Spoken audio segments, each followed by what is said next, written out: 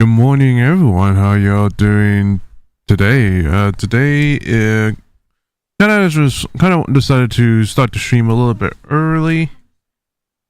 Decided to kind of start the stream a little bit early. Just kind of like play a little bit. Just because I just kind of woke up like not too long ago, so I decided to start the stream off early with some MW3, and then whoa, what's going on? And after we play some MW3, and when the time comes, gonna switch to the watch party, and hopefully y'all will enjoy the watch parties. So today is gonna be 4 matches happening, and it's gonna be interesting. I also kind of just wanted to. I decided to just kind of I decided to like kind of prep myself for when I decided to play when I'm ready to play ranked whatsoever with friends and such. So I'm just kind of gonna get myself ready with like all the stuff that's gonna be happening, like what's happening right now and in the future, which heard that there's gonna be like there's gonna be some future pro GAs and such that are gonna be put in ranked, which I think it's actually a good thing for Treyarch to be doing this. So it's definitely gonna be. Oh, it's only 4 hard point. Which Treyarch did announce that they're gonna be banning these weapons very soon in the long run, and it's gonna be interesting, and it's gonna be interesting since people are kind of bitching about it with like ranked and such, like following with current with the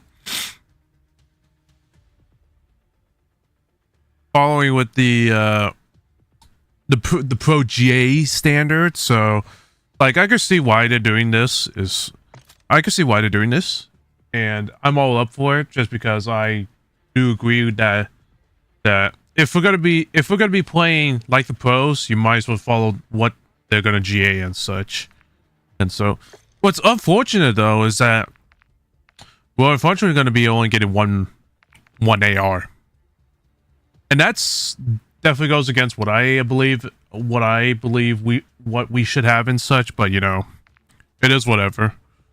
It is whatever. I mean, what's funny is that this gun's not that great. But whatever.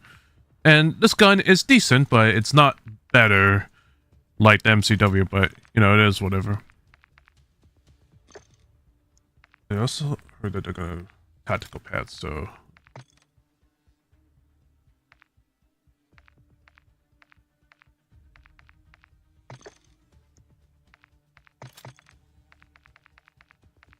Yeah, I'm gonna. Okay, so I'm gonna have to. I'm gonna have to not.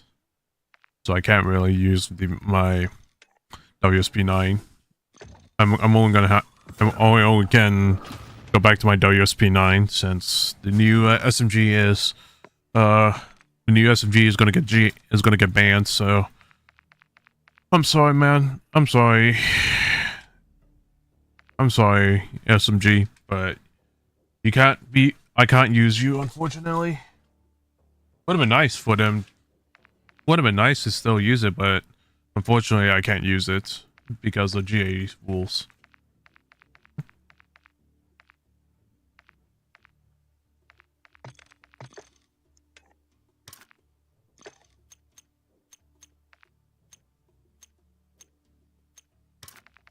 Alright. The thing is...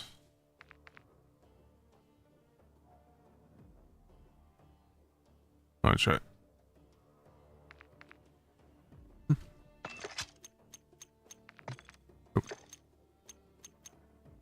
Oh yeah, this way I need the barrel.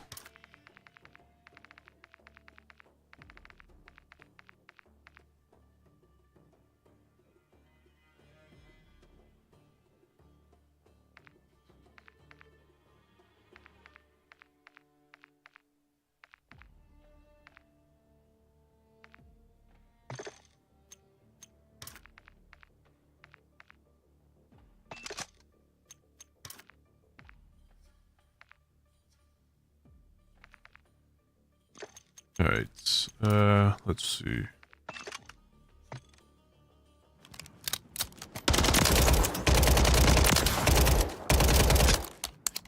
Game is still so loud for me.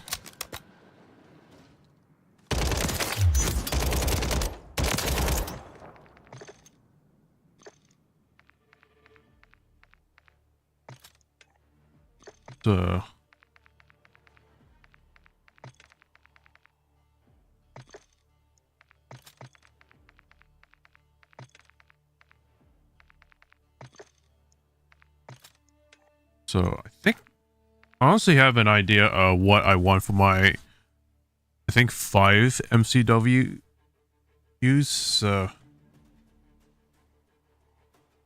I'm just trying to look at my orgs, like what kind of loadouts they have right now.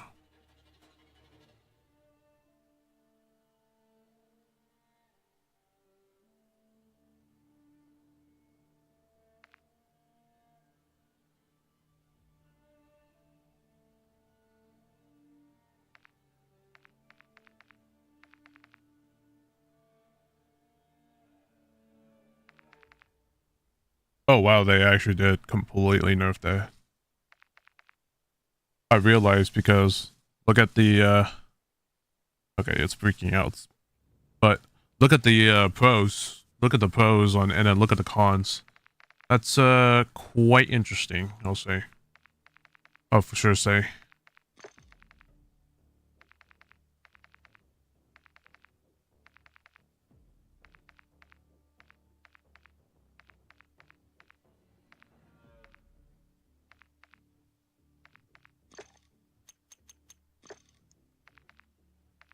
Yeah, it's gonna be interesting on what the metas are gonna be for the upcoming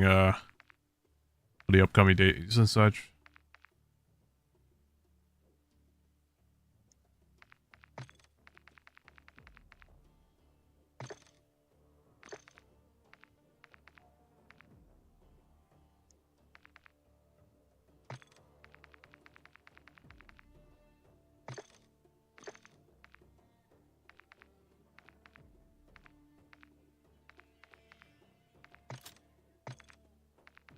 Alright. Oh, not the gun. Not these other guns.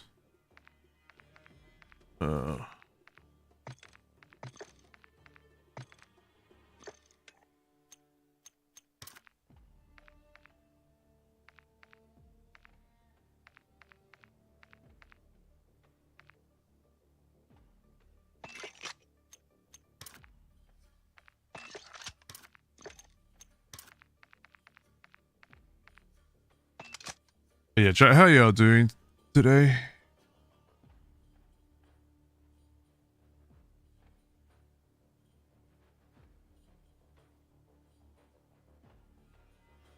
Funny poor. Wow. Okay. Well, thank you for that, YouTube.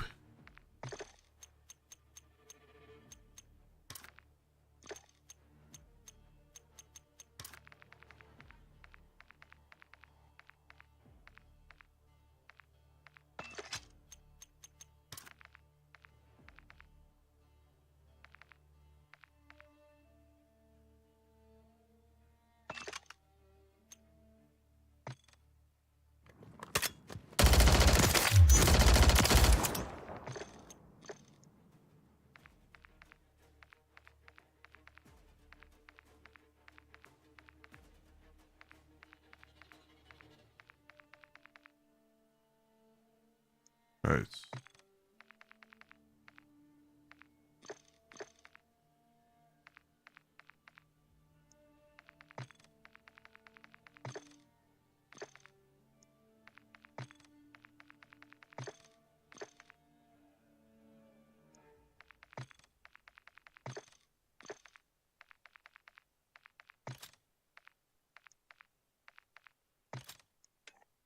Alright.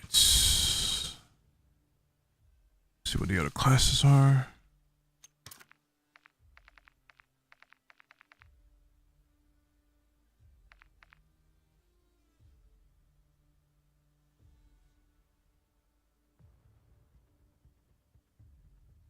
I did, yes.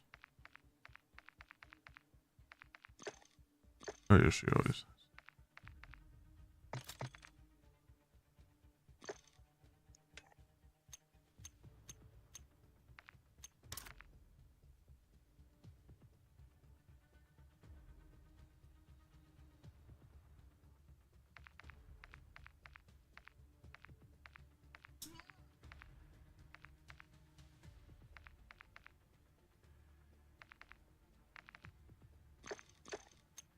Alright. Let's see.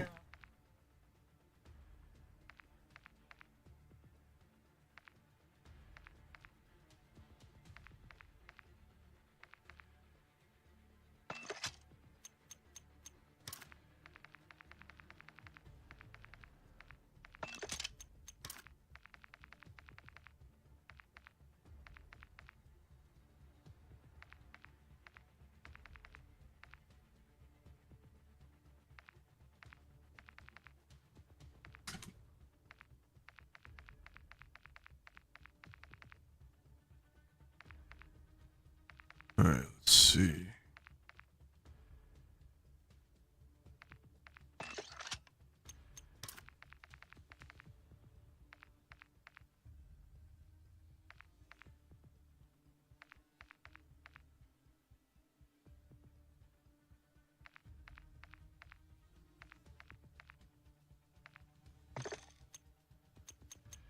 Okay. Let's see.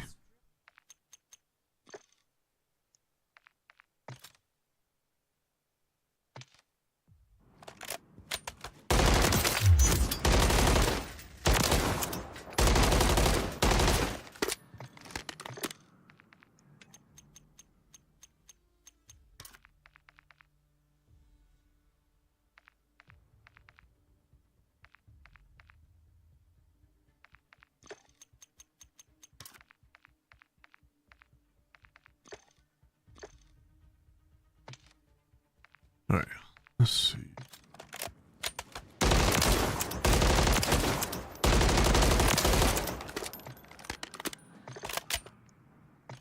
Alright, this looks good.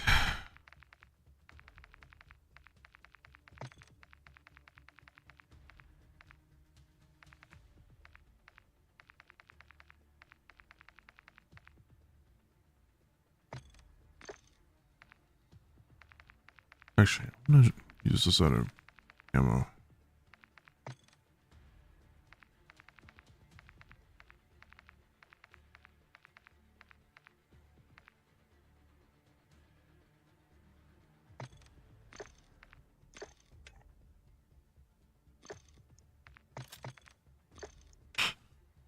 What do I want for this other class?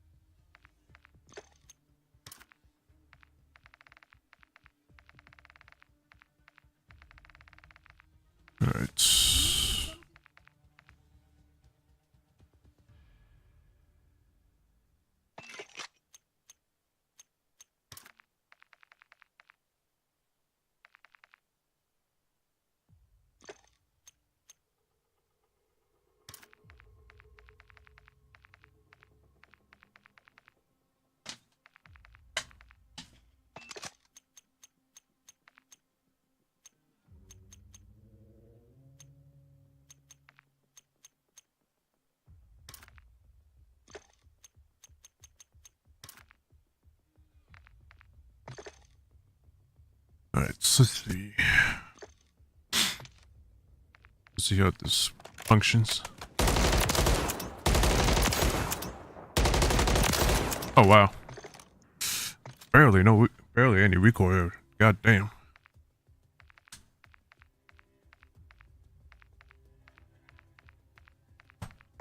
I want to make another AR class that's another MCW class that's middle of the road.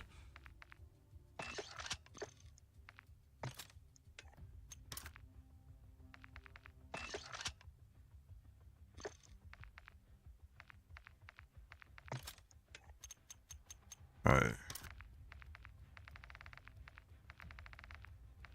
Okay, 3, let's see. I want something that's middle of the road.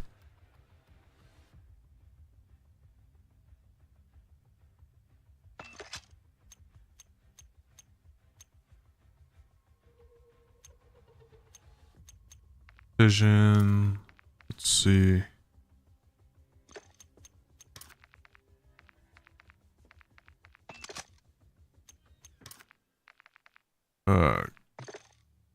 Let's see.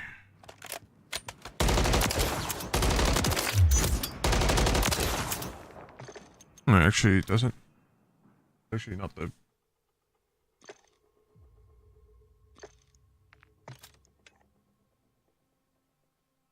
Stone, Cyclone, Law.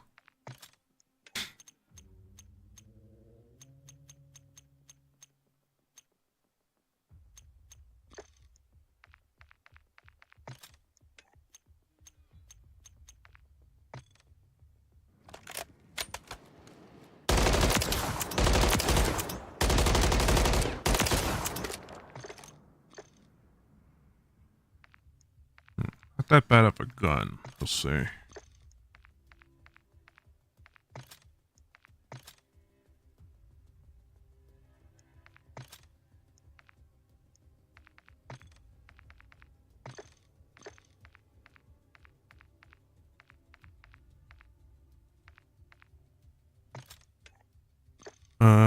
Let me try this gun out again.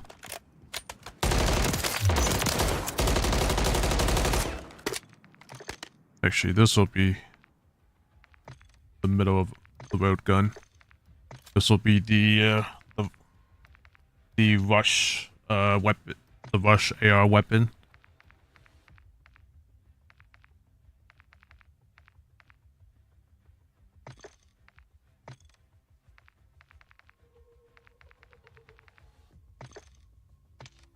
I don't think the mag holster will. Oh.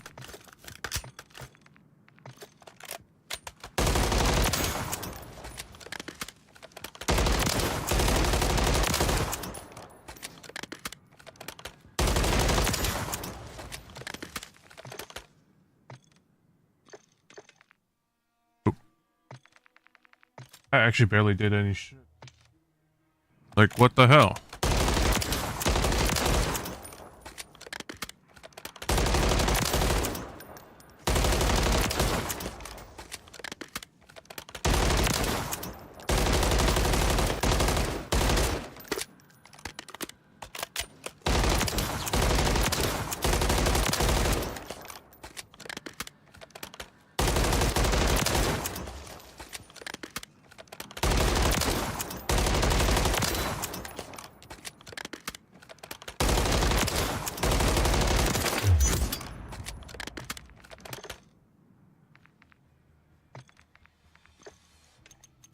Still feel like I could still get.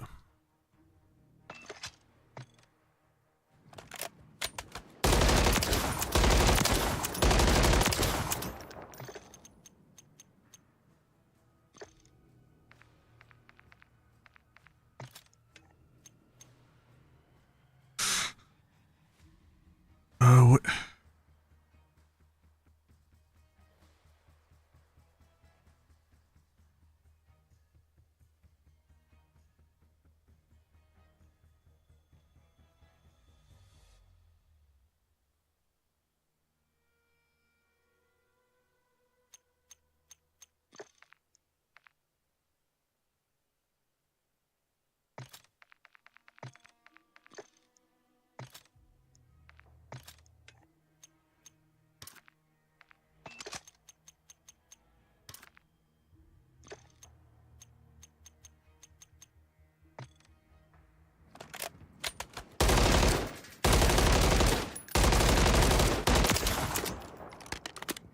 Not.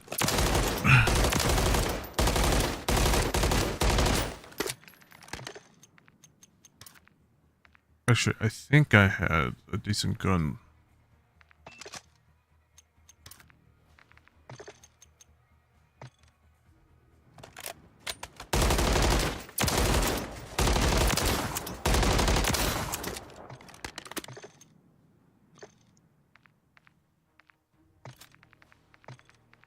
Alright, so I'm gonna have 2 mid-long range weapons. Hey.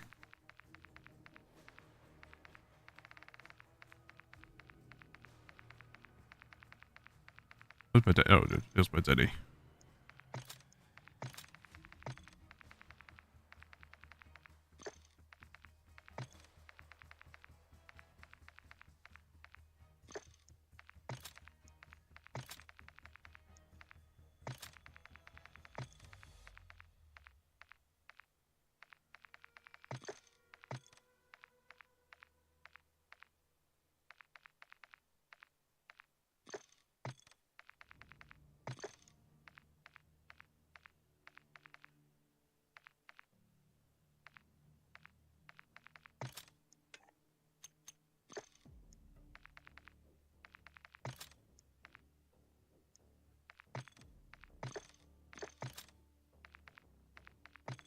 Alright, so this will be the daddy class.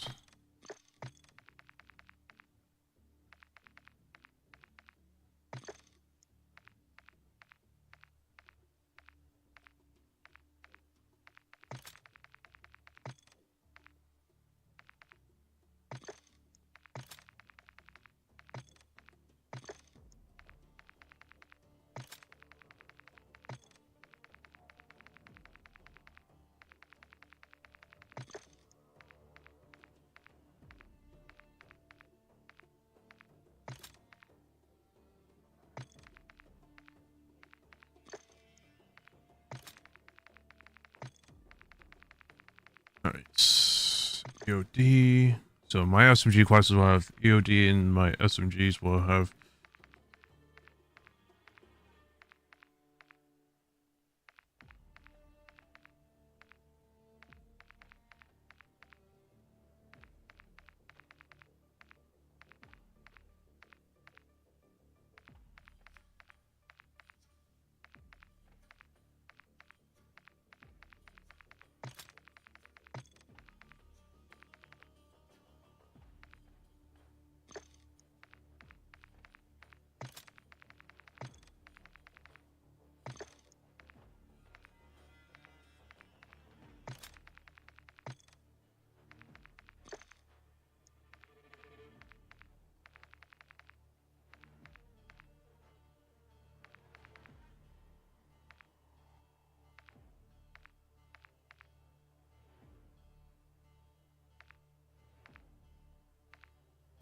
let's see.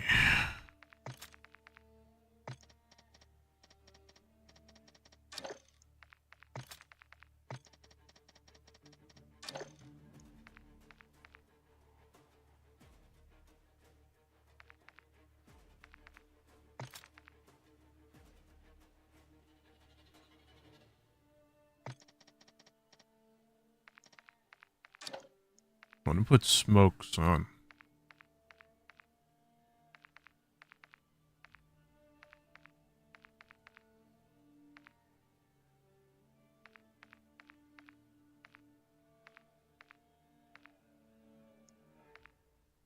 Alright,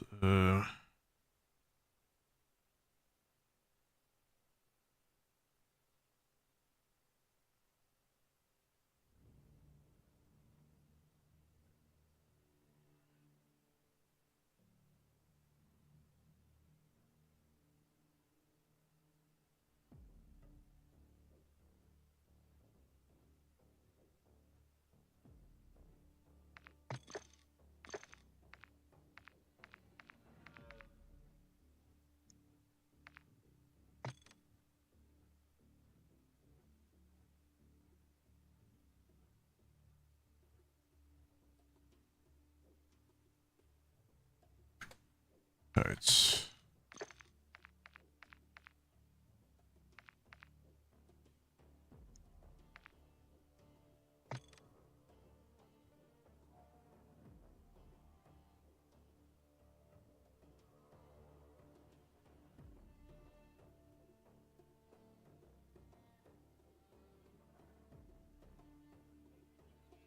good.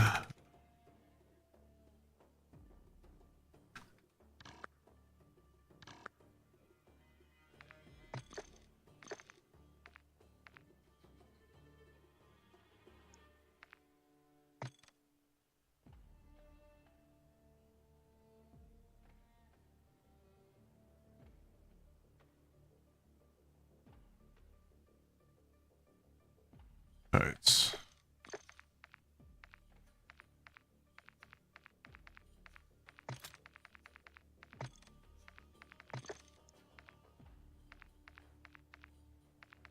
Alright, let's play a few matches and then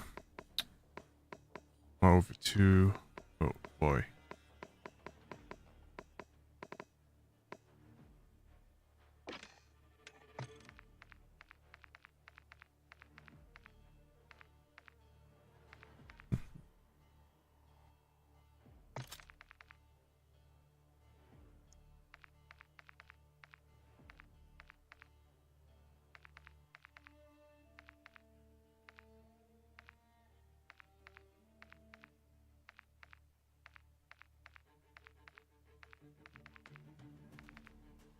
Alright, let's...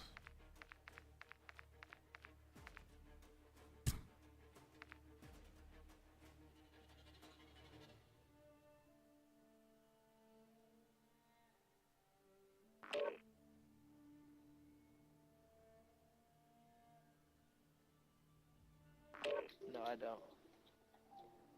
I ain't got none. You ain't got none? Mom ain't got a glue stick?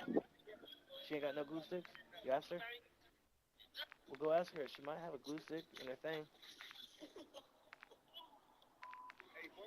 Bro, you are blue. What is that, assault rifle? I think so. No.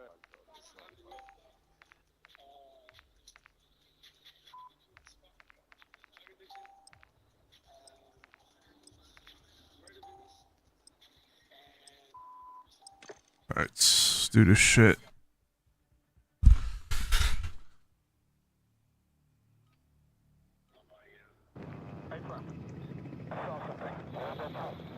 Oh, wait.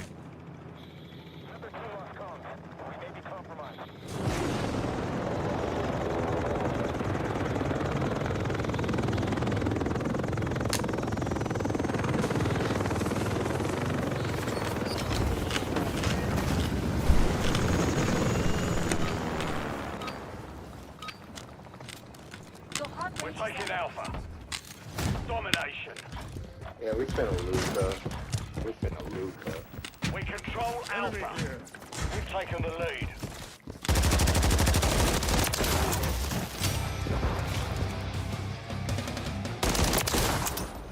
We're taking Bravo.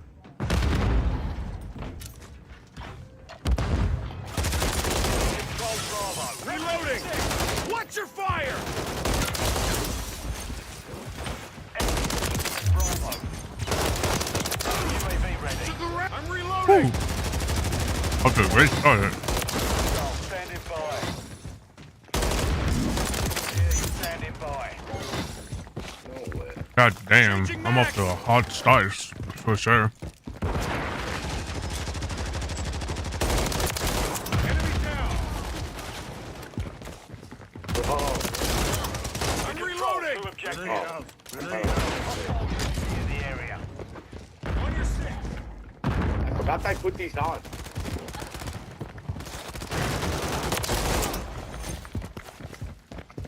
Hostile counter Changing UAV mags. overhead. Damn. Enemies taking Bravo. Took a shot. Got one down. Your heart rate is elevated. We're losing Alpha.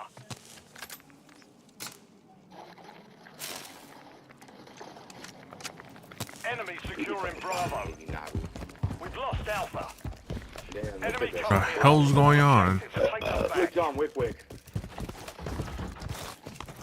Securing objective Alpha. Tried to run away. Tried to run away, but it didn't work.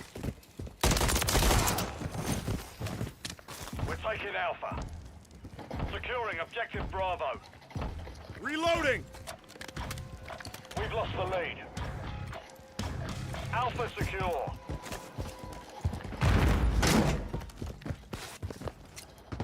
Enemies taking Alpha. We're taking Bravo. No, he was right behind. Why? Enemy UAV active. Securing objective Bravo. All objectives are under hostile control. Resecure immediately. We're taking Bravo. Securing objective Check Alpha. fire! Objective Bravo secure.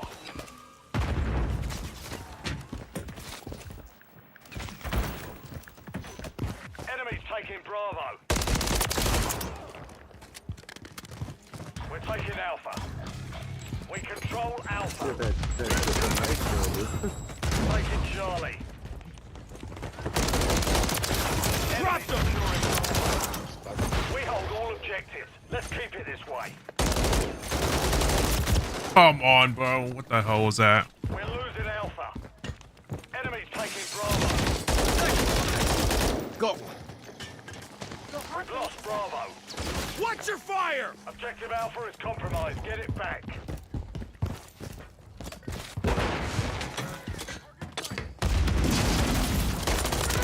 Hit! Come on, bro. Get the trade, man.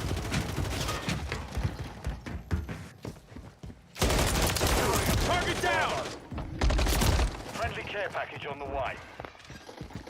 Finally, someone takes him. We're losing Charlie. Gotcha 6. Threats in the area. The enemy has captured Trophy 2 system objectives. online. Secure. That's wild.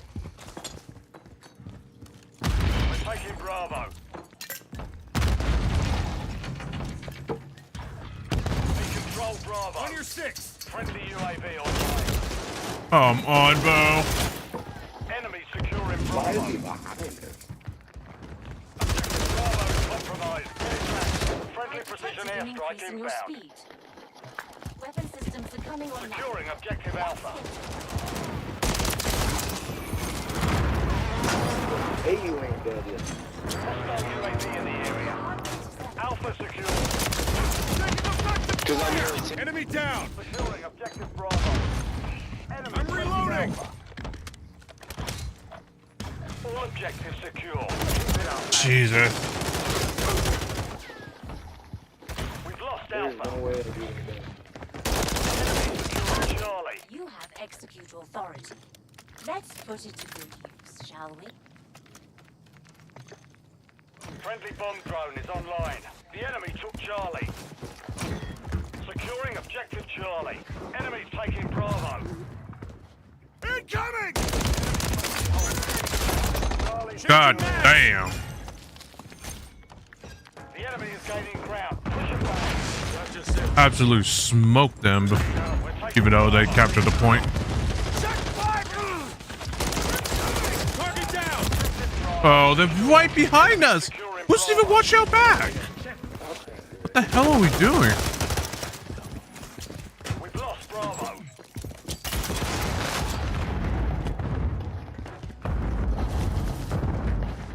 Securing objective Bravo.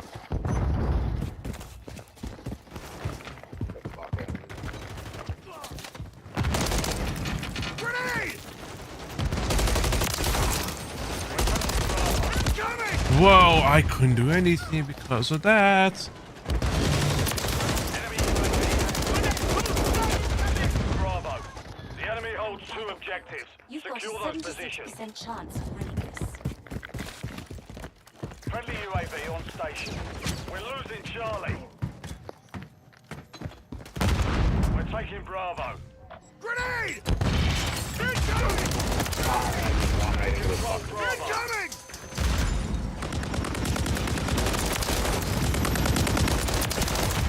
No, I've had that ammo. Come on. What was that? Friendly care package Throwing in the AR. grenade! No way. That.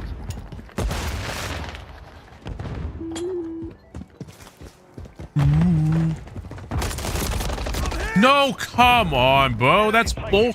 That's 100% bullshit there. We've secured 2 objectives.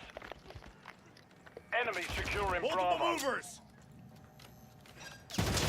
Cover your six! I've scanned the battlefield. You've got a 76% chance of winning this.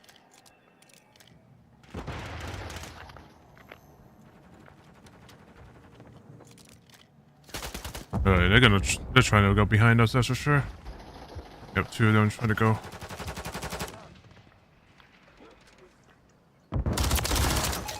Excellent work, boss. Alright. Put this ammo Enemy to taking good use, Bravo. shall we?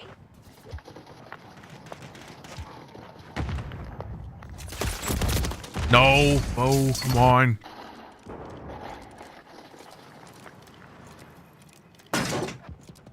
Enemy On your securing six. Charlie. Pushing man. Friendly SAE on the way.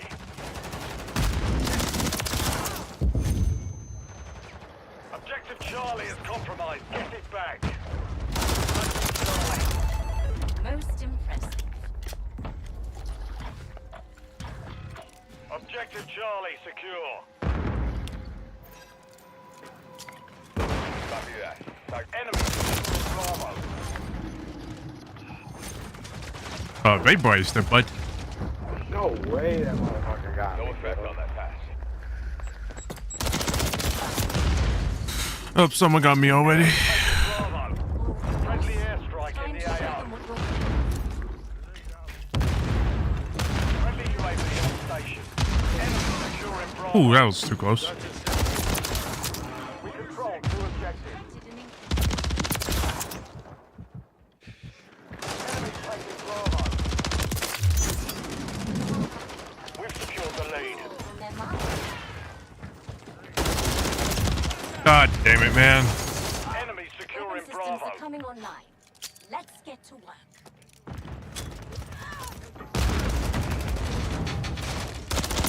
Most impressive. Oh, I didn't mean to hit that. Trojan 6-2 launching cruise missile. Impact. Good effect. Grenade out. Grenade out. On your six. Kill.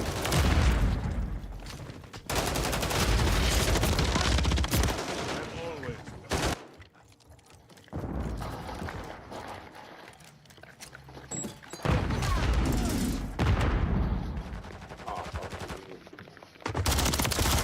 Enemies taking Bravo. I'm keeping count. Enemy securing Bravo.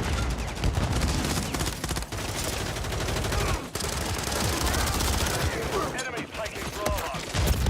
Friendly UAV online. Objective Bravo is compromised. Get it back. The weapons ammo is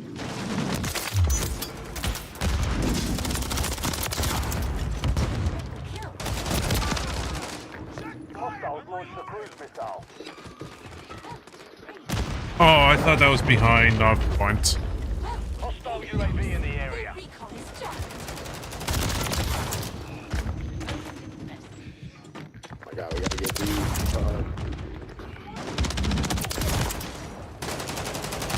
I've scanned the battlefield. The enemy has captured 2 objectives. Get them secure.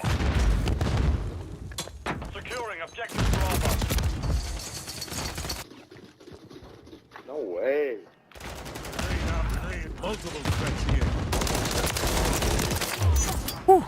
Don't worry. UAV active. Taking Bravo. Enemies deploying counter UAV. Holy shit. The mission's complete. Good work. Man, I absolutely obliterated these motherfuckers.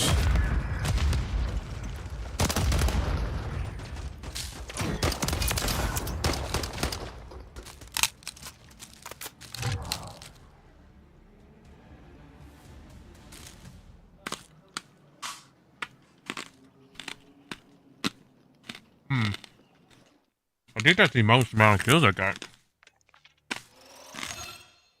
so far.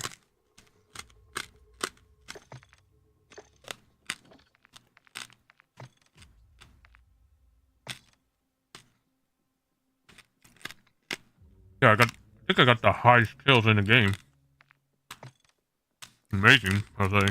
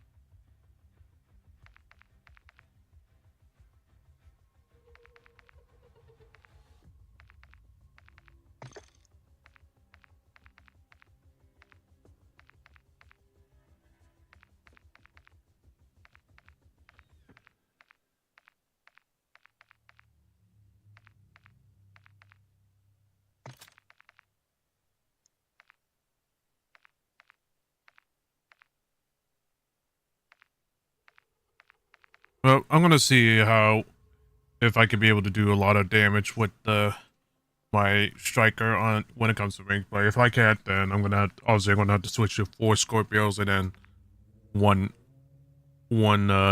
AMR or 9.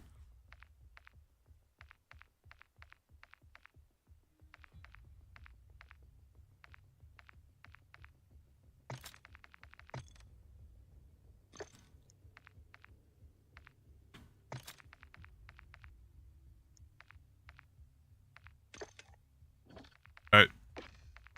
Let's pull up the CDL stream.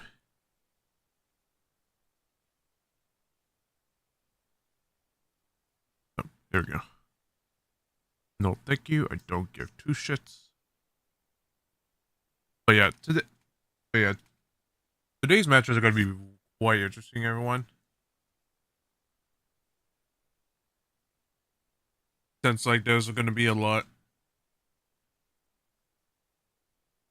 Since like it seems like since today's matches are gonna be a little like just probably just gonna be quite few though, probably gonna be just complete 3-0s or whatever, so that's gonna be somewhat entertaining to watch.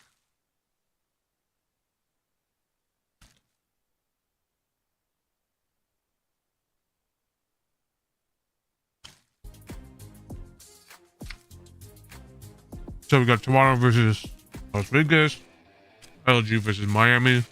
That was gonna be interesting. Minnesota versus Seattle. With how Minnesota just won their 2 matches ago, 2 matches like not too long ago, it's gonna be interesting on how they go up against the S&D grinders in Seattle. And Carolina versus Atlanta. It's gonna be interesting for Carolina since like they're gonna bring Fellow in, so that's gonna be probably not gonna be good for Carolina, but it's gonna be interesting on how well they do, how Carolina does against a top ass team.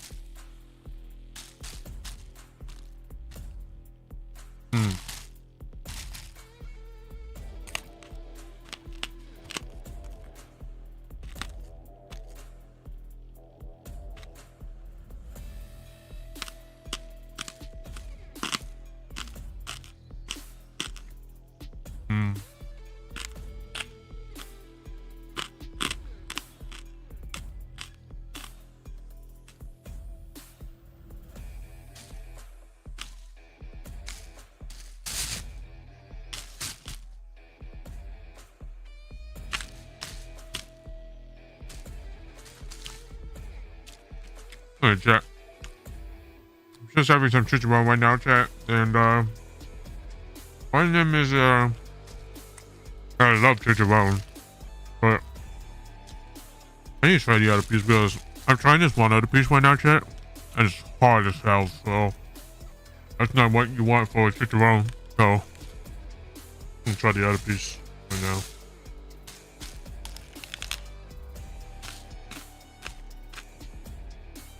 Oh yeah, that's better.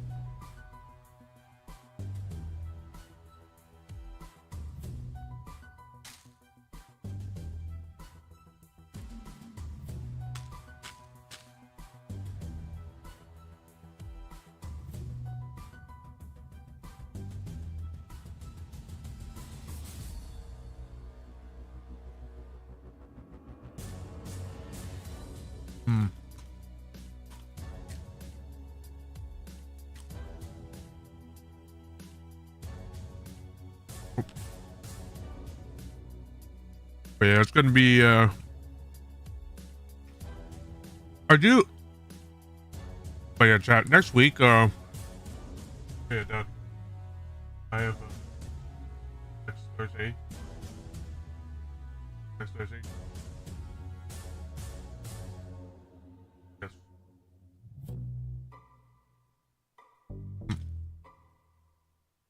But yeah, chat. I actually have next Thursday off since like teacher won't be at my class, so it's actually perfect timing since like see there will be the first there will be a stream happening on Thursday since the major is going to be happening next week, so it's going to be kind of a banger to see how everyone will perform on land.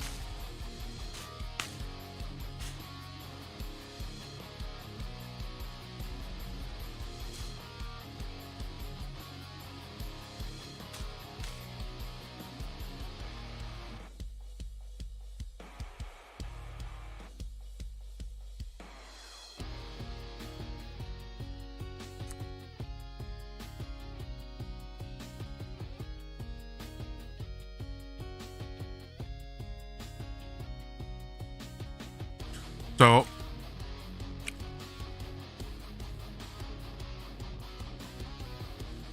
yeah, chat, for those that missed it, I missed yesterday's, which I wasn't able to get up in time, so, and they were like in the middle of this match, so I decided, and there's only going to be like an hour or so to, for everyone to for all the matches to finish, so I'm like, I decided to not, stream, yesterday just because, well, I'm only going to get so much content out of it. So I decided to just not stream at that moment, yesterday, so. But yeah, today is going to be Legion versus Ultra, LA Guerrillas versus Miami, Rocker versus Surge, and Carolina versus, Base, which, that's going to be a bit of a, shit show for these two, for Vegas and Carolina, because they are going to get piss slammed. But I'll have to see what happens. And they may have a chance. Actually, no, they don't have a chance, but you know, they could be a great fighter against the, like, they could probably be competitive against those top teams, so it's going to be interesting.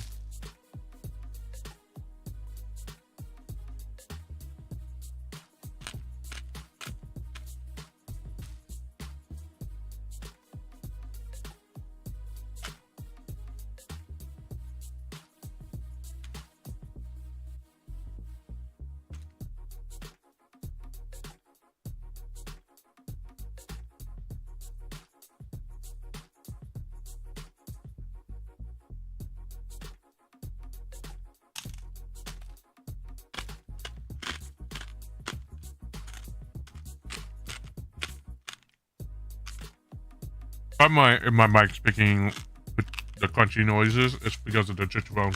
Like, it's so, the crunch is so loud that you can pick up anything.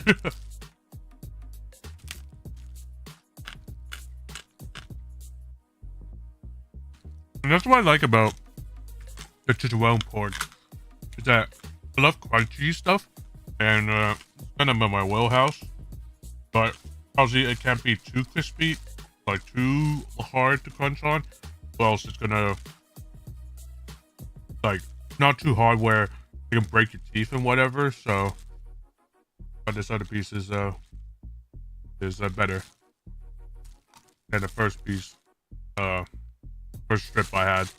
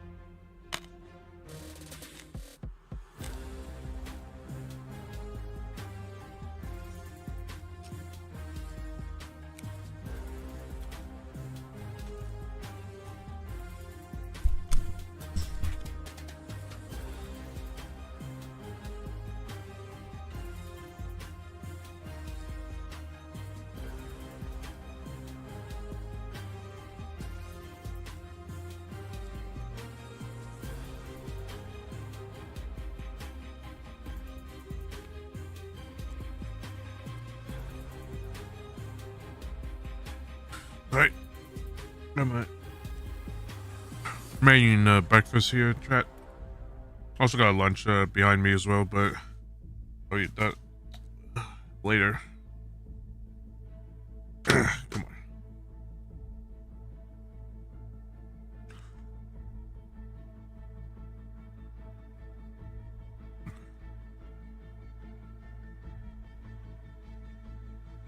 I think it got slopped a little over on the side, but I'll scoot back.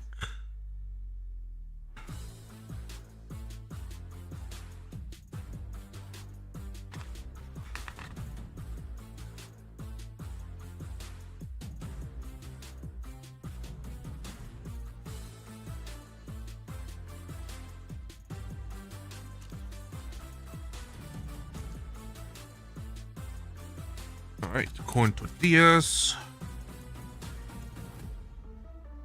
Yummy as always.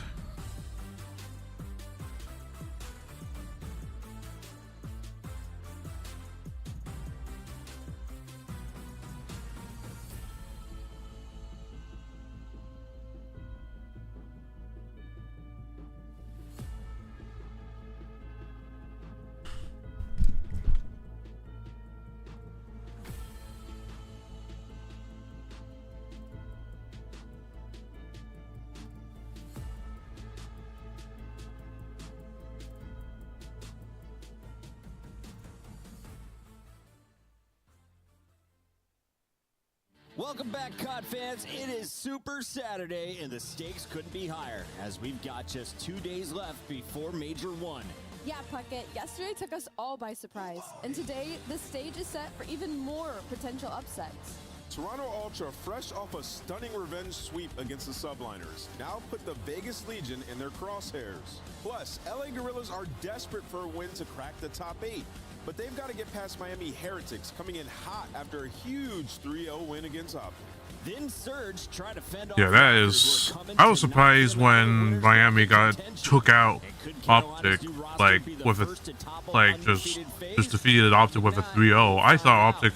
I don't know what happened. Like I only saw a bit of their S&D, but I have no idea what happened. So I'm a little confuzzled on what happened to Optic during that day. Like they usually overcomplicate stuff, but I've never seen it that bad though. That's the other thing.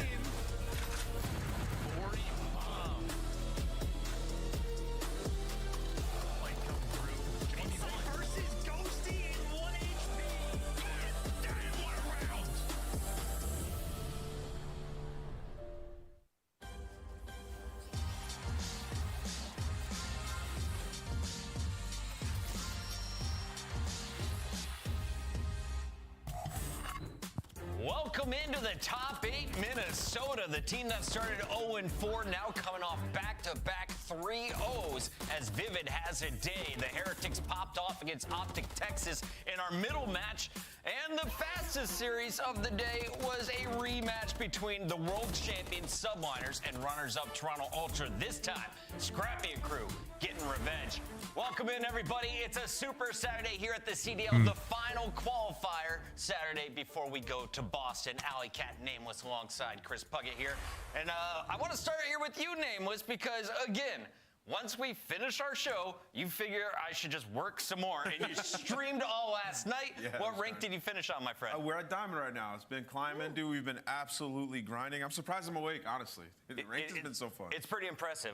And I know you're still going after that Crimson. That's going to be tonight's goal. But what weapon do I need to bring out if I'm going to be starting my run this evening? Just the MCW. We got 8 of them on the map and ranked. And honestly, I don't even know what attachments to run right now in my head case. So I'll figure it out eventually, though. Chat, let us know which one you're running right now. And Alley Cat, let them know. Yeah, it seems like. Of course, just like last year, make sure you tweet out. It seems like they're just so they're so like. Seriously though, everyone's I want to see that. Like obviously I'm gonna be probably using mostly the MCW, but I'm gonna switch it up with like when it comes to, I'm gonna switch up to my Scorpion whenever I need it, or sometimes I'm gonna probably switch up to my Striker whenever I need those long range SMG kills.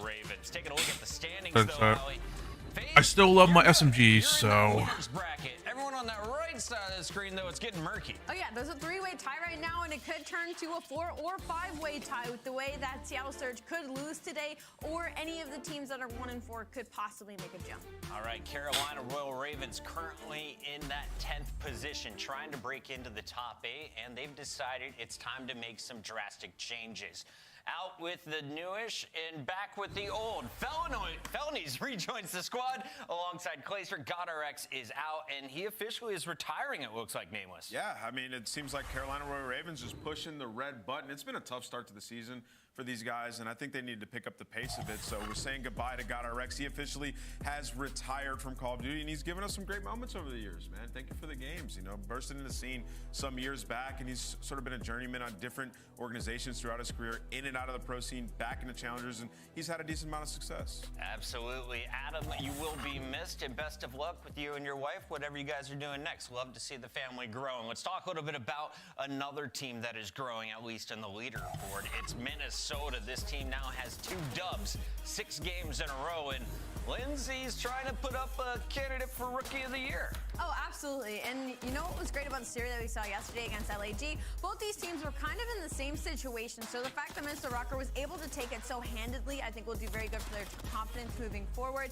And the fact that it wasn't just Linz doing well. It was all the Linz show up until yesterday. Vivid kind of reminded us what kind of player he can be on the map. So hopefully we see some consistency from him moving forward and a different Minnesota Rocker team. Allie, we got to talk about Vivid, right? Search and Destroy has been the bread and butter of Call of Duty competitive scene since the beginning. And this man went off in the 11-rounder. He put up 15 kills, setting the record. Yep, setting the record in Search and Destroy in the map number 2, 15 Weird. 8. Even the That's damage was interesting. insane. He had a clutch as well during this map. 15 Again, kills. I Vivid mean, is one of that's those players it's that when he definitely not a is able to lot be for in some a people, group, but he like hits in some terms of crazy competitive drops and gets some of the crazy standards, timing. that's So for Vivid, still I'm definitely hoping still a again to see lot. some of that consistency and a hell of a performance from yesterday. Nameless, for everyone who wrote off Rocker, now they may be thinking twice, because if Rocker beats Surge, they're definitely in the top 8, if not the top 6.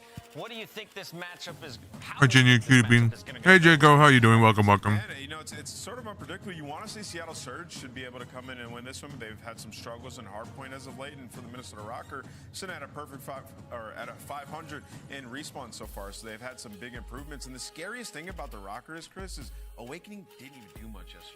You got to think eventually he's going to get more comfortable, and they will very much improve, because he's supposed to be the guy on this team picking up those kills. But unfortunately for them, it hasn't been the case so far. He did it in a Boston jersey, and we're going to Boston next week. So maybe he's just waking up right now. Let's talk a little bit about some of the action that is going on today, though. It's not just Minnesota. We've got some other teams in the mix. Let's go ahead and show you. Alley Cat, what do you think about this squad? The Miami Heretics are coming off a hot 3-0 over Optic Texas. Let's go. One of the biggest shockers of yesterday. Oh yeah, this was insane. I feel like this was a prove it series for Miami Heretics, because obviously they had that easier start of their schedule, and then they found 2 losses back to back. So for Miami Heretics, this was do or die. And I loved the interview we got from Deco afterwards, saying, you know, scrims had actually been going terrible. We kind of just went into this loose, trying to do what we had to do, and well, friendship wins above all for the Miami Heretics. Yeah, you know, for this team, don't nobody want to see them, Chris. Nobody wants to play Miami Heretics because they play so fast and just crazy amount of pace, and they play as a team. We saw yesterday, like, everybody has their moments and medals. That man is a disruptor throughout. How did you emergency airdrop by watching? Good for you. Good for you. To schedule setup. You don't There you have go. time to get into that perfect positioning. It does not work, and it's to get exposed in that regard yesterday from the Heretics. So for these guys, every game mode looking great, and specifically the control. I think they're sitting at 5-1 Optic, in the game like now. Optic has Shotzi and Pred. They're both fast players. Why are they not? Why are they not doing? Why are they not like doing what they're supposed to do? But you know, Heretics are really known for that, so it's not nothing new. LAG currently sitting at 2-4, looking to go 3-4 with a win against Miami, but that's not going to be easy, and it's not going to be easy anytime you play against Toronto. Let's talk about the Ultra that was red hot last night against the Subliners. They lost when it was all on the line at World Championships, but in the online match, Scrap and crew dropped some bombs. They held subliners to the first 100-point club we have seen in Hardpoint for the 2024 season. Yeah, I mean, they're the best respawn team in the game. They're sitting at 12-2 across both respawn game modes, and, you know, they have a fantastic team. This is why this team was built, and it felt like this match meant a lot more to them yesterday, just given how that finals went, and, you know, they did not disappoint, and especially Scrap. He had himself a hell of a performance in the respawns, and then you talk about Envoy. It's going to be also interesting. It's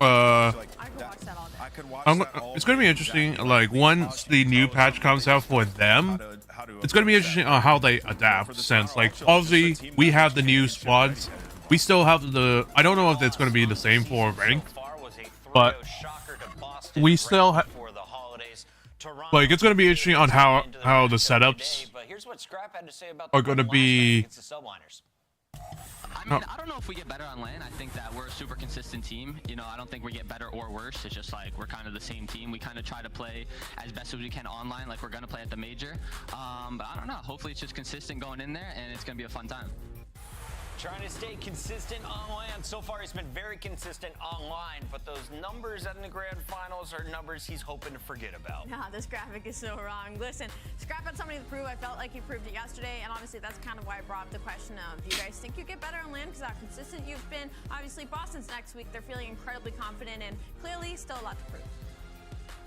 Yeah, I think, you know, they proved a lot yesterday, which is obviously very important for this team. And just getting over that hump, feeling like, okay, we made the right roster change. We beat this team. Yeah. They tried to pack a punch. It wasn't as strong as ours, and now we're ready to go. Toronto is going to be opening the day as we take a look at the schedule. We've got a good one. Vegas Legion, they've only got one win. Can they get a second? Or will it be the Heretic, Surge, and FaZe? Everyone on the right side of the screen except Legion. How do you see it going down, Allie? I mean, yesterday was full of upsets. So today, there's maybe some possibility. I'm looking mainly I did play Paladins yesterday. I think that would probably be how's that game?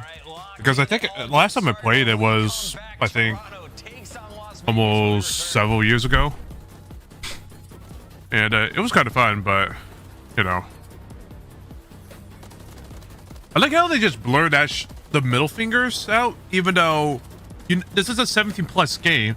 Like, okay, yeah, you got young kids. They shouldn't be playing the game either way. So it's like, they shouldn't be playing the game either way. So it's like, I don't know. It's just like, it's just, it's still good. That's good, at least.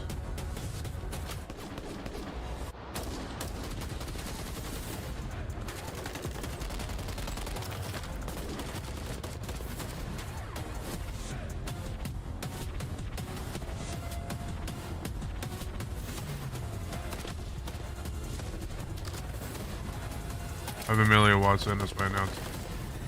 Oh yeah, I think they did a collab. I think that game, the company behind it, did a collab with in the city of Boston, where champions are born. with Hollow Myth.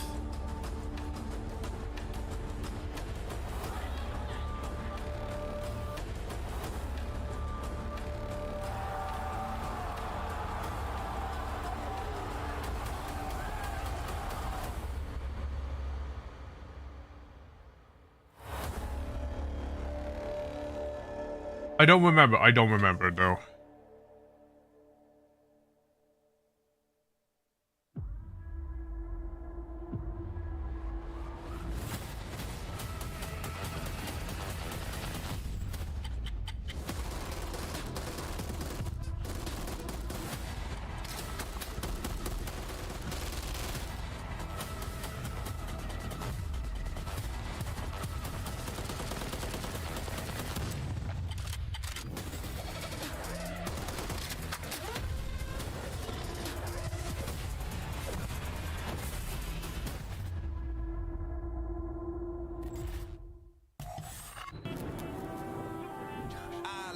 But yeah, this is... I honestly, this is going to be a shit show for Vegas, since I'm pretty sure... I think we all know how this is going to go down, since Vegas are not the top team. So, it's going to be interesting on how it goes down.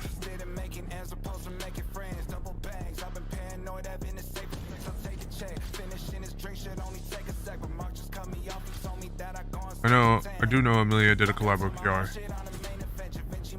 I'm not. What are you talking about? Like in terms of like just doing a stream together, because they've done that multiple times.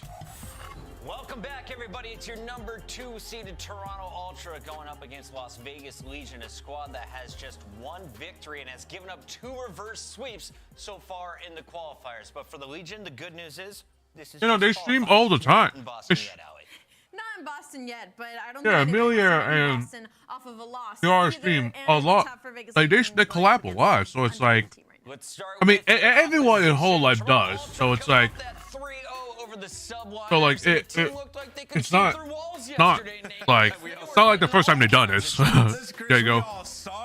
But listen, Toronto Ultra absolutely have been unbelievable. Every single last player. The first 2 weeks, all about Kleenex, Insight, and Search and Destroy this week so far. And Scrap, some stats about this guy, man. He's got 5,000 hardpoint damage per map right now. Absolutely getting back to the MVP form that we saw from last year. And it's leading to so much success. You can see the impact that Envoy has brought to the team so far. He's making the game easier for everybody. And you can see here in our Monster Energy pregame that hardpoint damage that we're talking about. It's not only leads the team, Chris, it leads the entire league. Number 2 in Slayer rating. And anything that they just are doing now. You look at, we have the just the background thing. Every stat. It's all green. With the stats. Those assists are so that's. insane, right? If you have 4 of the top 6, I mean, it's nothing amazing, but yeah, and it's not even just the hard interesting. point. Also, we saw what they were doing in Search and Destroy yesterday, and what's even more impressive was the conversion rate. Crazy. Only had 4 first bloods, but Insight was 11-3, and they were able to take it in a 6-1 fashion. So for everyone in Hololive collabs. There you go. You've had some great moments, especially games 1 and 2. Let's take a look here at the roster representing Las Vegas that is on the struggle bus. Standy, the only player returning for the Legion in 2024, but he's set up for success. He's got Attach, world champ. You've got Nero, SMG with all kinds of potential there. And then Purge, a player coming up from Challengers. But this team consistently falls short. What's going on in their camp? Well, one glaring thing right now is, for some reason, the the Legion organization cannot win control. Okay. You can see it in your Monster Energy pregame. They're 0-6 map count, 0-6 control in the year, 5 series loss streak. Like, it has just been so tough for them. And then attacking and control, 2-12 round count, 12th in the league. And you know, none of the stats are going to be great. And even when they play a map like Corruption, yeah, that's these are all bad stats right there. For Vegas Legion, it starts with that's not what you want from a player. That's not what you want from a team, but yeah. For Vegas, they're trying, but there's not much you can say. It's a lot of potential, like you said earlier. It's potential when it comes to Vegas Legion. You know, they don't have a very big strength in a game mode, and when we look at the maps and modes, they act like they have a deep map pool. They've played almost every map in every single mode, but they're not winning them. So maybe some misplaced confidence for Vegas Legion. Taking a look at the maps and modes, all of up us are going base, to be Goodwill Highways, invasion. who believes the Legion. Oh boy, that's going to be interesting. I did not pick the Legion. That is the cap. This is all gonna be fucking. This is all gonna be Toronto. Yesterday was Who's your favorite Hololive? Today continue. I don't watch them all the time just because I don't. Gentlemen, let's get this party started on our Super Saturday. Thank you very much. Yes, we are kicking I wonder off where Miles number is, 2 you in this know? last week before Boston. And this game may seem one-sided, but we've seen I don't have a. CDL go the I like other all way. of it. I like most of Hololive, honestly, but upset everything before we head to the major. not sure. Absolutely, and I'd say like if they pull off the upset, that's fantastic. But they're just looking for like whatever bit of positivity they can get before going into the major. Because I mean, the desk used the word quite a few times. It is the correct buzzword for the Vegas Legion. The potential is there. Like all of these players at their peaks. Obviously, Attach world champ, and he's Mr. Consistent. But their SMG duo, they're like freakishly kind of scary with the pop-off potential, but it is a matter of getting it together. And I gotta say as well for Purge, like he's a rookie. He's the fresh face in the league. I know he struggled early on, but he does have some like back pocket stats that he's shown of like Like all of them. Oh yeah, same. As long as he's a player that learns and grows, Like I don't is gonna be like a lethal threat. it. Like Again, I like that most is, of them, you know, one of the depending on the toughest tasks in personality.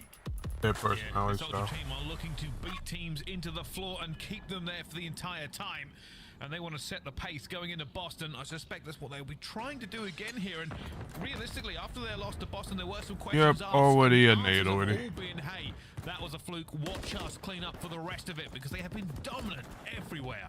Yeah, trying to clean up his ball in this rotation. You see Insight. I mean, look, this is the player to watch if you want to sort of understand the fundamentals of the game, of what are the, you know, quote, correct things as an AR to do on the map. He's taking the deep routes. He's playing long-term for spawns and getting the freebie kills of shooting you in the back. And he is playing so distant as well for a distraction to free up all the space for his teammates, and a nice little force spree as well. Of course, that is a lot of effort to block the spawns. They spawn right on top of them. But even still, look at the pressure. He has bought all of that map for 3 of his teammates now to be set up on that rotation over towards P2. Insight is the player that makes the game easy for his teammates. At the moment, that little bit of pressure as Legion will get 3 wiped away at this point. They're just trying to hold this one down, and you are right. Insight has been lights out so far this year. If you're an Ultra fan, it's exactly what you want to see. Usually solid, this time incredible. Yeah, and you actually had, despite all that work to get the spawns, Vegas still get the kills, so they wipe away P2 immediately, but I think the back spawns that came in through, again, caught Vegas off guard, and I mean, that just leads you with the close spawns into a full setup, maybe just for the final 30 seconds, but obviously it's a close game we have so far during their first 2 kills. Looks like Ultra are going to set themselves apart just a little bit on this one. They're trying to clear. Desperate trying to stay alive. Reinforcements maybe being able to help him out here as he will fall. They do get a couple of kills on the board. They do fight scrappy for this consistently. Just going toe-to-toe with the Legion at this point in the game is what they need to do, because they are going to have to fight uphill for the rest of the way. And uphill or just being top third. Nero want to live in that power position, but Kleenex takes a big 2 down and on the rotation. Oh yeah, that's still playing on the old patch. I don't know. Well, I understand why they're not playing on the new patch. Like, I can understand because, like, you know, it's way too early for pros. They need the time to readapt to the new rotations and such. So I can understand it from their perspective, but, you know, why would you play on the old patch when that's already gone now? Trying to fight, finds the second as well. Keeps on moving and proving that he's here and ready to fight for it. Ultra had the opportunity. Legion ripped it right back away from them. Yeah, this is actually fantastic time to get on the submarine hill as well. Ooh, so that's unfortunate from attach. Of course, this is still the old patch we're playing on, not the new one. So that hill's going to rotate on the inside of this tunnel area. And we know it's just going to be a nade fest. Who can get the trophies in first? Well, Toronto's there. You see double trophied up on either side. So they're ready to take down the nades. The gunfights will be the next thing in line. Got Vegas trying to set up for the kill, but it looks like Ultra have everything in position. They've got the flank covered. They got their spawn locked down, and 2 AR players inside the hill. Ultra right now looking perfect on this tunnel hill. Danny trying to make a little bit of a difference though. It's still difficult to get in. You are right. Trophies so crucial here for Ultra. It is a nightmare position to assail unless you can get those nades in. If those nades start flying, the players get weak and they can see it. Insight is going to come under fire. They have the cutter as well. Legion swarm forward. Ooh, nice swarm. Nice swarm, Vegas. Yeah, now you want to hold on to it as well. I think they realized that they're spawning at the back. You just fought for, and nice gunfight win there by Standy. Make sure you keep Ultra pinned in the back, and a couple of these deaths, the spawns that Ultra are going to be getting, it's going to be a hike to try to get across the map on this rotation. So a nice little sort of buffering moment there for Vegas. Again, maintaining a very small lead, but playing very good Call of Duty for the moment. And again, set up on the rotation. You got the power position, so you got the clearance and the cutoff kills. A nice little spread on the bottom side of the map as the hill pops. Ooh, unfortunate. In the lead. What touch? Good at the moment. Just need a couple of good trades to really lock this one home and get some points onto the board. But at the moment, not really going their way. Nero trying to be the hero. He does get one. Stays alive as well. That hill has not been touched yet.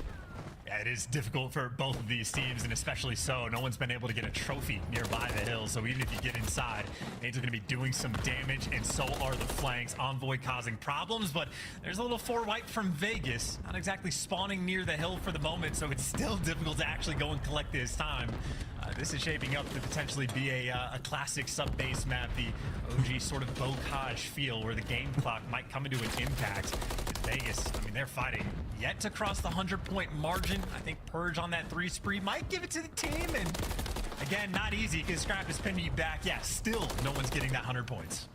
Yeah, it's been a very scrappy, a very close map between these two. Legion ahead as we head into the next set of rotations. But let's find out how they are feeling in the comms with the Vegas Legion. Listen in. Green in P2. Scrap one shot in P2. Alright, I'm gonna go top alley here. Top P2. Top P2. Top P2. Left side, top P2. Top P2. Pop, weak. I'm one shot. Top P2. He's weak, top P2. Stay down. There's one pipes, two top left then. Ooh. 3 on the left, Backside time, backside time. 3 on the left. Backside time and top gen. Okay. I'm low server right now. Yeah, I'm trying to go right. One's one top office, guys. He's hurt. Yo, can you shot my P2? I can hit mid. I don't see this guy time. Top fan. Backside time. Find him with an aid. Up there, Long. He's in ramp. Ooh. Ramp, one on ramp. He's gonna go ramp time. Yep. I'm gonna go right. Top ring. What you then? You should go left. You guys should go left. Yeah. Scrap soul time, one stop ring. Top office, watching all Yeah, I the can't go left. I can't go left. He's top office, bro. Okay, yeah, on mid. Let me long. Yeah, we gonna work up tunnel. We can work up tunnel here. One's long on me. Top gens hurt. Top gens Top P2. And on hold as well. On old scrap. Hold then. This is close so far. It's close so far. I mean, it's gonna. Depending on how Vegas will break this, it will depend on if they could break. If they could break the point and be able to get the spawns, which is not gonna happen at this point. Oh. Ooh, nice kill. Nice kill, Standy. They could be elbow. They could go elbow. I'm trying to Elbow dead. Nice. elbow. I'm just laying down close right. You can hold the same angle. Yep, I'm back P2. Hold your elbow. Yep, I got it. I have nade in the back. You should hold the same angle as me. In the back. I am. I got your touch. I got naded on one shot. And they're setting up for now. Yeah, dead. In the window on you. Jumping in.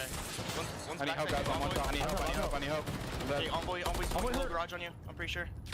To the garage. Yep, there's two. Inside one shot. Absolute inside. Literally bullet. Free kill. Behind the fork, I think. I don't know. He might be behind the fork. He's window. Inside the back. They're spawning on P5 then. He's spawning out.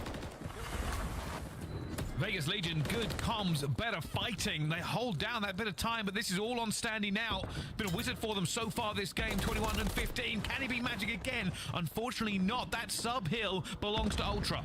Yeah, and you know, if the comms are good for Vegas, it's the exact same story from Ultra, just to get the stuns out to make the read on where Standy is. They know he was going to be hiding somewhere, so very heads-up team. But as you pointed out, this has been a fight. Submarine Hill, Envoy doing his very best to stay alive in the point. No trophies near him, so the stun's going to connect, and eventually Attach gets the kill from up top. You got Vegas at least clear out the time and make it white, but Purge now is sort of the last man up to get these players out of this time. They're fighting for everything they got from these final 20 seconds, and Insight trying to stay alive. You see Purge goes for the full set. Yeah, Vegas needs to go new. Be collected. And granted, Bryce, it is a close game. This is also the biggest lead we have seen. Ultra have it. For the moment, Vegas have the rotation. Looking to bounce right back. And this is all it. They have to hold this rotation. They must lock it down. They want these points back. And standing against the tide again for them. Attach will find another one, and Ultra are rebuffed. Not enough time to get back into this. The trophies are down. The map control has slipped away from them. And Purge is getting them before they can get back into position. This is great for Vegas. Yeah, Purge getting that big two-piece. Nero with a nice angle as well to catch these players down the tunnel. But now it's just a face smash through tunnel. The next flank comes through. That Standy again making an appearance in the feed. They're coming back. Vegas is coming back so far. Tunnel as well. You got the cutoff spawn and Standy. I mean, he's going to be able to see every single player on this cross getting all the errant kills, or just be a distraction. Get the one kill and dip out. Ultra have to drag themselves back to dig him out. Eventually they will shut him down, but he is having a phenomenal game. A phenomenal game is what they need for them. Legion take the lead again here away from Ultra. Standy moving with his teammates to the fore here, trying to get them away. Ultra have set up front of the hill to try and keep them away. It's still not working at the moment. Legion with the lead are trading all over the map, but Ultra take this win for now. And, well, they're going to need this win on this hill, right? This is not an easy one to stay alive in. And obviously Vegas right now cranking up the pressure. Wide flanks, or at least a wide spawn coming through. Bird showing his presence on the map. Ultra now have two directions to look, but the pressure's storming on the hill as well. Kleenex last man standing, and there he goes. Vegas with a clean break, maintaining this lead. Even got guys alive on the time. Vegas right now playing incredible Call of Duty. They really are, and they're feeling it at the same time. Nero on a fort, just staying alive on this hill. Every single point he can squeeze out of it is going to benefit them as we head towards this finish line. And you can see now Ultra, they know they have to give it up, but they want to keep fighting, trying to just see if they can get him off the hill. But wisely, Nero is staying down and staying alive until eventually he's going to fall to Insight. And Attach now diving in, even with one health, just to try and get those points. Yeah, now you go back to that P1 though. 2 sets of rotations, not a tied up game, but pretty close to it. So this is all about the power positions. Can you get these players out? Insight and CleanX working together, and CleanX just working by himself as well. Top Snow and Insight again. Those two in the feed wipe out everybody, and Envoy just gets to stay alive in time. I mean, Nero's tagged up, so you can't push long just yet. This is a P1 where Ultra obviously have now taken the lead. It's a horrible situation on the minimap. You can see Legion worried every single corner they turn. There seems to be an Ultra member. Nero gets across, but they haven't been able to even look at this hill yet. Ultra doing a great job. I think they know he's gone through the back here. Scrapper's seen him locked onto Nero long range, and while he's weak, he will chase him down, and Scrap will get that's a huge kill just to make sure their lines are secure. And of course, while they're fighting for the spawns as well, they're getting the kills around the time. Envoy on the P1, they nearly turned this into a full 60, just getting a massive lead going into new. Finally, Vegas like clean house and get him out of the weeds, but now you still have to worry about the flanks. The spawns are going to be interesting as well. Ultra, yeah, 2 players are going to spawn now. It's going to be CleanX and Insight that are around the point. Their teamwork has been on point before, but this time they just get dropped. Vegas have the break and control the hill just for a moment. Let's see how Vegas do. Minimap, not an easy situation to deal with. Ultra have a few more bodies in this hill than Legion. The second is Scrap. He's on a huge gunfight. 3 down for Legion.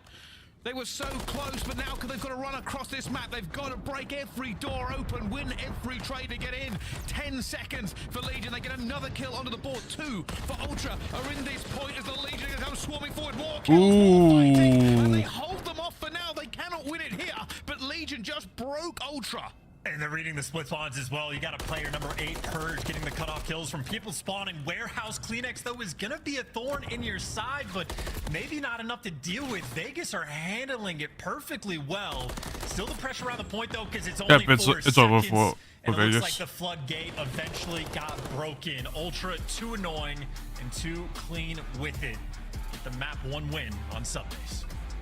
And that's a little bit of ice there. Ultra, I think CleanX has just stayed alive, and it caused them to look 2 different directions when he picked up that trade as well. Legion were like, we've done the hard work, but now we have to shoot everywhere to try to make this hold. And even if they made that hold, they had to rotate as well. In the end, too much to carry, too much to work, and Ultra close it out. But silver lining, Legion, which has been the story for them in the CDL so far this year, look good, but no win at the end of it. I mean, I think the biggest problem from Legion that game, it might have just been the P1 setups that Ultra had, no? I know the second time, or the third time around, I should say, certainly, and even the second time around, I think Ultra was actually able to sort of set up the blender spawn. Like, that's when we had to listen and had the comms of, like, Ultra really stepped up. Envoys in our top warehouse, like, we just can't go that direction. They try to work the right side to get the bullied thing out is, Ultra are like a really good fucking team. Ultra had so much A really good fucking team. They 3-0 the world last year's world. They 3-0 last year's world champs. So it's not. It's nothing new, honestly. It's nothing new, honestly. But this was a close ass game. Unlike how sublaners, yes, they got absolutely fucked real hard. To make sure that Legion couldn't break them as easily. I mean, they end up getting the break right towards the end on that P2, but yeah, a great work there. It caused so much trouble for Legion, who were trying to filter through the gaps in the map, but the awareness and the teamwork just made sure they couldn't get it. I still do, like, again, as you pointed out, positive takeaways for Vegas. I kind of like the map for them in the sense that, like, they didn't get bullied out. Like, that's a map that you can absolutely learn from. And again, go back and sort of look at the setups that were causing you problems, see what worked, what didn't, and maybe even steal a strat or 2 out of the Ultra notebook. But I mean, again, outside of very specific situations, played incredibly well through and through. Got a bunch of breaks when they needed them. If they were getting that, like, you know, full rotation over towards the tunnel hill, they were locking it down for a good chunk of time. So I think that is certainly a map to be learned from, because Ultra have been the best team in the game on Subbase. Obviously, this is the, you know, second or old patch that we're working with, but still a lot to learn going into the major. So solid stuff there in that moment. I'm trying to do the math. I believe when Hill 5 pops, that's actually going to be the P1 rotation again. So you see a 33.28 shutout on the side of Vegas. So Ultra I gotta do something about about be the same thing this for weird Hills shit. 9 and 10 or 10 and 11. It's tricky to keep up with, but either way, those 2 hills back to back, the P1s are on point for Ultra. Yeah, they certainly were. And just that graph there, you see exactly how fighty it was the entire way through. Neither team able to get any real daylight moving forward. Just the end of the map, that last set of rotations, Ultra locked it in and never really let it go. But still, life in Legion for this one. Nobody expected them to come out and fight quite as hard as they did there. But with S&D up next, are Ultra going to try and hit another gear, or will Legion finally get one over on them? Well, this is actually a map that I think Legion are going to be incredibly dangerous on. Like a big theme of Skid Row is just sort of that, like, you know, top middle of the map control where you have four rooms, a bunch of corners up, like top fire, top. This one's going to be interesting because Vegas got literally piss slammed on that Skid Row S&D when they went up against New York. So it's going to be quite interesting. Obviously, of course, Ultra certainly have their threats as well. Yeah, they really do. And speaking of threats in this S&D, both teams have some big ones. Insight, who's been lights out for them right now on Ultra, 1.67, an outrageous KD. It actually makes Attach's 1.26, which we would normally laud in this game mode, look a little bit paltry by comparison. Yeah, I mean, look, Attach's stats aren't bad, but the biggest difference is sort of like the level of activity that these two players are having. Because the KD for Attach looks nice, but if he is only getting the 0.58 kills per round, that means he's doing his job, but he's more of the post-up, and his teammates are like driving the action. Insight is in the mix, in the clutch situations as well, and is very active. So certainly a battle to pay attention to, and I mean, as good as the snow looks, it's going to be those closer range of engagements we're going to be dealing with on Skid Row. There we go. As we move towards the map, we're just showing you the last map, just for historical accuracy, to make sure you remember what just happened. But Skid Row S&D is where we are going between these two teams. We're going to find out how to rock it with them both as they kick off with Legion on the attack. Oh, this might be a, double hit down low? I mean, stuns are going to come out. Nobody's home. They're smoking on the back spawn, and here you go. This is the SMG Mixie time just to get up top. Ultra, it's only going to be Insight nearby, and again, he is active. He has already shut this push down. Looks like Standy, though, going to even up the odds, but yeah, he's just dancing with death. Insight there to lock it down. Insight, Ooh. absolutely no fear. Goes for a purge, gets it back, though. Brings us to a 2 versus 2. Scrap's going to have a touch. Did the right. Second player flying out, and it's a little bit weak on both sides, but just the locked-on gunny there from Scrap. Didn't miss. That is a lot of activity on CleanX right there. So whatever happened to him in that round, he is getting very excited. But again, we brought up Insight stats for a reason. He will get in the mix as an AR. And I mean, they basically just gave up the A site in a sense, like that long line of sight. Insight shows up, locks it down, and a cheeky little round one strap from Vegas just gets punished. Well, let's see. So I've got to say, I think Stanley did a great job to get that kill trade. Unfortunately, I think Insight just peppered the wall until he eventually dropped, just not enough help to stay alive. Legion splitting here, making sure they have control of both bomb sites. Just being a bit cautious, actually. A little bit late, maybe, towards platform and middle map.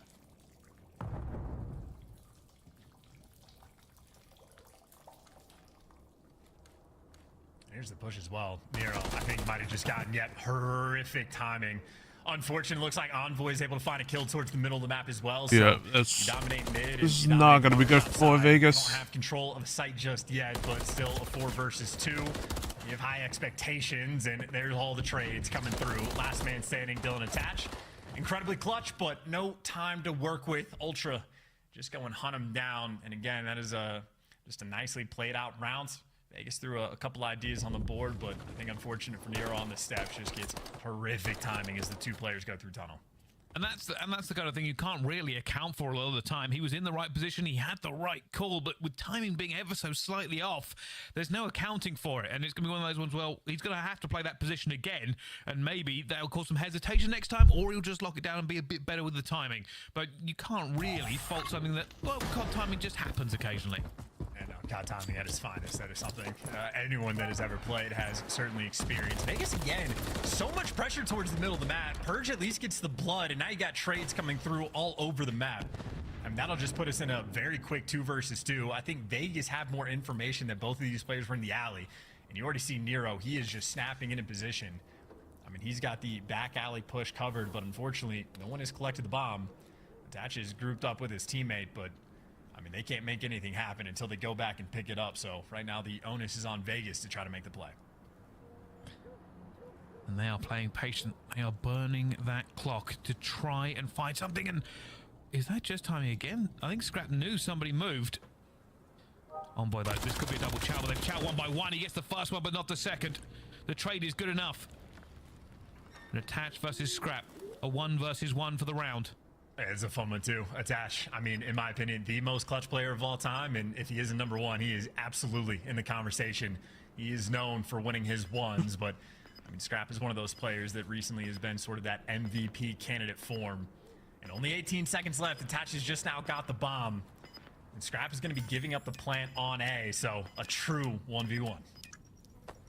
This is all going to be about timing, all going to be about figuring out where the other player has gone. Attach has no idea where Scrap is.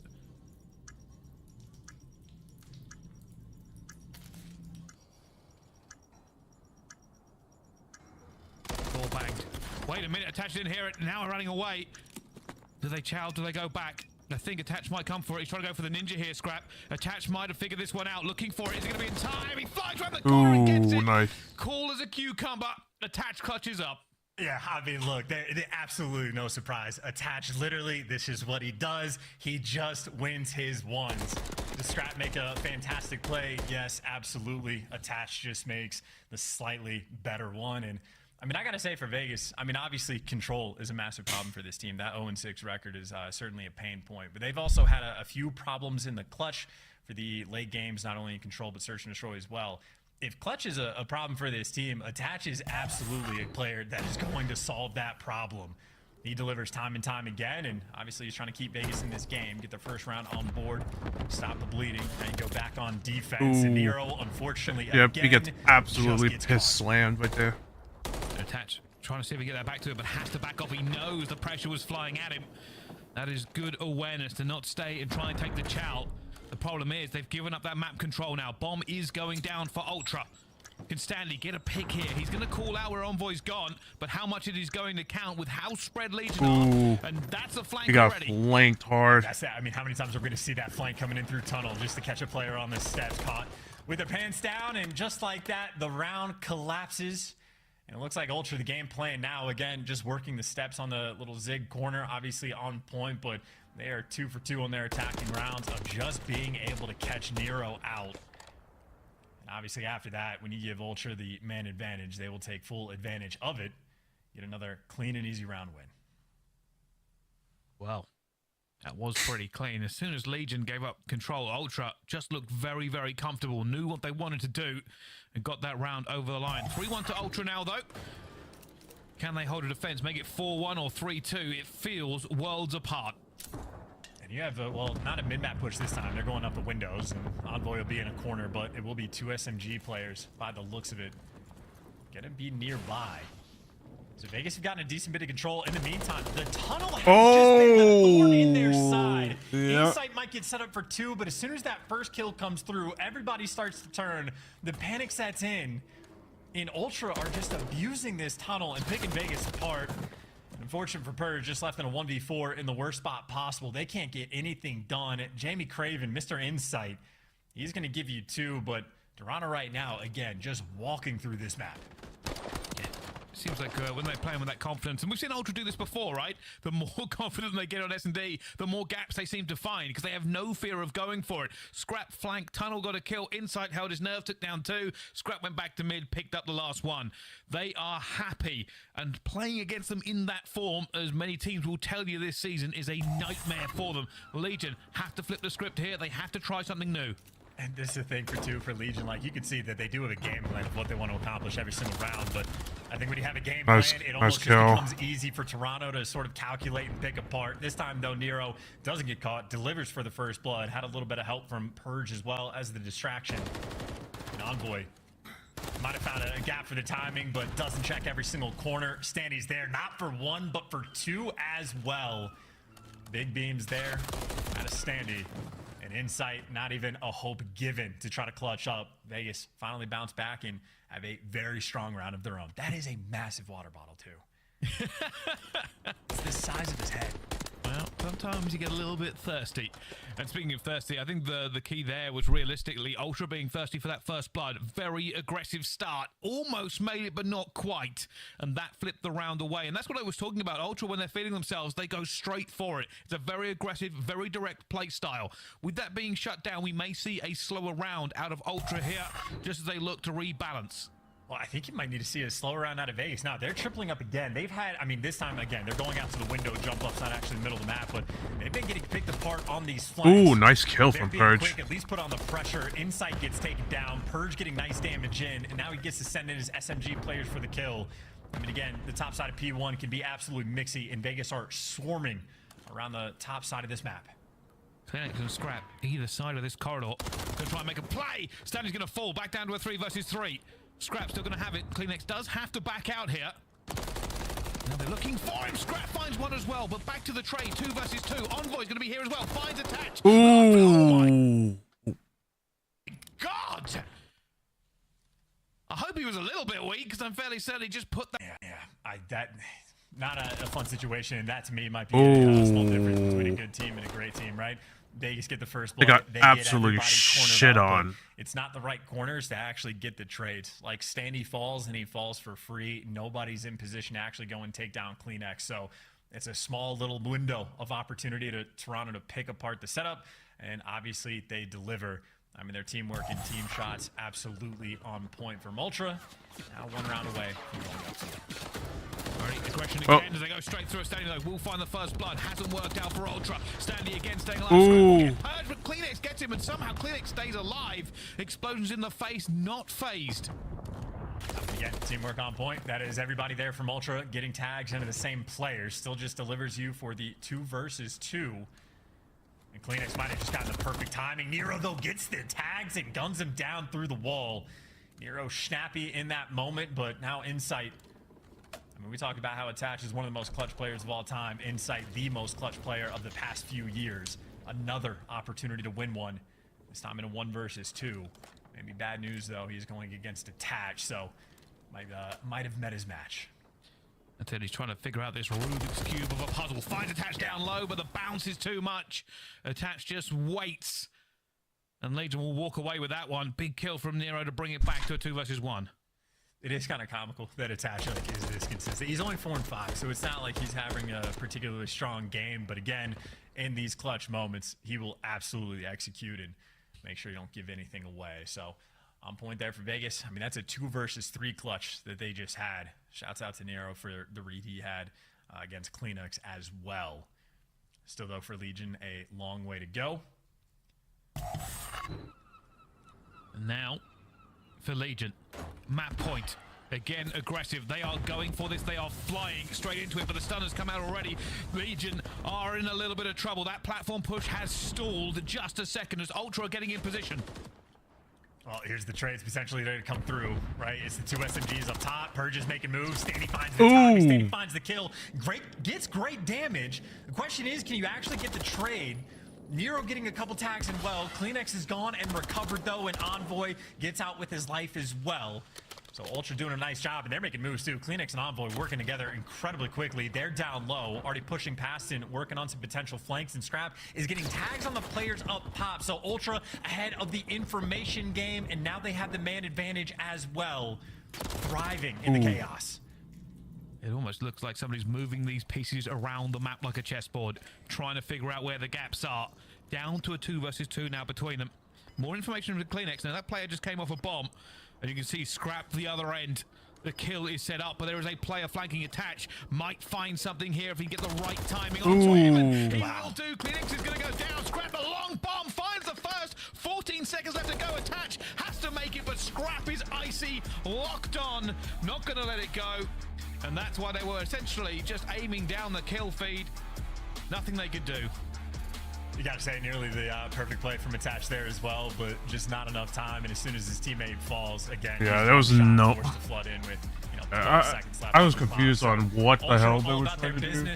Win the map, and whatever. They're just taking that very quick bathroom break. Shared chemistry is on point. Yeah. But they're just excited to get to map 3. Vegas maybe waiting patiently and talking over the woes of that S&D. Wow, they were out their seats like they've left something in the oven that they were cooking before the game. Like, oh, I've got to get that out before it burns, because they were gone. Scrap 12-4. Just a laser when they needed him, holding down the long sight lines, but it's all about teamwork for me. Look at Scrap with the right. 12 the kills. That we saw the Monster pregame It's statistics quite was, interesting. Like, Ultra in It's hard quite points interesting. had like I'll 3 say. of the top 4 like players for assists. So their team shots in hardpoint are completely on point.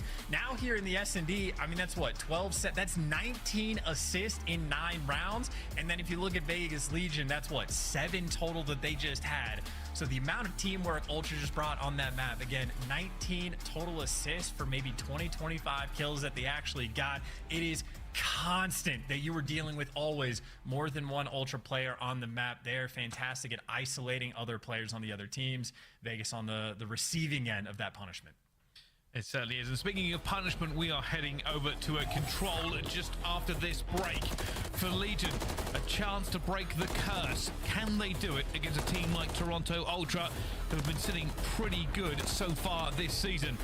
For Legion, they are locked into the loser bracket, but pride is always on the line on the run up to Boston. Don't go anywhere. We'll be back with map number 3 right after this break on the Call of Duty League.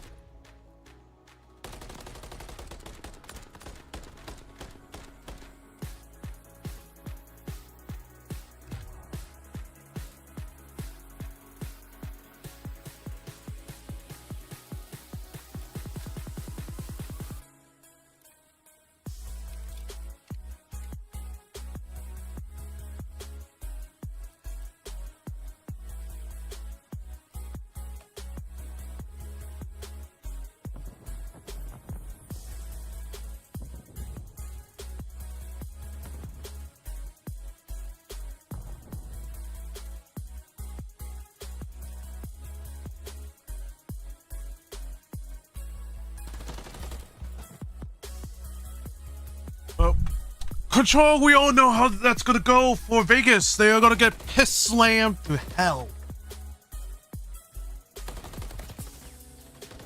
Like, that's no surprising right there at this point. It's not surprising at this point. Like, Vegas really needed to change something up, and like, Vegas really needed to change something up, and I feel like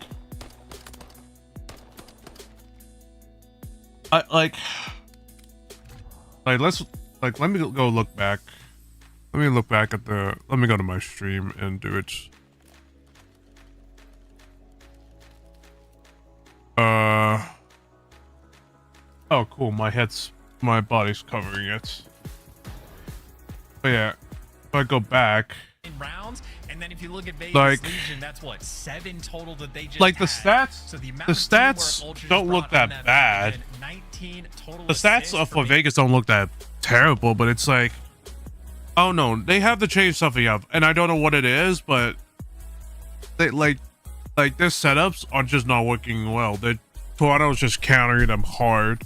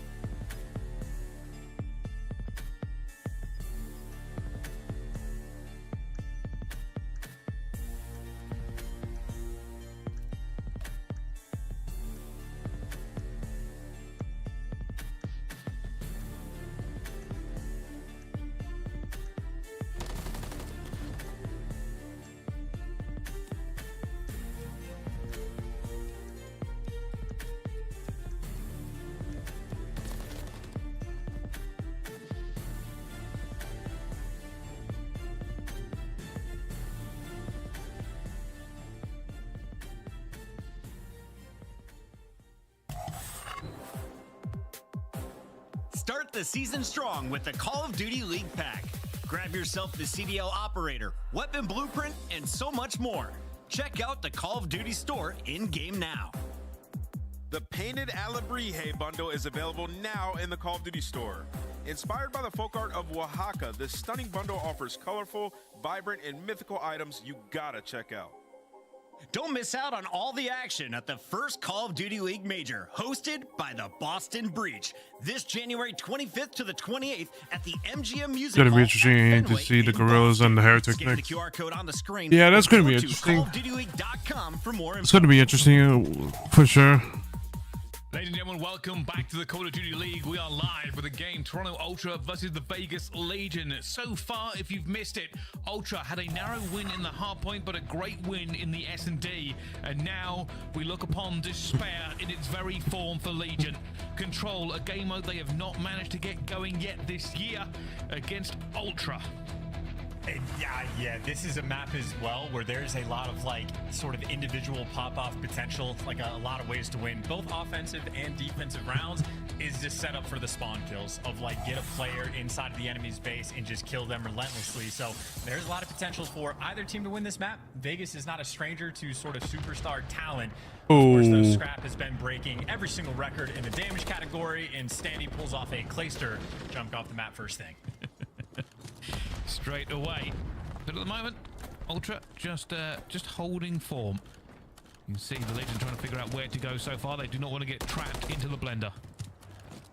They just maybe set up a blender of their own. I was going to say Envoy, last man standing, does a good job of getting his one just to keep that map pressure up. So Burge is going to fall. You go back to sort of that 50-50 split down the long lines of sight on this map. And Attach may be in a decent position, but his teammates are all falling. Timing is on point. He's able to get two as well and doesn't even get traded out. So this might be your moment to get inside your enemy spawn, set up for some early spawn kills, and really start to cause some devastation. They line up as well, but Insight's there to at least win the gunfight. You take care of Attach and buy yourself a lot of pressure on the map. Ultra have stabilized, and I mean, Purge, last man standing, gets hunted down as well. Ultra keeping everything completely under control. For the Legion, this might be the last roll of the dice. You can see them trying to get out, trying to move forward, trying to get into B. Bit of pressure through the middle of the map. They have to kind of just dive for this. Eventually, it's Scrap. Oh, little wobbly shot, not going to get it. And that's it. It's cleaned out. It's all back into spawn, and it's an absolute burner as Attach will be cleaned up by Kleenex. But Legion, the engine was on, but it was never revving. And this is what maybe the fastest round of high-rise control we have seen this year. I mean, Vegas Legion maybe touched the point for 5 or 6 entire seconds that they stopped the clock for. Never a good sign when on the opening break a player just jumps off the map. That's not ideal, but even for the small window of success that when Attach gets the 2Ps, gets in your spawn, gets an extra kill, that's an opportunity for the teammates to work up the map. Ultra just completely on point. They shut it down and don't waste any time. Just an absolutely dominant defensive round win. Yeah, and it felt like Legion had a few opportunities, but it never had momentum swing their way. They were never able to trade it together. They never really got to stop the clock at all. Maybe on the defense, they can do something as well. Already, big pressure coming in from Ultra straight out towards A. Joe's going to be happy about this one, getting that A pressure off the rip. Trades, though, for Vegas, so the players in the back spawn on point with at least getting a couple extra kills. I mean, good news if that propane tank has already exploded. I mean, that's a massive threat on the map that you don't have to deal with anymore, and you are keeping that pressure up on this A zone. I don't see any trophies, though, and those nades and stuns are just doing absolute work to pick Ultra apart. Looks like Vegas have cleared their base, and now you got to attach that leading man up the map. Just gets dropped. Envoy right now is Stabby. Good recovery from Legion. Getting them back. The barrage eventually folds Ultra. And now it's all about this map control. You can see Scrap trying to move forward, just trying to get a bit of positioning for his teammates. As the rest of the Legion fight for it, trying to go for it as well. Look at him snapping left, right, and center, eventually getting himself into this point. Reinforcements are far away. Only going to be Envoy with him now. Well, Envoy at least has, you know, both lanes covered, got the damage out, and that's you just setting in for the trades. That's another assist you can add to the list as the teamwork continues to be on point. Envoy just deals with a solo chow up the mid alley and Attach again. Last man standing has 3 different players shooting at him. Kleenex will shoot him in the back. Envoy and Scrap got bullets in early on. Now you have pressure on both the points. You are desperate for Vegas to get out of their spawn. They want to, but Ultra have their guns up. They are ready from this at every angle. Kleenex is waiting. 3 members about to try and hit A here from Legion, and Kleenex just holding his nerve. The first one fires out. Nero will gun him before he can do any more, but time in abundance for Ultra. That's a nice little angle. Just walk up the railing there for Envoy, so he picks up an extra kill. You see Vegas had actually poured the pressure out of like underneath the helipad on the top side of the mini map, but Ultra doing their best just to sort of maintain that pressure on the other side. Envoy oscillating from point to point. Last time they saw him was underground. Now he's popped up out of blue and made his way towards the zone, stopping the clock, and he might have fallen, but his teammates get the instant trade, and now Vegas are back to square one. They are back in their spawn, and they're dealing with every single line of sight, just trying to make it out of these windows. For Ultra, this is about trying to just push them back one more time and get those trophies in position. You see Legion just holding at the moment, waiting to see where Ultra peek out. There is a play going down inside. He's hitting the long route. You can already see on the mini map that Standy's waiting for it. Nice shots. That's big awareness out of Vegas as well. I don't know if they spotted him or just felt the pressure and go for the turn, but Standy winning that one really buys you that lifeline to stay alive in this round. 9 versus 8 on the life count. It could come down to a kill race, but also 40 seconds left and tick of progress as well. Ultra, though, getting pinned back. A couple extra gunfights lost, and now they're working out of their spawn, and it's Vegas in the power positions. Vegas might be bouncing back on this defensive round. Yeah, it's been a great hold from them so far. They have just managed to get them away from every time, but Nero will fall, so will Purge. Attach has to hold the line. You can see Ultra are stacking this now. They've got bodies attached. That's a huge kill. Nade going out, but trophies on the point for them as well. Legion, they've done so much work here, but that second tick is in. It's 5 versus 3. Oh, the Nades. Huge wipe in the end. Legion, hold on, surely. I mean, still though, 3 versus 3. This is a little bit of time for Ultra to work with, and the nades are doing damage, but Attach is picking up the kills, and now just 2 players left, Envoy and Insight. I don't know if they're gonna make a run for it. Envoy, this turns into a 1v1. Both players tagged up in one shot. He has made it to the point 7 on the clock, and he's gonna take him down with the Renetti. That's unfortunate for Standy. 3, Envoy gets them all, and Ultra win another round in nail-biting fashion. You have to be so on point to take this team down. If you're a Legion fan, you just punched a wall there. You thought it was over. You thought you had it. The big kills off the point. Ultra players coming off of respawn. 3 versus 3. And Envoy says, all right, that's 3 for me. That is disappointing for Legion. The same story. Close, but not close enough. Again, maybe long term, this is a positive sign for Vegas to be fighting like that, but at the end of the day, an L is still an L. You're still desperate for CDL points and desperate to take down Envoy. That's going to be a 4 spree, and that's a near perfect break. Good news is Envoy flies out with 12 HP, so you don't have to worry about the cruise missile, but that's the only good news. The bad news is players posted up in the power position. Scrap, if you look at the mini-map, it looks like he is just off in Narnia. He's made it to the crane. He's having a little bit of fun. Envoy just holding down the door here for Legion. A little bit of pressure they're feeling now. Have to get forward. Nero flies into the gunfight of Envoy. Persian attached though. They get 2. They stop this clock.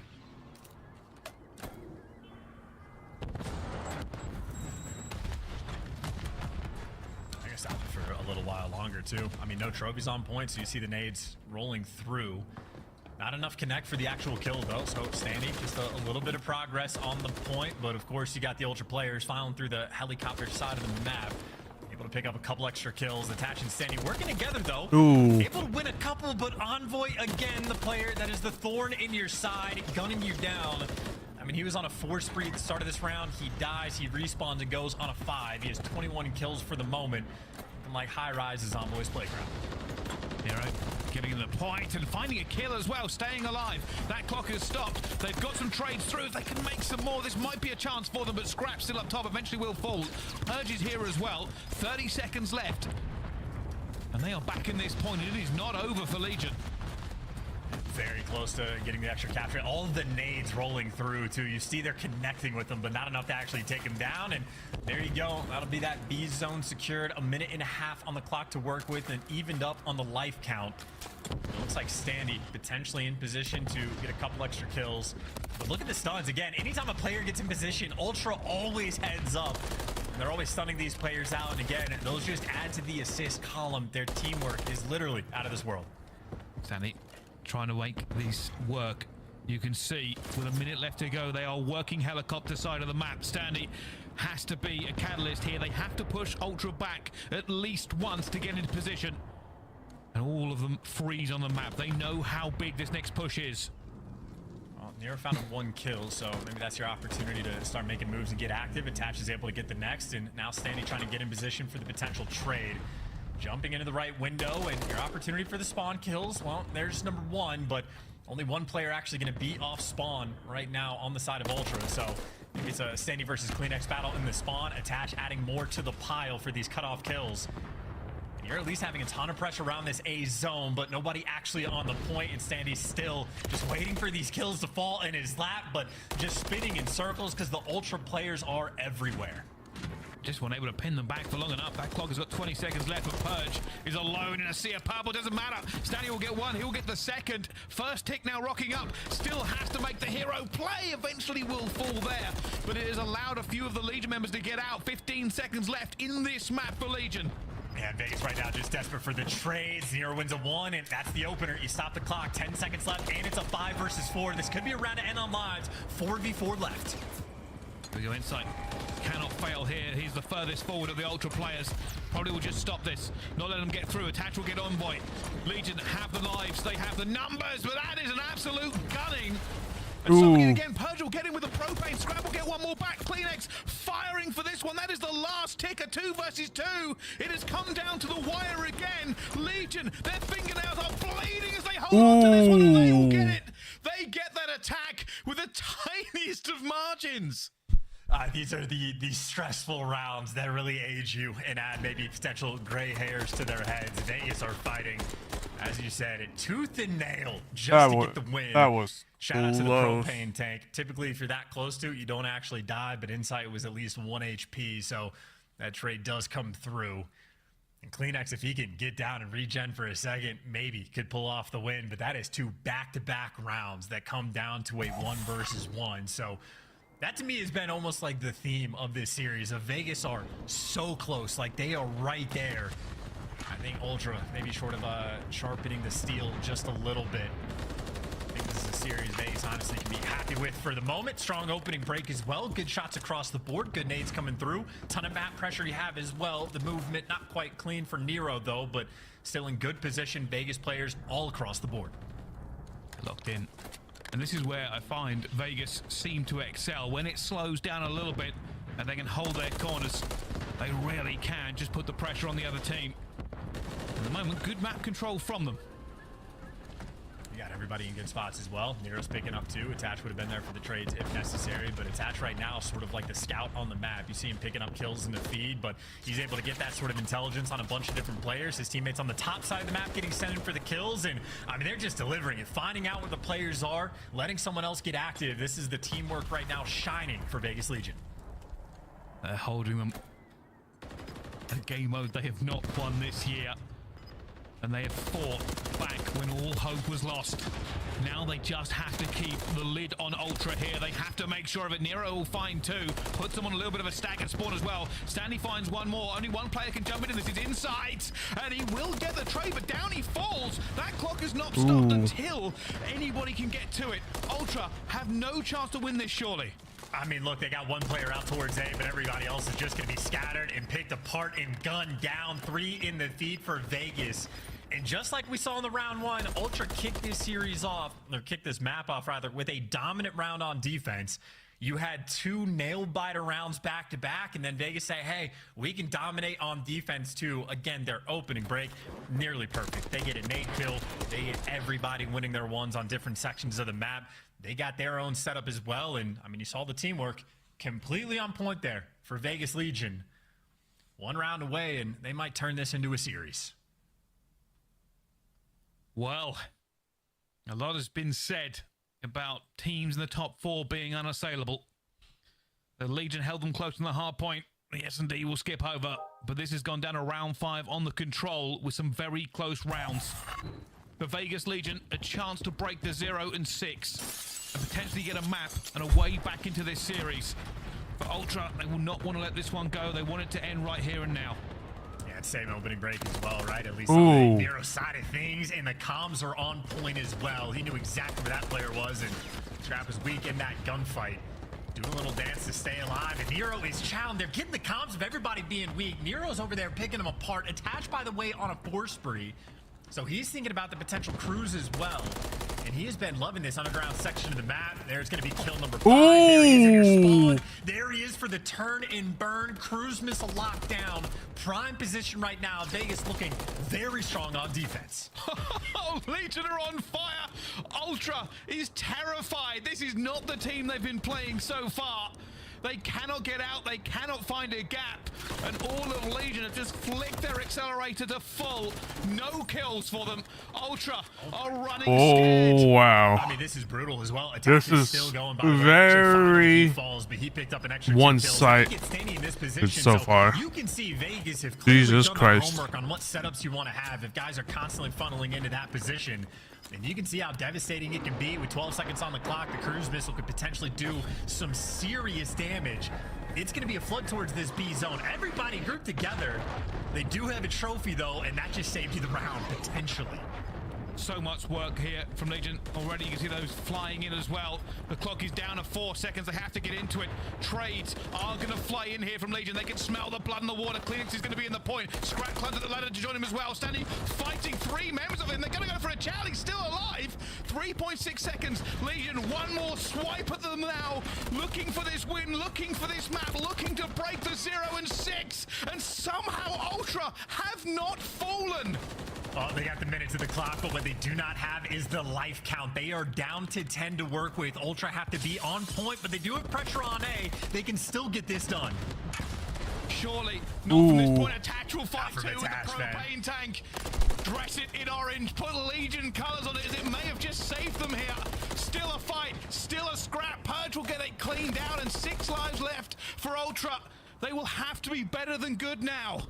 And you see Envoy really pumping the brakes in this moment. Wants to group up with his teammates. It is all 4 Ultra players right next to each other. Maybe waiting for Envoy to take this route.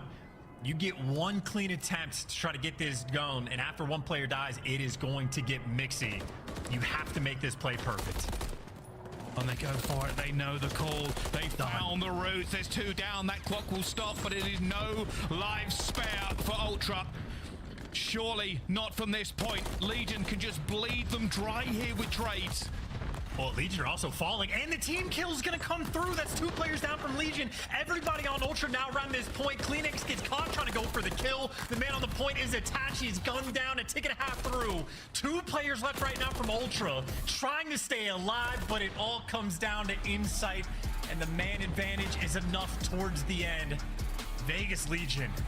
That is work that they just put in to get their first control win. The curse is broken, but the dynasty is not cemented. It is just a control. Wow, that was something for sure. Turned it up in those defensive rounds.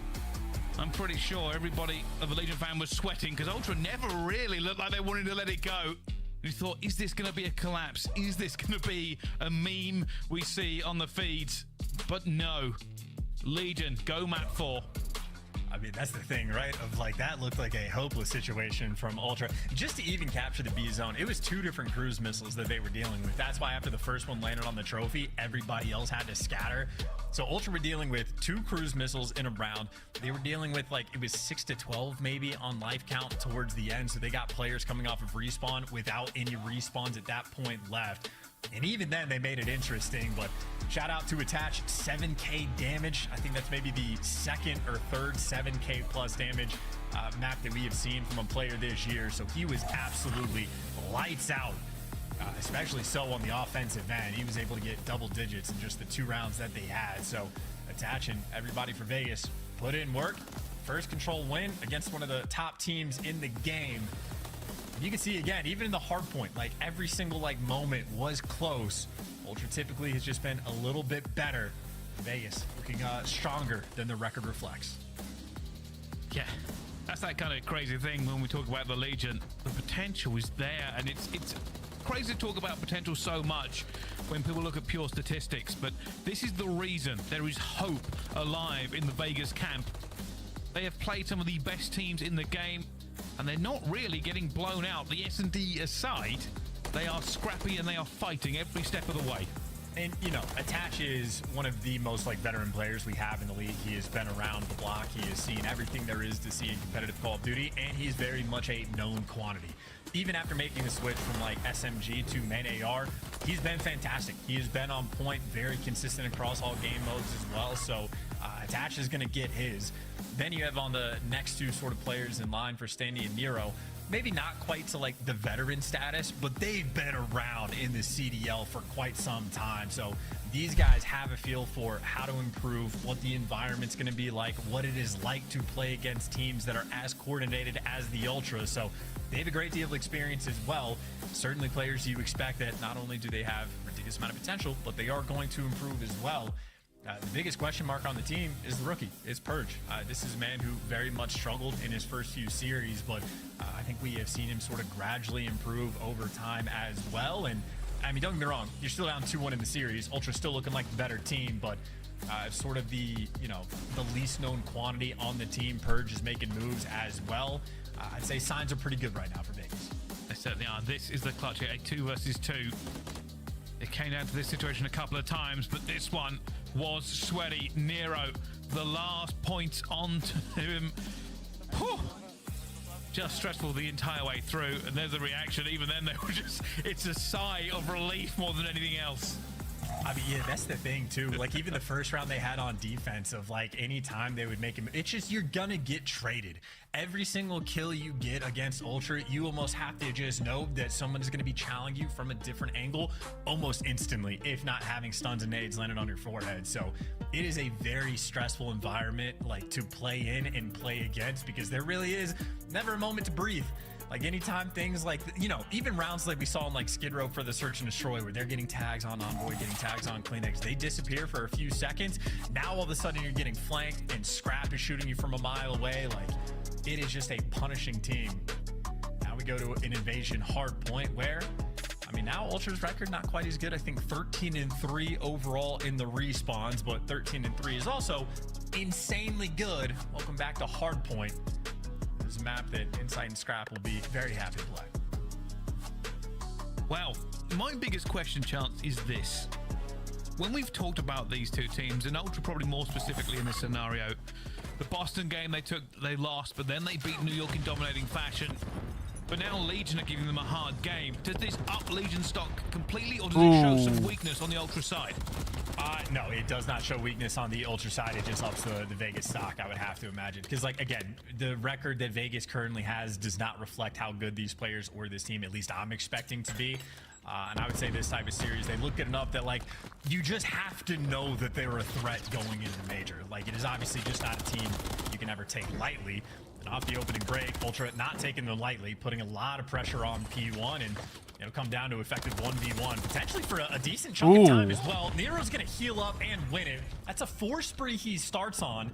A couple scattered spawns coming through though, so Nero's gonna be in between quite a few different Ultra players, but in the chaos he thrives. That's number 5. Number 6 will get you a cruise, can't quite get it done, but what his teammates can do is set up on that rotation.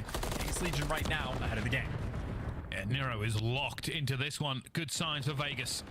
With rotation in hand now, and see if they can beat back Ultra just a few times. Standing about to hit a flank could be crucial. Finds the first. Already see inside. It's a long shot for him, but they do lock it down. Legion should be able to get back on the point here, but Envoy plays foil. Yeah, and Envoy is what? That kill maybe strips away an extra few seconds, buys you an opportunity to go for the flank, and that is interesting timing Envoy just got as well. And he pierces the setup and gives you 2. So that's the play where he goes in dark, gets a kill, strips away a few seconds, and finds the perfect timing on the flank. Envoy again, we mentioned it in the first hard point, is the type of player that just makes the game easy. This is a hill where Vegas, not only did they get the rotation, they got the 3 down. Envoy was the last man standing, makes the perfect play. And obviously, look how the map sort of flips on its head. Maybe Purge makes it through to New, but he's going to be by himself, and Ultra just going to go and hunt him down. Looks like Toronto going to be ahead of the rotation now. And they have this in a little bit of a lock with 3 points spare on their side. They just have to make sure it's all good. They've cleaned out everything, and now they have to fight through Scrap just for mid-map control. He's got a tank in front of him, a trophy to his side, but not his side cover.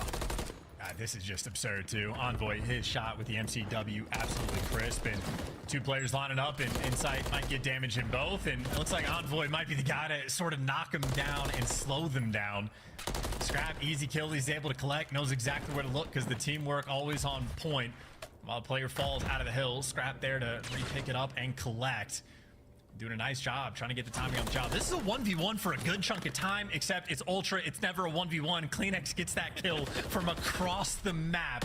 That is the teamwork to the extreme, as Ultra still collecting all these kills. Yeah, they never fight alone. They always have somebody with them, and Kleenex, even on the other side of the map, was still with him. It's another the hills are going to be not... And after that I think rotation, it's not for looking good so P3 much on more. that hill, it's For the different, Legion I here, they believe. have to break, they have to find these trades. You can already see the stack coming through. Stanley finds 2, it's huge for them. Nero moving forward, doesn't get it. Will the trade come through from attached? No! They still hold them off here. Kleenex looking for another gunning. And the Legion had a chance, but Ultra just defeated them in the kill feed. Yeah, and look at the spawns, by the way. Vegas, instead of being on the left side of the map, now they spawn to the right. So not only are they losing this time, but they're going to lose the rotation as well. Potentially devastating moment in this game. Kleenex on fire, eventually falls on a 6 streak, but the Legion are well ahead at this point. Let's find out how their comms are feeling, though, with the Toronto Ultra. Listen in. They're already in ice cream. I'm spawning out. I'm weak here. There's one beach really close now. I'm absolutely I can't tell. 2 left. Yeah, 2 left. He could be on the street. Left corner, ice cream. Dead. Nice. Get ice cream if you want. Let's go. Have time, Bill? Yeah, I have you right, Jimmy. Okay, if you want to. Yeah. Scout heavy. They're probably gonna start spawning right here. Yep. I have one to Ace and D. Okay. I'm shouldering your left. You guys come in. One left, one bullet. I killed the guy left. I have your card pressure. Nothing left, guys. Nothing left. Got mid card. Wait for scrap. Wait for scrap to pinch. I'm watching Jimmy. Pitch it. Give me a sec. Yep, we're ready. 2 Ace and D, I got both. Mid tank. That was a spawner. Running up mid. Nothing left. All right still. Mid card time. I'm pinching again. Right. 2, I got 1. One more going dark. And nothing left. Let me shoot for dark dead. One more right. Ace left. Beat on tank. Really weak. You have left. I have right. Okay, you're good. Front DVD dead. Still beat on tank. Beat on tank. Just hold. Try to give up left, Scrap. Let's get right street. Still beat on tank. He's still behind it. Holding a weird fucking heady. Nothing right, bro. Freezer dead. Still beat on tank. I'm holding your beat on tank in DVD. Okay, I'm just gonna in DVD, run back. Beat on dead. One more. DVD. Weak DVD. Contest. In new. Alright, one's mid hammer as well. You guys should play through. You said it was contest, no? Yeah, you would.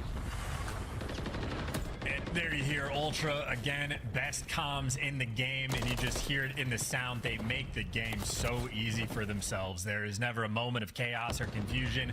Everybody calling out what to look like, what you've got covered. It's just for players that get to actually think when they play. Now, of course, you need to execute on the break towards P1, but they are swarming around it. You see they're trying to get back into this one. Last time Nero held it down for them. They need him to do so again. More challenge coming through for Ultra. Nero will find the first. They cannot defeat him on another 10 streak. P1 is his house. He will not leave.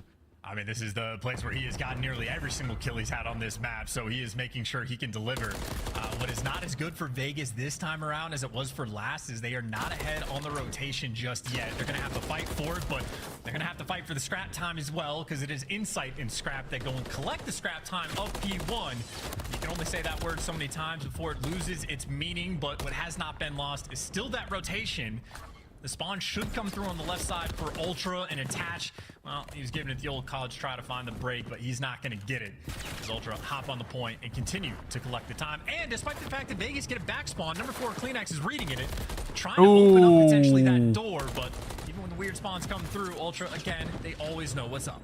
Scrap with a wild chow, decided to go for it, trying to shut them down before they can get here, but Legion in a good position. They've managed to break through. Kleenex bringing that in as well. A trophy will be deployed. Doesn't matter, Nero going to get cut down anyway. Yeah, you need the trophy if you want to have any success. You see the late ones getting thrown out for the crews to stop it, but Kleenex chose the right man to kill, get back on the time, and I mean, Ultra, they want this final 20 seconds as well. They're going to fight tooth and nail for it before they start looking for the openings to go and make moves. Scrap actually gets pretty good timing as well. He knows to expect this gunfight. Does he check laundry? Well, now if he does, Purge certainly knows he's here. And Scrap doesn't have too much support just yet, so he's waiting to make his move. Yeah, looking to see if anybody crosses, but unfortunately nobody able to reinforce him. Eventually tries to take that trade as he knows Purge was shooting somewhere else, but it's a good hold from Vegas. A hold they desperately need as well. 60 points here will bring them back within touching distance. These are some wild spawns too. A couple players on different teams just spawned up at Palace, so awkwardness on one side of the map and smooth moves on the flank for the other. Sandy is prepared for the flank, but Insight is taking a deep route in. Unfortunate, had the angle for a moment, gives it away, and now Sandy, well, attempted to set up for the kill. Insight guns him down, and you get the break anyway. Sometimes you do it with the teamwork, sometimes you do it with the gunny. Insight delivering. One more kill away from the Cruise, but a 100-point gap anyway. I think Ultra happy for the hard play. And now for Legion, they will have to make a comeback. Even a double chain here of back-to-back kills will not put them in the lead for this game. They still want to bring it back to that point. Can they do it? Can they make the hero plays they need? Not with the kills flying through the kill feed. It's all purple. Purge left alone into this point as Scrap goes straight for the chow. Insight bringing in reinforcements from above. They're going to have to get trophies down. They're going to have to move. You can see the trophies are there on the point. Insight still finds attached. They are getting these crews through that protection. Well, and yeah, Purge as well. He's the man sort of struggling in this game at 8 and 15, but he's gotten 2 kills while inside of this hard point to collect the time. So you're going for the fight. If Vegas somehow managed to flip spawns to Palace without giving away the scrap time, there is the potential to win this game. However, of course, with only 5 seconds left on the clock, Ultra just have to play it perfectly. So you see number 3 and number 1. If they get the kills, that's great. They'll take it, the fight for scrap. But Insight backing up. This is the name of the game. It is the Palace Hill that Vegas are going to have to break down. Or scrap gets the freebie kill. Final 5 seconds left, and Vegas just get caught. Not even close. Too much to deal with. Ultra too clean and hard. Yeah, it's unfortunate. Vegas Legion knew they had to try and make the move, so they left the player alone, and Scrap said, all right, I'll just end it here. Then there's no need to put it on any longer for them. But yes, Ultra, in the end, a huge fight. I will say Legion again were fighting back, but too little too late. They weren't able to get some key rotations in that map, and it really meant it got away from them.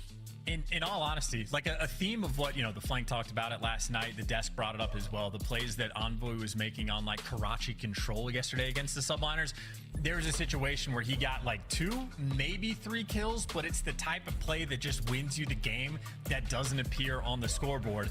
When the game started, obviously Nero was going on a tear. Vegas were fantastic on P1 and completely win the rotation of P2. They get 3 down as well, have the full setup. Envoy is the last man standing. He gets the kill in Dark Alley, then flanks around and picks up 2 more kills. So instead of Vegas staying ahead of the game, locking down P2, and maybe even setting themselves up on a rotation in P3, Envoy just breaks it, sets his team up for success long term because Ultra then proceed to go on and win the rotation. And like his stats at the end of the game might not be bonkers compared to some of his teammates, but literally those 3 kills set Ultra so far in advance to win that game. So Envoy, always a player making the heads up plays that are just devastating to deal with. Well, we'll say this, at least Legion got a control win. That's exactly what they needed from this.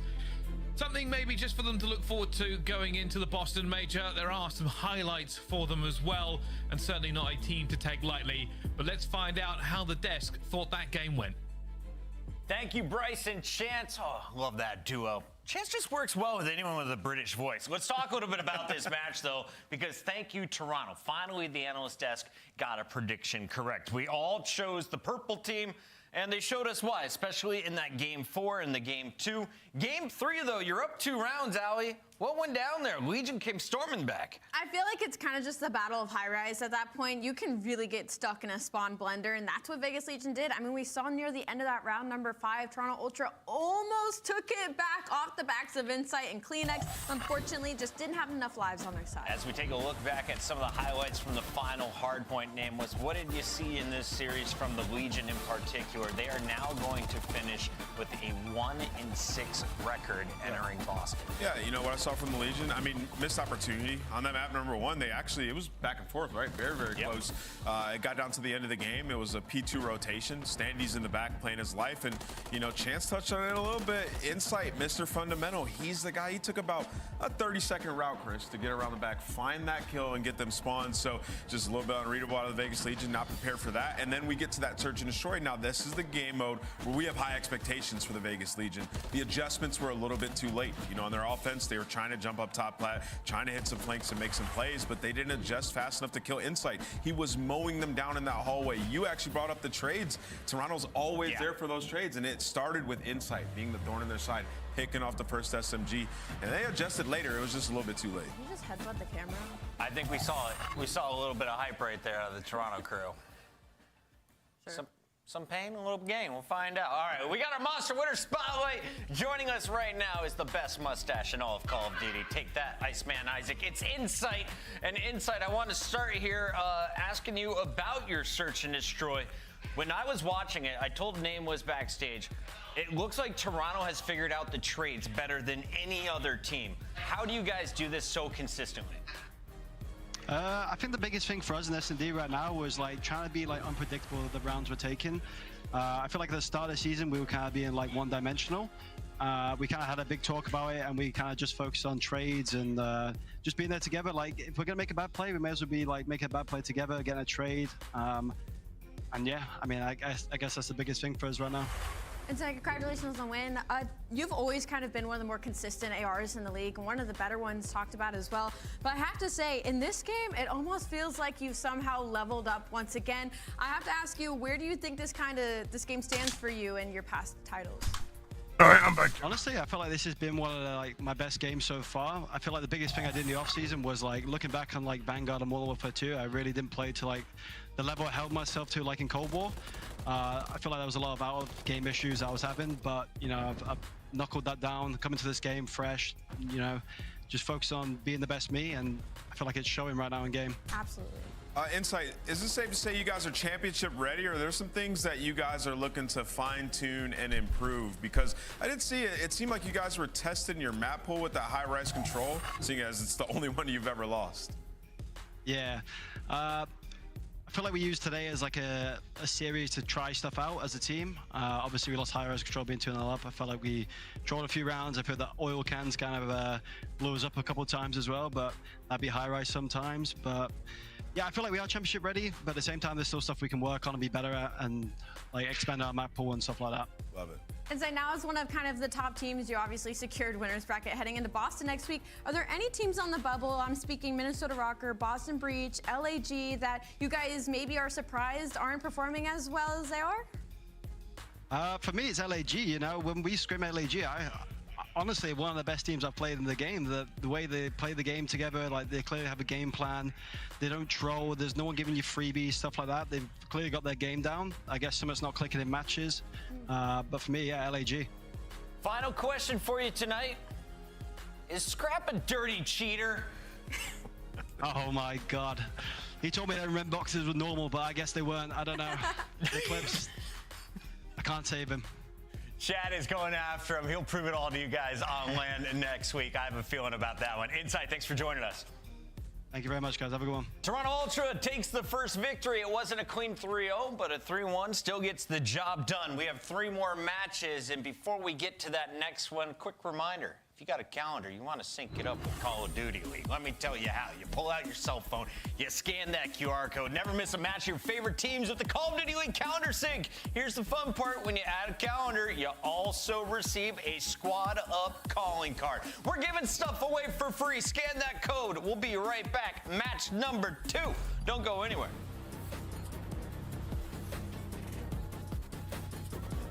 Oh, LAG versus Miami. This was going to be quite interesting, I'll say.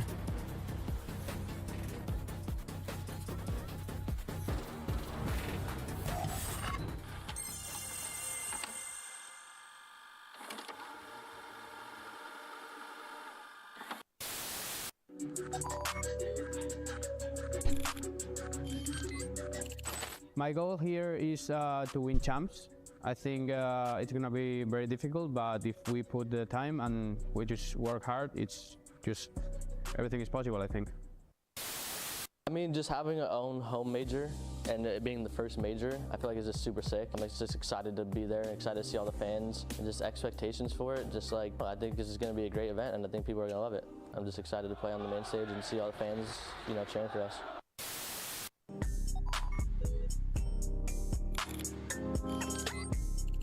My best memory competing is probably last year with the Florida Mutineers, playing Optic in the main stage in the first event. We lost against them 3-2, but then we had the opportunity to play them again the day after, and beating them 3-2 was a really good memory for me. What is this 9 and 4. Spot? What? Oh, that looks very uncomfortable. Very, very uncomfortable. No, it does, yeah. You're basically balancing your nipples on a metal pole.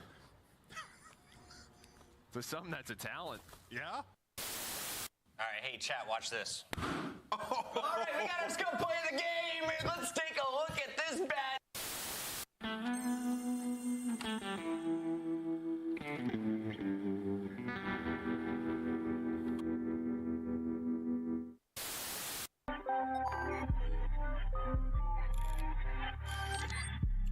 My best memory competing, it was for sure the Black Ops 4 qualifier, the LCQ, to the league that we got qualified against G2, and then obviously like we were playing against the best teams in the world during that year, so that was a crazy feeling. They're playing record. They have to play. They are both water. One shot. There's two water. They were both. They went red. They went red, Clay. Did they? Yeah, they went red. Both red. Both inside red. Both inside red. They went front door. They went front door. He's hopping.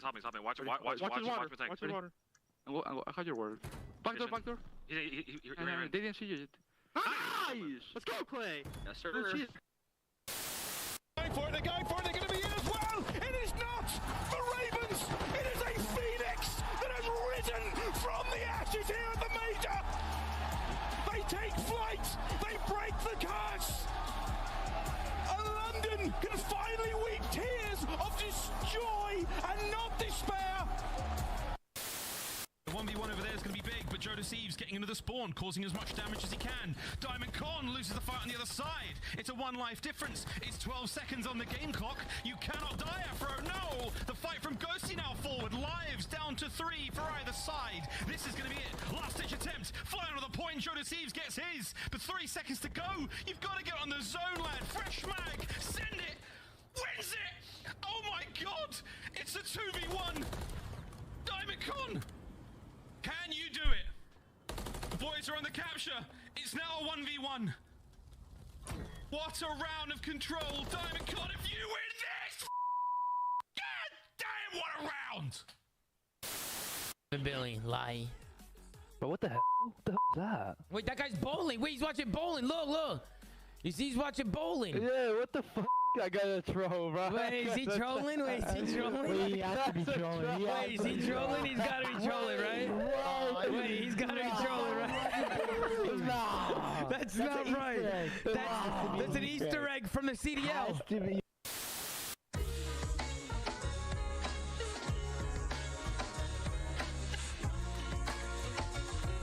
What an interesting stuff that they're showing on this.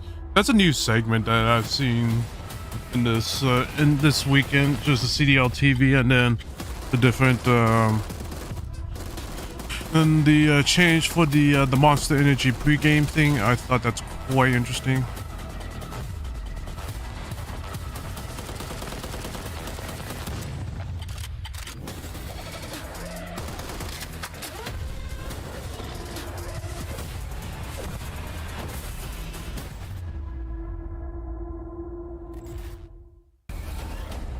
Ready to kick it off in the city of Boston, where champions are born.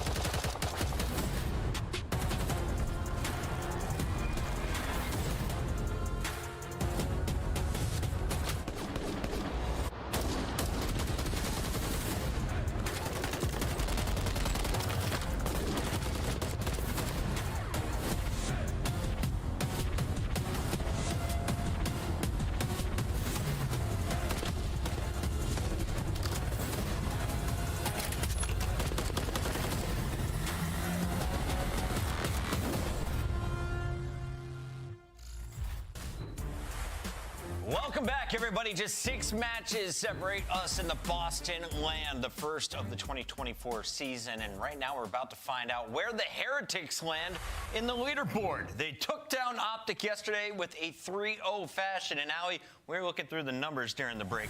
This was a beatdown. Tell me what Metals and the boys did yesterday. I mean, it felt like every match yesterday, the score kept getting worse and worse and worse. It was a 250 to 137 Invasion Hardpoint, a 6-2 S&D, and then a 3-1 Smoke Show on that map number 3 Control. So Miami Heretics are feeling incredible right now, and now they know what it feels like to beat a top team, right, and beat them handedly. So hopefully they took that experience. We'll take it today versus a team like LAG.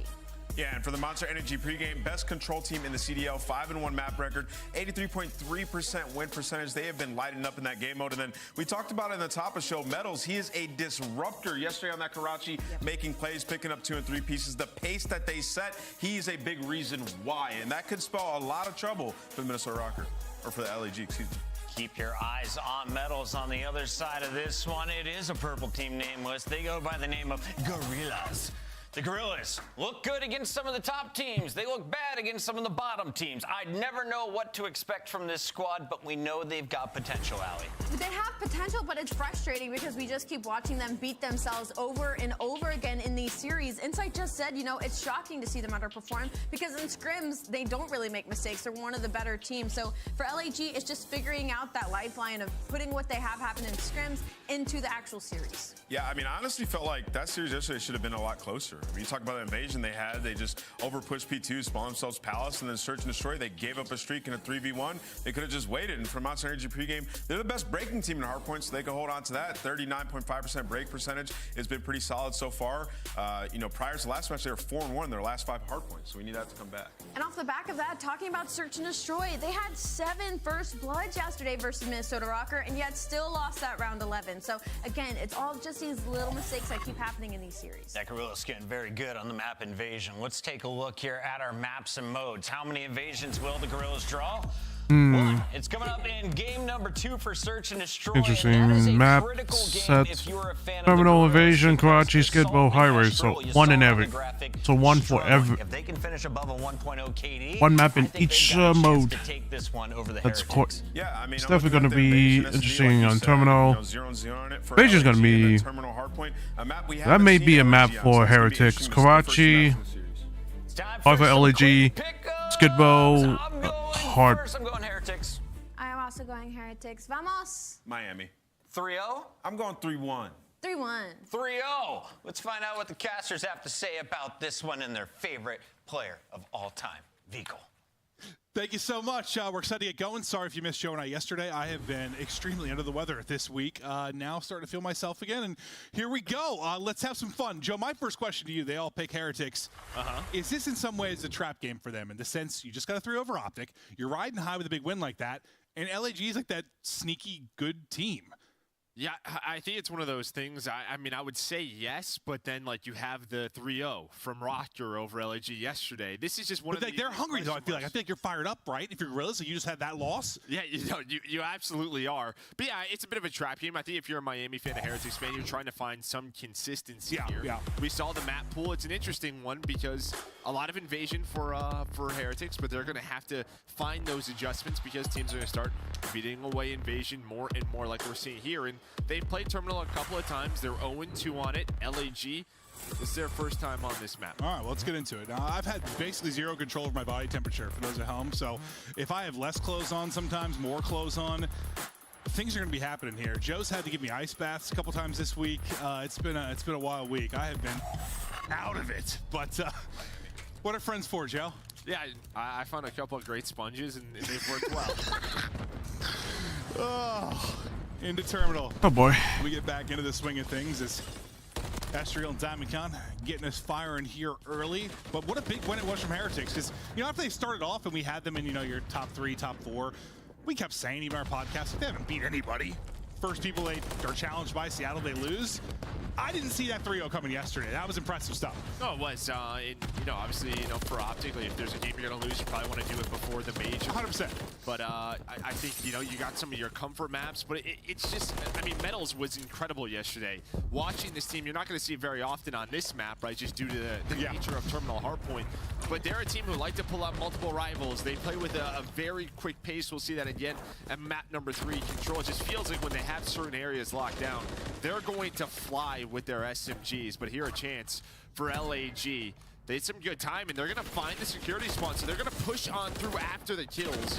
But number 8, Journey, trying to pinch that once again. So a nice play here from LAG. And we just heard that interview, right, from Inside. He's like, this LAG team, they are very good in scrims. Can they translate it now into this? Well, I'm not, surprised to hear that, because I think your nice takeaway last week after LAG got a nice win was, this team's good. They're above, maybe not the tier 1, but right below that, they have a lot of potential. Then they get smoked by Rocker. I'm like, I don't know what they are. But it didn't shock me to hear that, though, from Inside, because they clearly have the potential. When they look good, they look like a very good, disciplined team. Yeah, this man right here, Fame, I mean, he just is so hot and cold. If you look at the wins the last couple of weeks, he's either leading or one of the leaders. When they are losing, he's got a 0.6 in both of the matches. Yeah. So he's got to find some consistency on this team in the respawns. But we saw, in the pregame, right, their search and destroy just needs to be a little bit better. Yeah, this point is just really bad. This point's just real bad. 50 points for P1 and P2. Now they're just going to play a little bit disciplined here through this plane as Heretics going to get set up. But just keep an eye on that mini-map. We're going to go back over towards Burger next. But for now, yeah, we'll focus on a plane as they start to work this pinch on through, but as Fame drops, the pinch sort of falls apart, but you get some kills working up through Slide. There comes in the double chow, but there's still one player left, and that's going to be Metals. I'm glad that we're playing on the new patch right now, because if I was playing on the old patch, I would be pissed the fuck off still, but on the map. Well, this is interesting. I mean, you have a lot of presence here. When those trades went down over towards plane, 2 players from Miami, they actually spawned top S-keys, and with 30 seconds left, they are thinking, let's go for this, right? So you already have Lucky inside. He has a trophy for now. So with 30 seconds left, LAG, their focus is on getting control of Burger. But now you already have a 2-man set up here watching the cross, but Lucky does get taken down. Can Journey get through? He's able to find one more onto Fame, but nobody on the hill. For right now, this is a win for the Heretics. 100%. You got all that playing time. This is gravy, right? 100%. You stop them getting across. There's a 4 down. Now, guess what? Now you get across with 45 seconds left. Journey on 5 in a row. That's about as good as you're going to see it from Plane to Burger. No, that is amazing out of Miami, and then Journey just right through the pinch. And as soon as we start gassing it up, they get broken right back through back security. So a chance here for LAG to find maybe the rest of this time, but at least set up for Burger to get right back in the game. Yeah, the rest of this time, there's not going to be much time by the time they get there. You got 20 seconds left to go. Heretics lead going to be building up to, what, 90-ish points if they get the rest of the time, but it doesn't look like that'll be the case. As the kills come through on the cross, no one able to get through. The one person that will get there will be on LAG. That'll be Fame. So see, now we'll look at the map as the next big this point is still here, but it's just going to be expanded out where these pillars are, which I think that's a good thing to do. Expand the point so that they could at least the enemy could at least have a chance, or the friendlies can have a chance to break the point, and then you could just hold the point down, or you could just try to hold down until you could get back up on the way. And they know they have to deal with him, but the focus is on Fame right now as it is both teams spawning out, and actually Lucky's going to spawn there, and so is Fame. So Fame is still there. Lucky now knows it. It's getting crazy back here, and somehow LEG has security. I don't know what the hell just happened. Sometimes that's Call of Duty for you. It just happens so fast. You're breaking down one thing, gets flipped on its head before you finish your sentence. But it will be LAG still inside with 10 seconds remaining. They've started to claw back into this one, but the great 3-4 for Heretics, the reason they've got this advantage. And now let's see as we get ready to go into our next set of rotations, if Heretics can keep it rolling or LAG will start to bring it back. A big fight here at first at top Eskies. So far, Heretics, they've got locked down.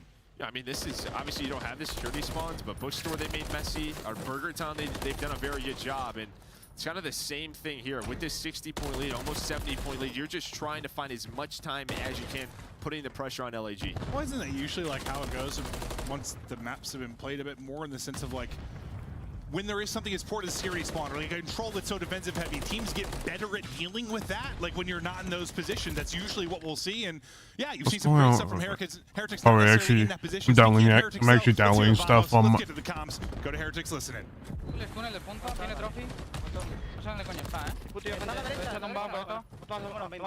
Escúchame, ¿podéis venir por pasillo? ¿Vamos a ir por el fondo derecha? ¿Vais a ir por derecha? No, vamos a ir por pasillo. Vale, por ahí por pasillo me info. Pegarme un fake al carrito. Está en carrito. Carrito de escáner, ¿vale? Uno fondo de escáner. Info, tumbado. Uno fondo de escáner, ¿vale? Uno fondo de escáner. Yeah, if the quality looks really ass at the moment, it's because I'm downloading stuff on my my beefy lap. I'm downloading games on my beefy laptop, so don't. It'll probably be done within about an hour or so. So give us some time. Escúchame, podemos jugar al siguiente, Falta solo el punto, gente. Una info y una bala, no puedo salear. Final de escáner. Hay una info, te abre derecho una burger al de derecha. Escúchame, yo te tengo dos en info y uno anterior. Dos en info. Tienes que mirar de Javi. Vale, te lo tengo bien, bro. Vale, me voy. Me quedo terminado. Derecha, gente. Cuidado a la derecha, Flame. ¿Quieres subir por rampa? Salta para abajo. ¿Quieres subir por rampa? Está aguantando el spam, bro. Van a hacer mal estos, ¿vale? Van a hacer rampa. Rampa, la demon entra ya. Entra detrás. Estoy aguantando vivo. El anterior está vivo aún, ¿vale? We exit the comms there from Heretics. Not much for Joe and I to break down as we aren't fluent, but it's a 20-point game now. Gorillas start to climb back into this one. Fame having a map, 21-11. And it's kind of a couple of ways Miami can play this, right? Obviously, you want control of plane, but just again, knowing their spawning security side, it's kind of the opposite here, where they're just going to make sure number 1 and 3, Assault and Estriel, does not find their way into Burger, but you're going to have a vehicle set up here with Journey, and there we are. They're going to find this cross. So you're going to be down some time, maybe about 20 seconds. The rest of the plane will go their way, but you are already set up for the end game if you are Miami. And what was the deficit? About 70 or so, as much as Gorillas were out of it. So yeah, they really bring it back. And well, Lucky does bring a fight to plane, takes that one-on-one. Now is getting some time there inside airplane as well as you said, kind of having the end game down. Double dipping. This starts to look better. Yeah, double dipping's a good way to put it, Joe. Yeah, double dipping. So yeah, they're actually still going to be in the lead. They just say with 2 or 3 people, we can watch this cross no problem. They should still have the spawns. The issue is now, nobody in the hill for them, but with Journey's 2-piece, that should be enough. Maybe if they can get a trophy down, Lucky's cutting off the spawners. This is full control here for Heretics. Yeah, I know a lot of trophies. Yeah, LG, they are inside of the point if you are Heretics, but laying down, soaking up time, it's our big boy, Vickle. Over the 200-point mark they go. They're starting to send it forward. Unfortunate for Fame. Stay down. You have no reason to do anything right now. Your teammates have got the cross. Stay on your belly and lick some dirt. Yeah, no, hopefully they've cleaned the floor. But yeah, Journey just locking it down. Yeah, this is not good for LG are in a hell of a trouble right now. Probably get whatever you had this week. Yeah. You end up doing a little bit too much of that. But 15 seconds left in. Yeah, I mean, full control here. Just heads up played Miami. I mean, a great job throughout those first, 6 hills or so of keeping that lead, even with not having security spawns. LG fight back, but since then, it's been all Heretics, 11 points away from winning this map 1. Yeah, they're close to locking it down.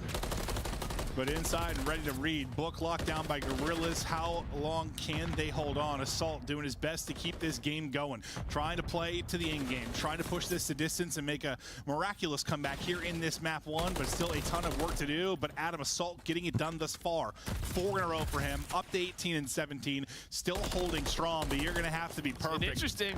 You're going to have to be perfect. But yeah, Joe highlighted. Yeah, I mean, it's interesting here. You have 30 seconds left. And you got to put Heretics into a position of, do we want to go for this scrap time? How do we want to break this? And it looks like, who was that? Lucky goes on a crazy angle all the way back playing to find a player unfortunate for Estriel. From Bookstore was doubled up, and that takes down 1. Gets them in the hill. The players win it through the back. Heretics should win map number 1 right here, and they do it. It took their time. Couple of players go on some routes and they lock it up. Yeah, I thought you were gonna have another chance to get back into that if you were LAG, but they got hit with about 3 stuns, it looked like, as they started to run down that terminal alley. Can't get back in. Big break from Heretics. Nearly a crazy run there from LAG, but That's another one from LAG where you're playing everybody tough. You've had a lot of close maps.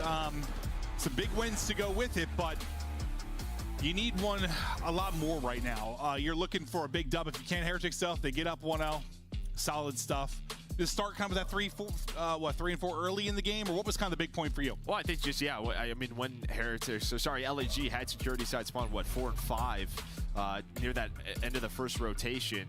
Even with bad spawn Heretics, they were getting time. They were keeping that 60 or 70 point lead. They put the pressure on LAG to have to play for time on plane. And then as soon as that flipped, game was over. And that, listen, you were pro. I kind of knew that Miami was going to win. Just that they just have a better teamwork. Like, you know, when you like there's no excuse. They just had better teamwork right there. Get better and better at dealing with like the bad side spawns. No, they do. Trying to Absolutely. But I stretch. feel like against like the best teams, it's just it doesn't matter. It's very hard to do that consistently. Like you're hoping to steal away a hill, maybe not multiple hills. I would say normally at the top, even with bad spawns, the best teams typically just figure out the quickest way to flip you, right? In a punish you if you make a mistake. It's very difficult to do with how sticky that security spawn is on this map. The stickiest, very sticky. It's sticky as that airplane floor can be back there.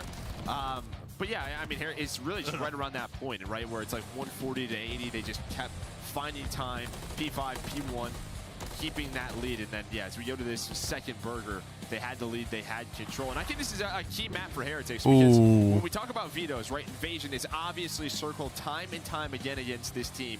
Their map pool is going to be tested. They were 0-2 on this map coming into it, so it feels like getting a win on the board is key for them with their confidence in their map. Like LG had it, and then around your tier list, they sort of hopped around a little bit as of late. Of course, Miami kept trading time for Hill 8, but unfortunately, LG just couldn't find a flow for Hills 9 and 10. We get closer and closer to this boss major. I'm excited to see what they're going to be able So to do. that's going to be it's going to be a shit show for circling that invasion. We'll them. have that for map 2, Karachi control to follow.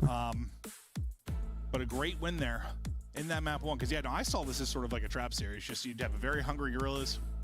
A Heretics riding a little too high, maybe off of an optic win, but they come out and they handle business there in map 1. Yeah, I think maybe if they don't go 0-2 last week, right, they kind of got put into the dirt a little bit, right? Maybe if they go to a 1-1 split, maybe a bit of a trap team, but I just think they're motivated for this weekend to carry into it. But we're going to look at some S&D stats for Lucky and Metals. I mean, kind of just opposites, where you have Metals is that aggressive SMG player, Lucky with that AR, but you can just see how effective they have been in Search and Destroy. I think you made a really good point, though, because they got brought back to reality a little bit, I think.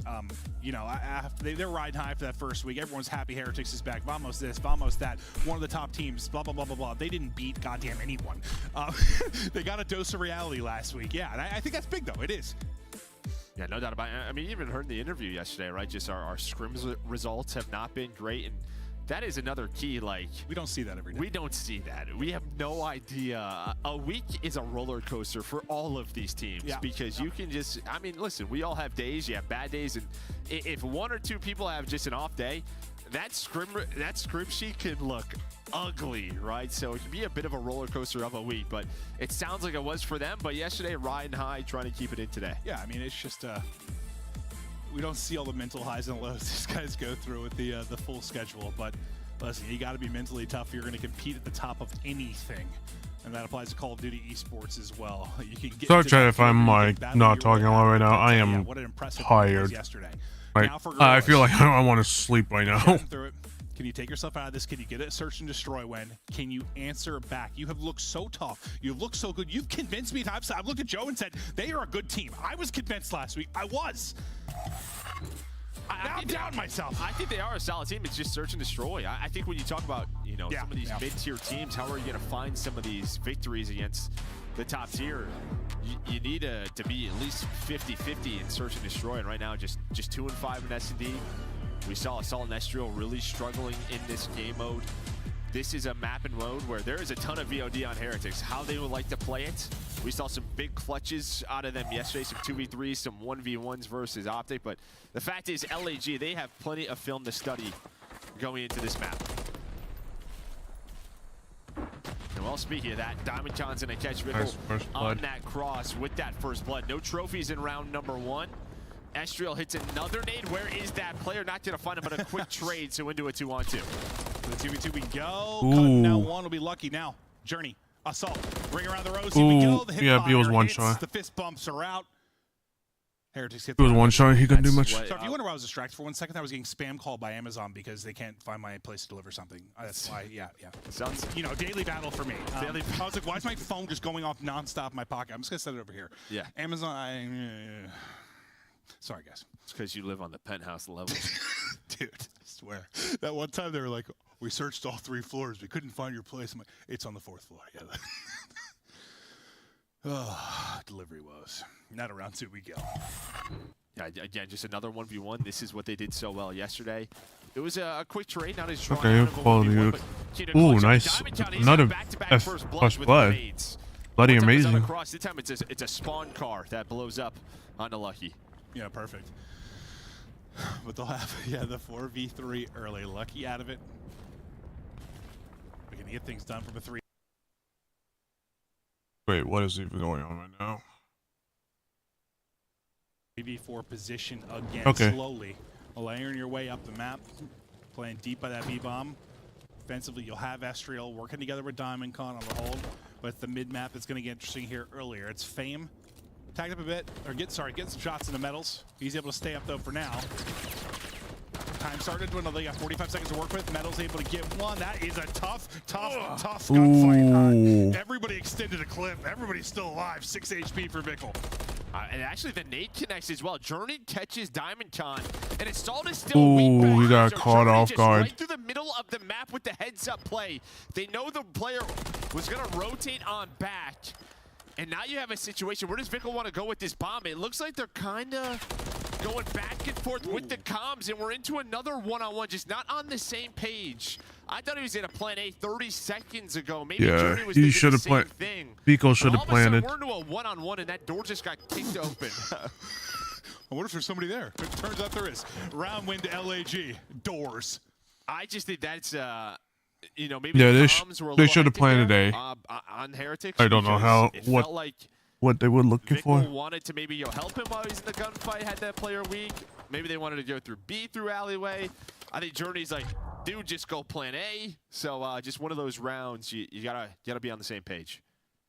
I mean, they made it pretty mixy considering it was a 3v4 early on, thanks to Diamond Con and an explosive vehicle, but not quite enough. The juice goes to Gorillas. They get the round win. 2 in a row there for Estriel. He has a nice gunny. The first kill to get him into the 1 versus 1. Some lovely shots from him. So nice clutch there from Estriel. Now see if you get a first blood. Okay, well, you're not going to get first blood if you're Heretics. Fame will do that. Run as I open my giant bald mouth. I mean, again, this is a team, Heretics, they take some risks on their defense. They have done it on every single map. They're going to try to get pushed up, give themselves map control positioning, just make their reads a little bit easier on defense. Now you can see it's almost like desperation time where they want to run up this A street. Some nades are going to connect, and they're just going to reposition for now. We'll see how the reposition pays off. Because the 4v3 Gorillas now starting to work this towards B. See if they can be a bit more decisive with the bomb plant compared to what we saw last time with Heretics. Got a tag or two into Vickle, and that is a tough death. You die right on bomb. Vickle with some truly lovely beams. Now, bomb obviously in a position, you can still get this down, but it changes the round, that's for sure. Now, Lucky falls up with another, it just falls apart. Vickle, I mean, it's a play from Vickle. The shots there to get him on the cross, the bomb changes the round. Yeah, that happens, and then Lucky finds an opening on the flank to give them a 3 versus 2. But yeah, it kind of just all collapses, right? 30 seconds left in a round. Miami for a while is where are we going to kind of go with this bomb? They're trying to figure out. You're able to spot that player on the cross. And we've seen that time and time again, right? Just that last bullet hits the wall, bang onto the bomb, gets that player down, and then it's just kind of chaos. Yeah, well, it'd be one thing if you got there early in the round, but being late in the round, you still have a lot of time to work with. You're up 2-1 and you don't have a first blood yet, I don't think. No, so you do not. You feel pretty good because it hasn't been the easiest rounds. Like you're fighting tooth and nail for these. Now you're able to get one. First blood comes through. Vickle able to put that up for Heretics. So maybe it goes a little bit easier for you, but still some work to do here offensively. I just got to avoid those Diamond Con nades as Metals with that arrival, just going to clear out all the angles where players like to play inside a cafe, and now Fame's looking at right. It's going to be coming down to Fame, and he's looking towards the street because Lucky was able to take down to Assault, so he's hoping to find that trade. As soon as he turns, the door is kicked open, and just like that, it's a 1-on-3 for Estriel. Already at 1v2. Can he somehow work a 1v3? Gonna be tough because bomb is planted. They are spread all over the map. You're just absolutely hunting right now. If you are Estriel, the hunt's not going to last long. Heretics to get the first blood this time around. Yep, there was no it's a much chance more for comfortable round LG. victory here for Heretics. Some stressful ones early on. Yeah, I mean, some tough timing for Fame, right? You're watching that back door for, I don't know, all of the round, and then Lucky, he starts shooting, and you're like, oh, stay alive. I'll get your trade. As soon as you turn and your teammate dies, then the door flips open. You're like, perfect. Shit, here I am again. Right? Like, this is just such a difficult situation to deal with. He gets caught off guard, and just using their numbers, I like that from Heretics. Just feels like a lot of these teams opt for the B bomb site time and time again. We just saw it from LAG. But even down a man, they got picked. I would just like to see maybe some teams just opt for A a little bit more often. Sure. We'll see, maybe that comes into play throughout this map too anymore. No early first blood for either team. This one's slow. When everyone kind of gets that 50-yard line, we sit still here for a moment. I don't think that hit him either. So Metals, they don't know his position, but again, yeah, just look at the map position up towards B. How aggressive Metals and Vikkel have gotten. Looks like Bomb's going to be working A though, at least as of now. We're going to start having to move. You get some information. That's probably why you see number 7 and Vikkel wrapping all the way out now, trying to get to a position now where he's able to support on A. So things change a little bit defensively now for Heretics. You've taken a lot of time if you're Gorillas. You got to make a play. 30 seconds left to go. Yeah, Gorillas got to go. Up. They know where you're at. It's 3 in a row for Lucky as he's looking for number 4. Vikkel trying to get a position to help as he rotate off that aggressive position over at B. Early kills go to Journey and Lucky. Another one to Journey. He is frying right now. Last man up, Diamond Con. It looks to be another round easily handled by Heretics. And again, it just kind of starts with them being able to get in that position B street. That is cut off, right? So they know they can't work alleyways. So the guys middle of the map just watch the crossover towards A. As soon as it's just right off the break. As soon as that happens, they know exactly where they need to go, where the fights are going to come in, and how they want to transition. Yeah, I mean, it's just easier for us to talk about because we can see the minimap and how it's playing out. But, like, you know, you probably have a chance early in the round to attack A if you're Gorillas. But by the time you start to, there's 30 seconds left. Vikkel's rotated the whole way across the map to now help. It gets a whole lot more difficult. And it's a map that it can be tough to be decisive on, and you sort of wait on a pick at times. It's just the nature of the map. I mean, you see top right, what, 11 in a row for Heretics. They are now controlling this map number 2, trying to control this series. It's a bit of a slower round with what we just talked about. Yeah, sort of just waiting. Looking for a pick, playing for info, and then making a decision based on that info.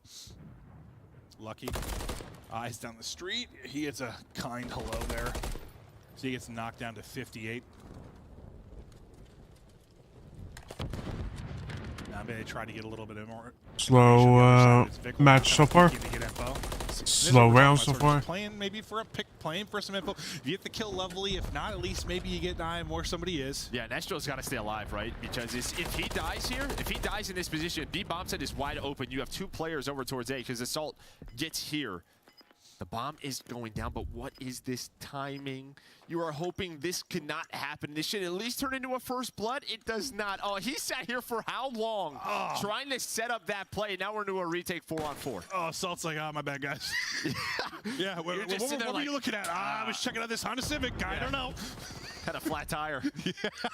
I was trying to be a good Samaritan, guys. I swear to God. No, watch Vikkel. He goes on a late flank. He could potentially win this round. I think it was Diamond Con kind of waiting for it, but all of Heretics get taken down, waiting for this flank.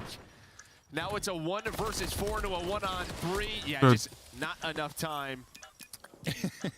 Well, not enough players for LG. It looked a little weird there for a moment, like the plan getting down, not being able to take out the planner, but everything after that's so good there from Gorillas. And no, I think you nailed it. Like, Yeah, the play was around Vickle, but just one of those things sometimes with the flank, when the rest of the team dies, you then get a couple of meaningless kills, but you usually don't have much of a chance in the clutch. Yeah, I thought he got some crazy. I think it was DiamondKIND watching sort of that middle alley. He was watching the cross, making sure that didn't happen, but he was already past it. So the play was open, and you know you're in the comms, like, just wait for me, wait for me. And while you're waiting, you just get smoked. Yeah, it happens. 4-2 now to Heretics. Big round there for Gorillas. Needed that one desperately, as this one just seemed to be coming off the hinges. I think you said like 11 straight kills between Lucky, Vickle, and Journey. And they just look to be much better at this map to that point. But now you get a win if you're Gorillas. You start to string together more here. I mean, offense is where they've struggled. To just find where they want to attack without there being, what, 20 seconds left in the round and then somebody gets picked.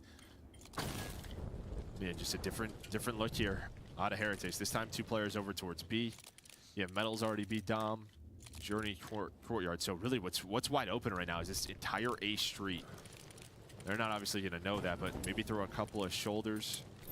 Estriel with the smoke. There's just a lot of angles to check. And now the clear start. Here comes the attack. They got to find Metals, but there's that crossfire. And Metals is going to win a big one-on-one. Now time to finesse for Metals. It does get taken down, but again, it's one of those situations, 30 seconds, they have to go. Yeah, at least you come out of this, I guess, if you have a 2 versus 2. If you're Gorillas, can you clutch this one up? You need to. Badly. The hip fire, my God, that's an ACL, MCL tear. As Assault's knee just gets blown straight off by Vickle. DiamondKIND now 1 versus 2. Can he clutch? He's been so good for this team in mode like Hardpoint. Does he have a search and destroy masterclass here? 25 seconds left to go. Eyes on Vickle. What's tough with this bomb site, right? You have to check the bomb. He goes for the check. He's not on it, but he's near it. Takes down Lucky. 1v1. Still weak, 6 HP. And Vickle, he's got time for the defuse. That scared me a little bit. Just popped out of nowhere. Yeah. Yeah, it kills, what, around 15 seconds? Yeah, 5.1 left. Plenty of time to go. Nearly a great play there from DiamondKIND, but you're in position. You can at least collapse, catch him weak. If you are Heretics, now you're a round away from a 2-0 edge. And that's just a great job by Vickle. Just a couple of times spotting him, getting the info. But the entire time it was, where's the second player? Where's the second player for DiamondKIND? Keeping him guessing. He's got to go and check the bomb, and I think it was Lucky, who does a little bit of damage, gives Vickle the advantage in that gunfight. Yeah, I thought he was going to keep running that way, like towards where he got the first kill. Thinking, you know, how he kept checking, checking right, left. I thought he was going to keep pushing through. But he wraps back to right where he thought someone was going to be, the other player was going to be. But sometimes you're just so weak in those scenarios, you're just scrambling, man. It's just, you're not even really thinking, it's just instincts for a moment at least. Just trying to stay up. Slide and shell, not going to work for Vickle. Estriel gets his 4th. And he gets away. I mean, that's usually one of those situations where Miami has been so good, is just quick trades, right? Yeah. Keeping even numbers. They go for the trade, but he has already gone in the position. Just this map in general. Yeah, Respawn's too, just really efficiently trading. 3 versus 4 now, but they go for the 3-on-3, and there's no one there. No one looking over Fame. They're hoping it at least finds one. But Heretics with bomb, they're going to have to go. Which bomb say they're going to go to? But Sorry about that, chat. It's being a little fuckery with me at the moment. Assault with a nice pick. Give them the man advantage. And I think with that, it's all about the bomb set, but not going to happen. Assault with 2 big picks in the round. There's only 10 seconds left for Journey. Well, it looks like Assault doing enough to keep them alive in this game, too. Nothing you really do with your Journey. You're 9-4, though. You're having a hell of a map, but not going to be able to take that one. Gorillas stay alive. Continue to push this one. You have to, what, rip off 4 straight? Check 1, done. But yeah, no, great job by Assault. Because sometimes this map, with all the MCWs, it's just winning your ones. He's able to do that in a couple spots. Yeah, he's obviously, you're sitting back, Palace. You're going to have a clear advantage, but true. Yeah, finding those kills. Yeah. In that position. Here I am at my fortress. Yeah, with the time remaining, which puts them into a tough spot. But that's really this offense. Can they find some success here?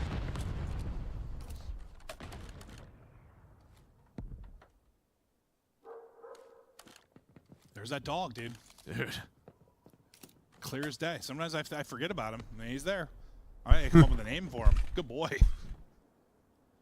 We've got 3 here on this B street. Interesting. Vickle. Interesting push. Lucky and Metals have a triangle kind of set up around this. Now they got to try and collapse. You get some tags if your Vickle, but you're going to drop. The others collapse. It's picked up beautifully. The triangle falls Nice apart. teamwork on LG. LG. And now it's just down to Journey. Still 9-4. You have to be involved in this round. Bomb's going to get planted. He's going to be stunned. There's the challenge. Yep. Yeah, no That's 2-4 chance. now. I mean, that just starts with that first kill, right? Again, you're in a kind of position. You have a lot of help here, does Vickle. He has one player looking over him, one player middle alley, but as soon as he goes down first without maybe a first blood, those numbers start to dwindle. Maybe the one player's not ready for that gunfight. I think it was Metals trying to, get into that pinch quickly with the rival 9. But a nice job by LAG. They needed to find some success on offense. They do there. Heretics slow the momentum. How big of a comeback this would be for Gorilla is just, get that tough map 1 loss. You're down in a big hole here in Search and Destroy. And Would be bring this crazy if LG tried to go forward with first sweep right here. Can you get it done here defensively? All right, Assault's back. He's back into his spot. Him and his Honda Civic chilling, vibing. Tires repaired. Is it? I don't know. I guess it might be the curb. I think you're right. I think it is fixed. It is fixed. Might need some other air on the other one, though. Yeah, tire pressure light is most certainly on in this war-torn street. Is that a piece of glass I drove over? No, it's a grenade. But Assault just waiting to pounce, but it's Estriel with the grenade. It's able to find the opener right on the other side of this blockade. He's got company. Assault is really... Ooh. Now they start to tickle. Who's the best tickler? He's going to get 1, then he gets dropped, though. But we get down to a 1 versus 3. It's just Metals looking like a round 11. Wow. That's exactly what it's going to be. Gorillas get it done. They push it to around 11. Now can they get that 4th straight round to get the dub? Yeah, tickle fight goes their way. But yeah, just the first blood. It's Estriel. It was Estriel, a couple of defenses ago. He finds the first blood B street. He does it here again on Vickle, the one player on that street. As soon as that first blood comes in and there's like no trade, all the info is given to LAG. 30 seconds left. This is an A hit. And they had the perfect setup for that A hit this time through. But they're going to have to win another offense. Well, they needed to do something, just, get a little more efficient with those first bloods. So they had some in the early going, right? They couldn't actually turn into wins. Now they're doing it 4 in a row for Fame, 3 in a row for Estriel. You've got all the momentum in the world if you're Gorillas, but if you're Heretics, you were in complete and utter control of this Search and Destroy until you let it slip away these last 4. Can you turn it up again for this round 11? Well, this is the forward positions you have from Metals and Journey. Both in spots where they should at least find one, you would hope. The other 2 players playing very passively, A Street and B Street. Estriel may know something is up as soon as he gets to that B-Dom tank and is like, I'm kind of here for free, so check your corners. Yeah, well, I mean, just when you're playing this team, kind of like I'm... Yeah, no, without a doubt. And that's the info, right? So they should have an idea. Maybe there's a player cafe. We're just going to have to find him. He is still tucked away. Bomb carrier Estriel trying to figure out how he's going to play it. And they find him. Fame with a big win. Journey going to get sniffed out. Now we start to get going. 5 in a row. 4 Fame within this game, too. 20 seconds to work with. Metals, though, able to pick 1. Keeping him within this game. Will the nade end up doing any damage? It's not going to hit. I thought it looked good for a moment. But to 3 versus 3 we go. You got a trophy out on the bomb to cover him. That timing, I thought was horrible. For a second, I thought he was dead to rights, but he's able to stay up. You re-engage if you are Gorillas. On the flank gets Metals, doing all the dirty work. He's able to get 2 in this one. 2v2, cruise on to Fame. The reverse sweep.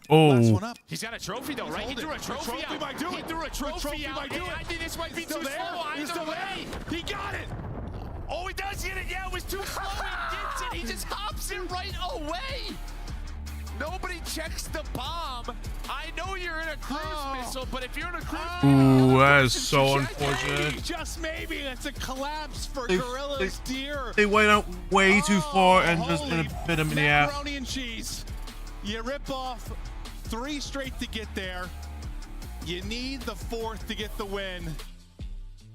Assault does. He turns the corner. And you can see the missile, it lands in a spot where the trophy doesn't eat it.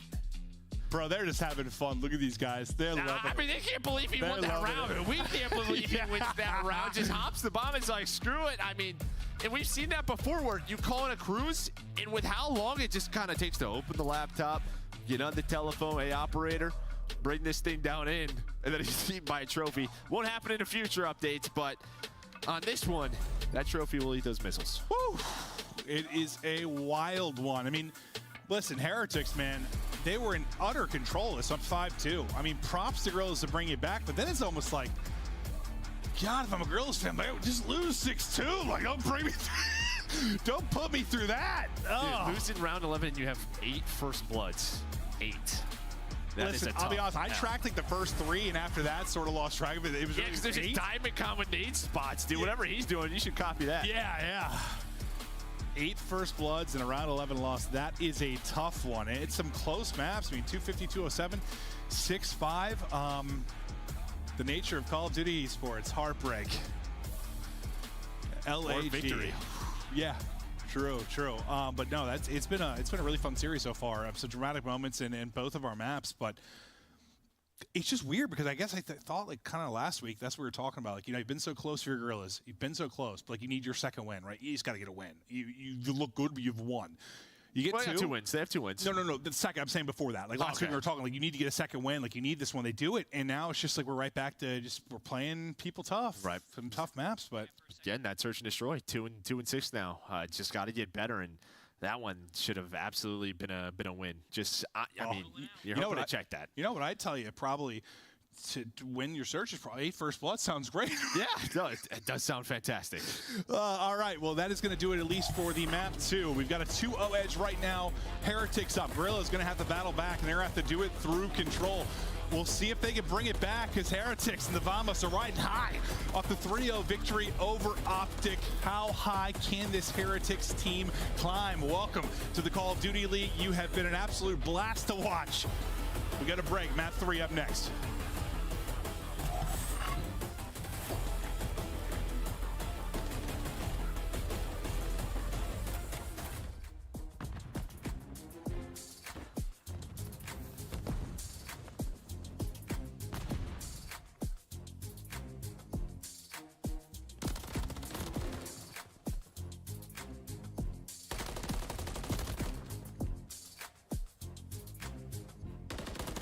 Well, this has turned the tables. It seems like if LG don't bring this back, they're in a hell of a trouble then. Like, they had everything in the bag. They almost had it. They just didn't check the bother to check the bomb. Like, you should be doing.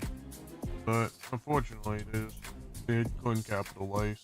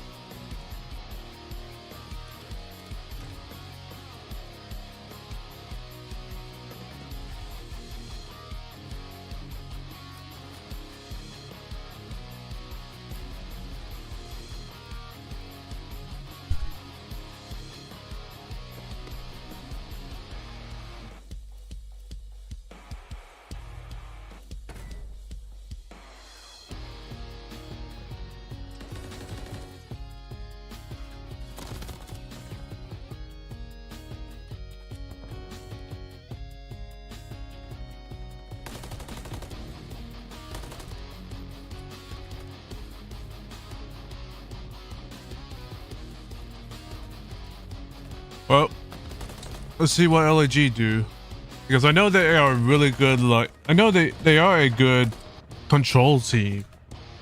They can capitalize.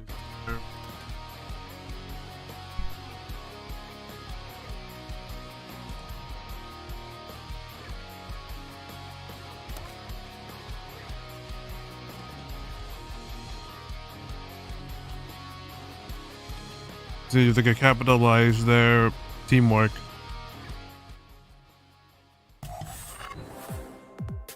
The Call of Duty Week is brought to you by Monster Energy, the official energy drink of the CDL. Don't miss out on all the action at the first Call of Duty League Major, hosted by the Boston Breach, this January 25th to the 28th at the MGM Music Hall at Fenway in Boston. Scan the QR code on the screen or go to callofdutyleague.com for more info. Start the season strong with the Call of Duty League Pack. Grab yourself the CDL Operator, Weapon Blueprint, and so much more. Check out the Call of Duty store in-game now. Welcome back. Are you ready for map 3? And so far, Heretics, they are in control. Up 2-0. It's been some close and gritty maps, some frustrating ones for Gorillas. We'll see if they can bring it back. But as we get ready for control, we're going to take a look at some of the defensive control stats for either team. Joe, take me through it. Well, I mean, you know, it's solid for LAG. Right around 50%. You probably want that a little bit better depending on the maps that you play. But Miami Heretics 10-3. Their defense has looked fantastic. 77, almost 77% winner ratio right there. KD off the charts. But I think, you know, we're on Karachi control. What stood out yesterday was their attack and how aggressive they were versus Optic. I mean, they just kept flying at B over and over again. And there was a couple of situations where they had an Optic player just like middle of the map, maybe just like waiting for a transition over to A. It just never happened. They just kept going B. So, I mean, I think if you're LAG, you have to block those B spawns. I think sometimes like just the pace of that can just, it can exploit teams, you know, just that are, maybe the comms are a little bit off or you're reacting a little bit slow. Like that pace of it just, that's when you've got to be on point, just dealing with that. Like they're going to create some chaos. Like Heretics are just by the way they want to play. And I'm sure there's frustrating to play against us. Even like one of their breakoffs over at A was just a 4-stack A right away. Just different than what we have seen. They were just like, screw it, let's just be done with this A point, have the most time that we have to work B, throw some a little bit different. Obviously, they may not do that in round number 1 when you don't have some trophies, because that would take a couple of nades, and that would deal with your entire team. But already 2 takes in. Vic will gonna find the first kill of the round. Trade's starting to go this way, and Estriel has been such a great control player on the year, and he's able to find 2.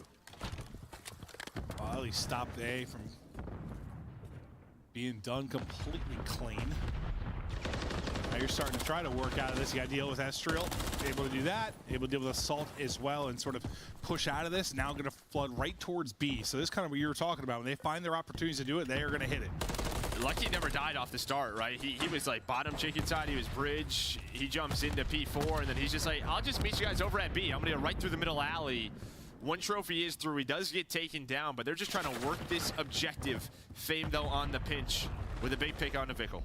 That's all right. You just spawn up, you head right over to A. So Lucky will head that way. And how long can Journeyus be a thorn in the side? I thought he might win that one, but the shot's a little bit better there at Estriel. Well, if he just gets the headshot, I think is really what the difference in that gunfight is. But that will be A done. Now the pressure going to have to start to build towards B. You have a 3-life advantage if you are Gorillas. Tons of time on the clock to work with, though, if you are Heretics.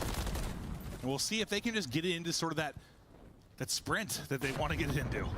Yeah, and this is like some of the key gunfights, right? Because they want to spawn jump. They want to spawn close to this B point. Nice win there. But still, a couple of more players to deal with LAG. Because if you get through this cleanly, that's when you'll get those closer spawns with the attacking team. Nice snap. But right now, LAG doing a very good job just effectively trading over towards red. Oh, I think you nailed that perfectly. Just trade was there every single time, and now it allows you to push out a little bit. Now Diamond's catching you sprint. Ooh. 5 and 2. Well, it's 5 in a row there for Diamond Con. A lovely display of skill there. Stun hits, nade hits the trophy, so you're still 2 HP. You were 32 HP and then 2 HP, so you've been very weak. Trying to find number 6 and that cruise missile. Has a key one-on-one here versus Journey. Journey just prones. Kind of just misses him, but nice teamwork from Fame. Yeah, get some help in there. Try to keep your guy alive. See if maybe he can earn a score streak. Ooh. Not gonna happen. Vickle will then get the kill. Sitting all the way back defensively, still clearing out stuff. You see Estriel's there deep, and now Estriel's gonna have some stuff to work with here. They're starting to fly towards him. He's only got 18 HP to work with. That will not be enough to do it. Diamond tries to get back off and make the round. That's so unfortunate. Through for Heretics, so they'll have control inside at least for now. They'll be able to stop the clock at 24.1, and maybe just some progression. Maybe you don't win the round, but maybe you can get some more ticks on the board. There's one, Joe. And this is what you want. Lucky spawns up, and he's already here to help. Now you have a couple of players on the point. Second tick almost done. Metals and Vickle have done such a good job in this spot, staying alive, dodging nades, winning gunfights while we journey as well. And there we go. They find their opening. They win the round. Yeah, it's just like lightning strikes. Like, it just happens quick. They get control. What's 5 in a row, I think, for Vickle at the tail end of that. But you said it. Great job just playing their lives, fighting from these windows. Somebody's doing a backflip right there. Very acrobatic are our athletes, our players. Just, it's impressive. Yeah. You've seen how I can move. Right, yeah. No, athlete. And I'm just a commentator. That's the first word that comes to mind when you see me, right? Yeah, athlete. Yeah, I've heard that. Oh, look like young Rob Gronkowski. You guys might be the same age. I don't know. Actually, not sure. Oh, God. One more round needed for Heretics, and they'll seal this up with a 3-0 victory. We're not quite done yet. Gorillas, you know, they can turn it on. The drop of a hat. You need that hat to drop. He needs to drop soon, though. And by soon, I mean right now. Right now, be good. Yeah, responding with an offensive round win would be huge. Nice kills, nice opening kills. So far, very, very controlled, just taking their time, working this A point, just pausing the clock. Second tick is in. Now you have 2 players on it. Shit done with it. Vickle's still trying to find that cruise missile if he can. But 2 minutes and 20 seconds to work with. There is number 6. Cruz will be in. Oh, Fame will be able to get 2 off of that site. They'll have it done now. Early over there will be Estriel. So now Estriel's going to deal with the alley side push. Trying to cook some nades, maybe greet him, see if they can ding him off. Thinking maybe he's in the corner, but he's in the other one. And they're able to deal with him without losing anybody. Next up will be Assault, though. Can he deal with maybe a few weak players? What he's hoping. We don't really know how much damage Estriel actually got in, but it looked like some bullets were flying at least. I mean, great teamwork there. Like, Heretics kind of know, right? You had Lucky pushed up red, and he's like, all the middle of map's open. They could be on B, checker corners, nade your spots. You saw a stun, a nade. They double hop that dumpster to try to find Estriel, and they did exactly that. Time it well. It's just split enough where you're like, who am I targeting first? Doesn't end up taking down anybody. Beautifully done by Heretics. But now the next bit of pressure starts to build here for Gorillas. Kind of lurking in between their entire push will be Metals. We'll see when he's going to start to pounce. There'll be a junk side fight up first. Fame able to take out Journey. Metals looks like he's going to find his angle now. So Metals gets involved. Metals is now going to drop. What a Gorilla's got in the bag here. Yeah, Heretics, no, they're just kind of looking for Fame. They're waiting for him on the pinch. Where they were spawning, they knew somebody was working the flank, but he wasn't near the point. So 3-0 down as soon as they find Fame.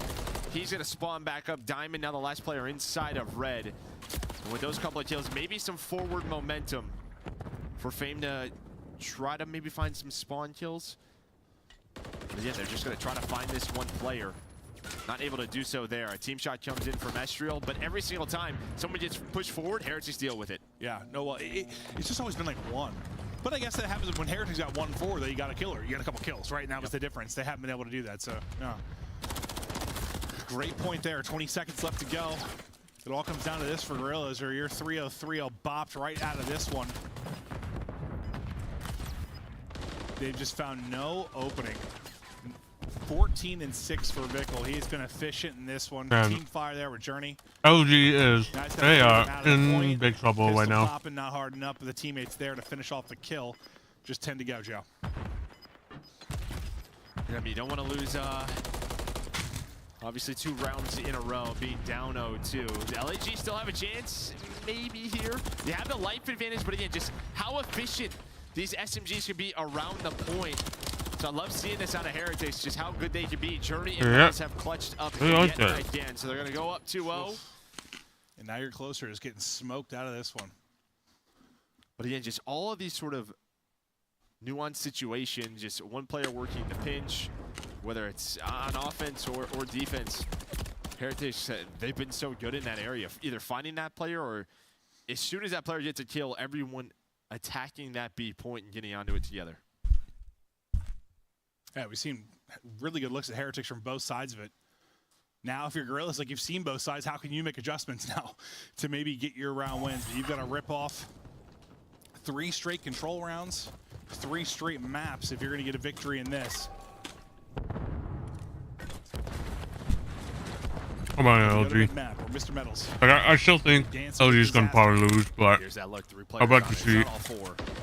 I'm about to see him at least try to get a win or something right now. This just helps the transition over. Because I had LA Gorillas winning this, but I don't. And LAG are like, all right, after what happened yesterday and what's happening right now, yeah, they're just like, I regret the change. But I regret. Give us enough chances at this, we're gonna break through, right? I regret picking. We're gonna chip away at this until we find a hole. LG at the moment, but until we get you on the back foot enough that there's a misplay. Let's see this start to build. Vickle continues to eat his 15. Nice snap there onto the second, too. Assault gets ripped out of the window. Double positive now is Vickle. Yeah, maybe here's that opening. Now he's trying to wait for his teammates. That's going to be 3 dead. Now off a spawn. Pretty damn open, Joe. Yeah, it comes the rest of LAG. He has the read on the one player up top, but who was that? DiamondCon with the first kill in the alleyway, so he gets caught. So LG have done a good job taking down 3 players, but Lucky's still alive. Trying to just get the tick, maybe. Not gonna happen. Yeah, so you get the clearance. It looked like a massive opening there for a moment, but you said Gorillas deal with it well. That's done. Yeah, you can't hide from that. The second one. Okay. Still gets kill. He does. He does. But Metals will get the follow-up too. That looks frustrated. He's like trying to hop out. Just stuns hitting him. Nice centering there from Metals, but Diamond just laying prone, able to catch him. And just that the first 2 bullets for Metals on that gunfight. A little bit off, tries to recenter. But again, you have so much forward positioning here. If you are Heretics, they can just constantly are going at this with this close spawn. You can see all the players spawning on up, and you're just going to go right back towards this. But maybe with Estriel, can set up a little bit better of a defense here, but always a trade from Heretics. No, you're right. So jump control and go and go and go and go and go and go. And even when it feels like they have 3 or 4 down, like yeah, the spawn is just so close. So you're just going again. We just keep on going until we can't go no more. You only have 11 lives left for Heretics, 12 on the other side of it. They got to try to slow things down with the time and the lives, but now they're on the point. LAG, they're going to have to retake this, and well, the timing does not go Estriel's way. Vickle with the first pick. The trophies are down. We're on the point. Give us the junk spawns all day long. That is a 3-0 for the Heretics. It's like they're chopping wood, just chopping a tree down, just hacking away. Eventually, it's going to fall. Like, they just keep the pressure. I don't know what happened. LG went there. They had it. It's another 3-0. They're a fun team to watch, man. I think it's just, listen, we've mentioned it 100 times, just the passion, like just how excited they were to win, the friendship it seems to be. I love it. Well, give me even, more of that. Even this year, it's just the pace they play with. Yep. You know, it's a little bit different than some of the other teams that we see. Metals and Journey are just not afraid of flying with rivals in certain scenarios, and we're seeing it again here on Karachi. Yeah. Well, I think sometimes people are just scared, I don't know, too scared about, worried about their KD or having a bad death, or they're just like, listen, I'm going to hit it. Even if I die, it's information or an opening for my teammate. Like, they just go. It's great. Well, and I think in that scenario, right on Karachi control on attacking, it's sort of like, we have this spawn, we have to use it. Let's just use it as soon as they give it up. If you are slow on that, like that's when LAG gets pushed forward, that spawn gets blocked. So they just know they gotta go. Yeah, they just know. You're right. It just does not stop once they get in that position. There you see a look at it, and yeah, I mean a close series outside of that Karachi control. I mean complete control for Heretics. I don't want to say the Gorillas are back to the drawing board, but you know, hearing what Inside said, how good they've been in scrims and how good they've looked at times, and the fact they only have 2 wins. I don't know, drawing board. Just yeah, you better search. That's it. Yeah, I guess just a search thing. So you would say search. You just blew that one. I mean, we'd be going to a map 4. Yeah, but find a way to get yourself deeper into series, and that's probably through the search. Like, can you get yourself to more maps 4 and maps 5? Like, don't come out and get smoked like that. But that's gonna do us for here for the second match. We'll get back to the desk to break it down. Christopher Puck and take it away, you sexy man. Maven, it's me alongside Alley Cat and Mr. Nameless, and I want to start with you, Alley Cat. This was a 3-0 from the Heretics, following their 3-0 last night. Who's the most impressive player on this team right now? On the Heretic side of things, ooh, that's a hard one. It's got to be Metals, even though I know more so in the series it was Lucky and Vico really taking over, but again, it wasn't exactly close. So for me, I think the most impressive Miami Heretic player is Metals, simply because of his consistency and just how disgusting he is at Search and Destroy. Miami Heretics are looking incredible the past 2 days. It seems like they may have figured out how to transfer them vibes from yesterday into today. They had a 5-1 record coming into Control, then they blanked the Gorillas in this game mode. Are they the best Control team in the game right now? Yeah, I mean, them in Toronto, right? And they play up to speed. I think they can go up against anybody and take over, especially if we're getting Karachi in it now. They look so good at this map, Chris. I mean, they're 4-0 on attacking rounds so far. And you heard Clint and Joe talking about it. Like, when they are spawning back junk, they prioritize the right things. They're getting inside of red. They're basically pigeonholing you to wrap back to your cafe. And there's nothing that you can do about it when Metals gets inside a cafe. He's just going off. And, you know, to talk about the series a little bit, like for LAG, a team that needed to respond today, it had to be that round 11. You mounted the comeback, right? You were down 2-5. You get all the way to that round 11. You got to think the series is potentially a bit different if you're able to close it out there. But here it is. Your play of the game, Nameless. It's that round 11. Yeah. Take it. Yeah, let me talk about this. So in this situation, right, you get the bomb down. Now, they're look at this. Around, why would you go? Why would you sitting all the way back street? And his job was, I guess, to watch fire the whole time and wait for a flank. But what happens is, I think LAG thought they were playing on the new patch. I really do think that. Vico threw a trophy down earlier, about 40 seconds earlier in this round, to plan this defuse. He hops on the defuse, and then it just gets blown up. There's nothing you can do. It's so painful. Well, also, the trophy didn't even stop the cruise missile, right? Like, LAG, like, he knew he had to curve it to hit the wall right in the final kill cam, but it was just, like, a millisecond too late. It didn't even matter, man. That's just tough, man. Well, they win round 11, and they complete the 3-0. The Heretics are looking like one of our top seeds heading into Boston, currently 5-2. That's where they'll finish after all 7 qualifier matches. Good stuff here from a team that the coaches poll had near the bottom. We'll be talking with one of the players. In fact, Lucky is now available in our Monster Winner Spotlight. Lucky, welcome back to the show. Great to chat with you once again. And I have to ask, how does it feel going into the first LAN of the season with a top 3 seed? Hey guys. Well, I mean, I am surprised because of the confidence and the resilience that we showed after the last week of matches. I'm just happy, you know? Yeah. Because no one expected us to be like this high on the table. But at the same time, we don't really like to hear about other people's opinions on us. We just need to work on ourselves and showcase our talent like every weekend. Lucky, I love that you touched on that because it was extremely refreshing knowing that, you know, the community, a lot of us were talking about, oh, your strength of schedule was a little bit easier. And then you had those 2 losses, and then you come out, you hand a 3-0 to Optic Texas, you come out to LAG, you get the job done in another 3-0. For you guys, like, did you have a warm-up today? We had a warm-up. Okay, so I wanted to ask, because Vico was telling us about how scrims were going rough in the past week. Did your warm-up go well heading into this match? 50-50. Well, I'm glad that you guys found kind of, you know, the mindset to get in before these matches. No, yeah, sure. I mean, Javi said it yesterday. Like, our practice hasn't been the best, like, this past week. But we are making sure that we do everything in and out of game to be ready for the games. And I think we did a pretty good job this weekend. Lucky, it seems in these last couple games, you guys have just been overwhelming teams. Like the momentum and the pace that you guys set, it's hard to match. Is there a team you think that matches up well with you guys in that regard? I mean, obviously, FaZe and Toronto, I think they are ahead of the rest of the teams. Mm-hmm.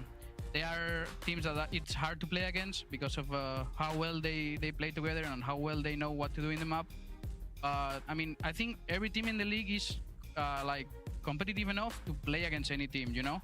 I think we are not the worst team because we lost 2 matches in a row, but we are not the best team if we win 2 matches in a row. Like, everything is so competitive here that every match is just another step in the right direction. Yeah. I love your mindset, Lucky. Before we let you go, I know you came up from the Challengers scene, and there's a lot of Challengers players excited about Boston, the first Challengers event of the year. Are there any players you want to give a shout out to that we should be keeping an eye on for potential CDL players? I mean, obviously, I want to give a shout out to the Spanish guys, Super, Jaco, Rencor, and Sucre. I want them to do well because they're my friends, and yeah, those four guys. Vamos. All right, thank you so much, Lucky. We'll see you soon. Yeah, see you guys. That's Lucky and the Heretics, who finished with a perfect 3-0. That map count is going to be crucial for tiebreakers, I have a feeling, for those top 3 seeds. We got to go to a break. When we come back, Surge, in their final battle, take on a Minnesota Rocker squad that has won 6 maps straight. We're starting on Skid Row. It's going to be crazy.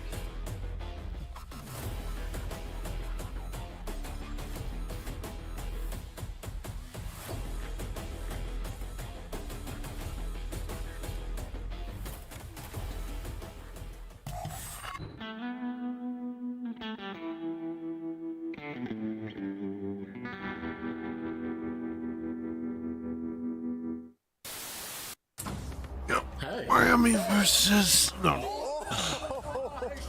Seattle versus Seattle versus Minnesota. This is gonna be interesting since I did not expect but that Minnesota was gonna be an ass team, but it seems like these two matches that they've had so far, they're picking up. They're trying to fight back. They're trying to fight back. That's for sure. And it's quite interesting. Robin, hold it. Oh wait, dead. I'm picking up Esky's pinch. We're dead. Dead. Oh my god. Red dot, and he's gonna chase it. Hungry for the streak. Checks it. Go! Yes, son. You cannot ask for more than that. The 3rd kill for Fame as well. Give me the AC screams in the player cam. Cross, no bullshit, by the way. Nothing cross laundry. He rush up. Where you going, bro? We're going A, I think. We're gonna go. Yo, keep your name, teams. Do something here as he finds one under Kenny. All they need is 2 seconds.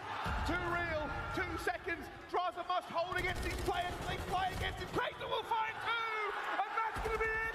It's done. It's over. It's written into the history books. Cometh the hour. Cometh the Legion. They take down the Titans of Thieves. And magic always happens at the main.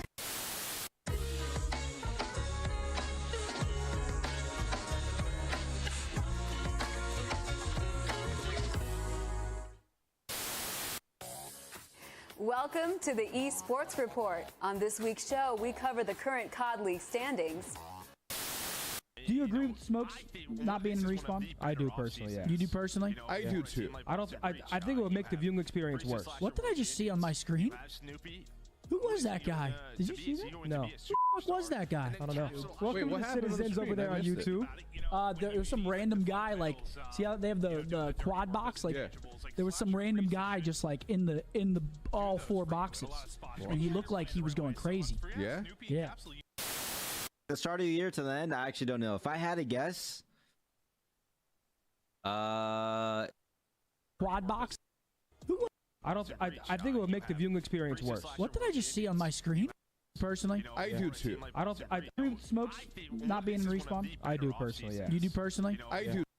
What? Does it spring, summer? Wait.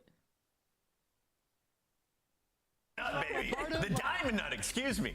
You know what I'm saying? How could I not be like, how could I not feel like I'm not gonna lose? You know what I'm saying? Like, come on. Yeah, and that's what I was gonna ask you is like, Sib, you're coming into a winning culture. These guys won champs. We obviously. But early in our 7th circle here, there's still 30 teams left. You don't have any resources.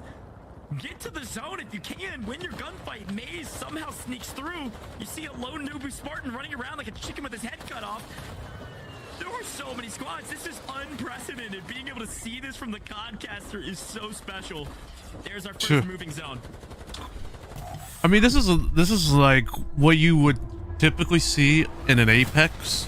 Like obviously there's no more than 30 squads coming in, but like what's interesting is that there's a lot of people in there, and they are playing like obviously Apex Legends takes a lot more skill.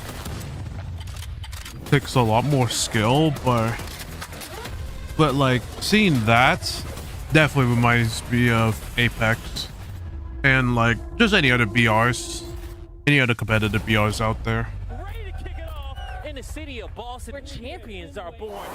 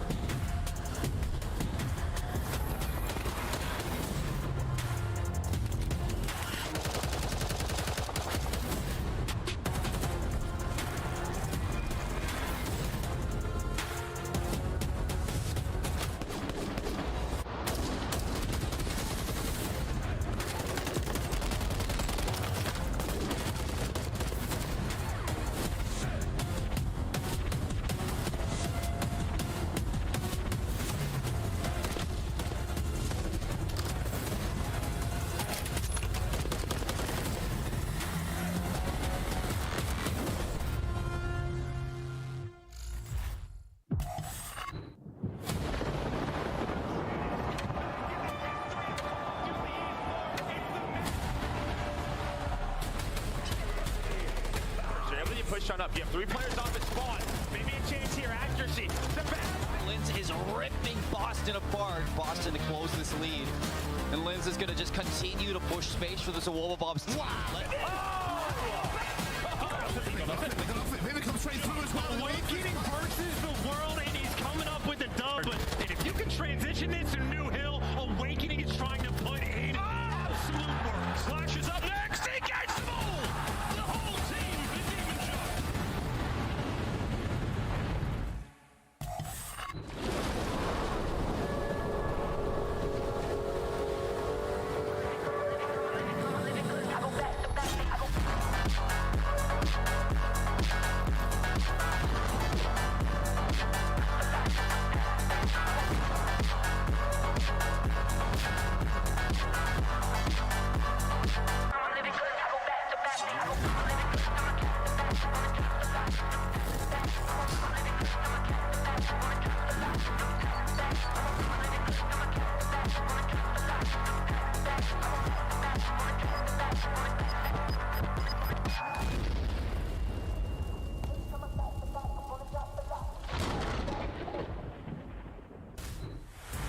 Get ready for an epic showdown. Both of these teams fighting to lock in their spot in the top 8. Minnesota Rocker winning 2 matches after dropping the first 4. The Surge, they're split 50-50 at 3-3. Let's start with the blue team and Seattle Surge, a squad that is made up of Illy, Hook, Arces, and Abuza. If I'm just joining the league right now, what one player do I need to know about on that screen? Ooh, honestly, you need to know about all of them, but if I open it up, I guess you need to know about Illy because he was the S&D star from Optic, Texas. He had to take a break because of an injury, and then he comes back on Surge just lighting up the feed. Now, Surge has found some struggles since then, but I will say in their most recent series against Miami Heretics that I saw last game, they went off. It was Hoop the Nuke doing what he does once again. And for the Monster Energy pregame, S&D is carrying the way for this team. They're going to do well in those maps 2 and 5s, but unfortunately they are struggling in respawn.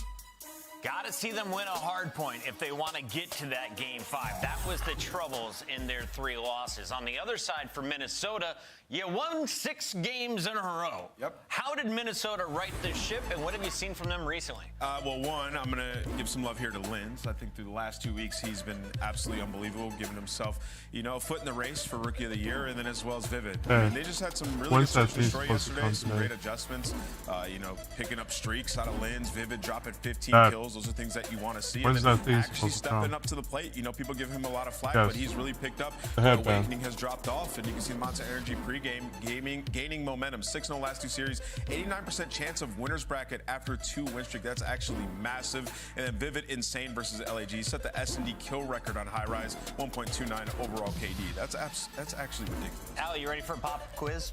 No. All right, while we take a look at maps and modes, I'm going to need you to answer this question. What are the 4 seasons and what order they come in? Ooh, Skid Row, Invasion, Karachi, Terminal, Well, it Karachi. starts at winter, then spring, then summer, then autumn, then winter again. Okay, nailed it. Autumn, fall. I was worried, and I'm worried as a Minnesota fan. How deep do the Rocker get in this series? I actually think this can go pretty far. I think we get Game 5 in this series. Are we getting a Game 5? I think these hard points are not too bad for the Minnesota Rocker. You know, on Terminal, they've been solid on it. And then they have some good statistics when you think about that first map, Skid Row, as well. So I think this goes Game 5. Well, Nameless, you and I have been on point with our predictions today. Allie, you have also been on point, but you're one behind us. You're still chasing that first place spot. I'm going to lead it. I'm going Surge. I'm not catching you today. I'm going Surge. Surge? I'm going to go Surge. All right, we're all staying Surge. It means Minnesota's winning. Let's send it over to our casters. Gentlemen, take it away. I mean, hey, you guys did this yesterday. You haven't learned yet? You guys all picked LAG and Minnesota ran the table. I don't know, man. I actually kind of like Minnesota's chances in this series, Jay. I think they really showed us a lot since the break kind of came into us now second half of this first qualifier season. I completely agree with you. I think Minnesota stand a good chance at walking away with this series just to the simple fact that on the opposite side for Seattle, their hardpoint game is not the best. We're talking about 4-7 overall record. But when you look at their stats in every single game, they are #1 team in winning rotations. But they are 10th in overall holds, and they are 12th in breaks. So that means their setups are not the best. And then when they get broken, they cannot break back in. And then versus a team like Minnesota, who we've been seeing change the image of this roster, it's been through the SMGs, Lins and Vivid. The 2 wins they got, a 1.4 for Lins, a 1.3 for Vivid. And you start off on a map like Skid Row, already they're trying to get those SMGs active early. Tee it up, bombs away. It's what it feels like for sure. If Lins and Vivid could have another stellar day, it very well may be the Rocker upsetting predictions from the desk again. But do not sleep on Seattle in particular, what Illy has been able to do with Hook so far this season. Abuza, we'll start things off for first blood. Seattle looking good for opening time, and a couple of trailaway kills right underneath in Garage have also allowed a lot of extra cushion here for Seattle early. Yeah, if you are Seattle, though, you'll take this. You're going to walk away with a majority of this P1 time because already around your mini-map, Minnesota are thinking about that rotation. They flipped the spawns. They're now forcing all of Seattle to spawn over towards double doors, and the break does come in. But now you want to make sure you have someone playing for that next hill. They currently don't. It's an all-out fight in towards P1. Yeah, and Hook just running circles from bedroom to bedroom. Keeps himself on 2 before eventually being taken down 1v1 for the scrap time. Illy just dancing with the devil right now in the form of Vivid, and well, Vivid will find a way to get the win. Looking down towards the minimap, you've also got Awakening set up over towards P2. He has not necessarily been great in hardpoint. He needs to have a good moment here. Yeah, Awakening definitely has to turn up, and as long as he plays well, his teammates are going to be able to put him through this as Minnesota win the rotation. And now you're going to force Seattle to try to find a break, where they are the worst team currently in the league at doing so. Not going to send anyone through the tunnel side, or at least the one player through tunnel is going to delay push while the rest of his team has attacked through Garage and through Ticket. The hop-up is going to be here, and Illy, the sole man through tunnel, gets the break. Just complete disregard for his own life. He says, I'm just going to hop and see what happens. Able to find not just the first to open, but also the follow-up on the accuracy. The rest of his teammates making life easy. And how about that for the Surge? 4 men down, a clean break, just as best as you've ever seen it before. And now they can take their rotation success over towards 3. Yeah, with only 20 seconds left, that time is all going to be there. So you already see number 8 in Arcitys early off that rotation. The only man now on this side of the map. So he's going to have his hands full. A couple players from Minnesota are going to try to take him out of this positioning. But with only 8 seconds left on O, it's already a great start from Seattle Surge. Now we have to hit a couple routes because you don't have it the preferred side of the spawns, but it's all about top mid control. What can Abuza get done? He drops. That's 3 dead. Minnesota in full control. Yeah, great route from Vivid, and even more discipline from Lins on the other side of the staircase to say, hey, look at me. Although he gets a free 2-piece from behind. Seattle spawning out towards P2. Accuracy, Vivid lighting things up right side front water. Everything looking beautiful for them right now, trying to get back into this game. Yeah, with only 40 seconds, now you have to make a decision if you are Seattle. Do we decide to rotate through tunnel? Do we try to go up middle map? It's all out push right through the Garage, and Agashi's going to try to be the flank man to get something done, but his teammates already took care of those gunfights. Now you just have to worry about your back, but cannot win the gunfight versus Arcitys. But this has been a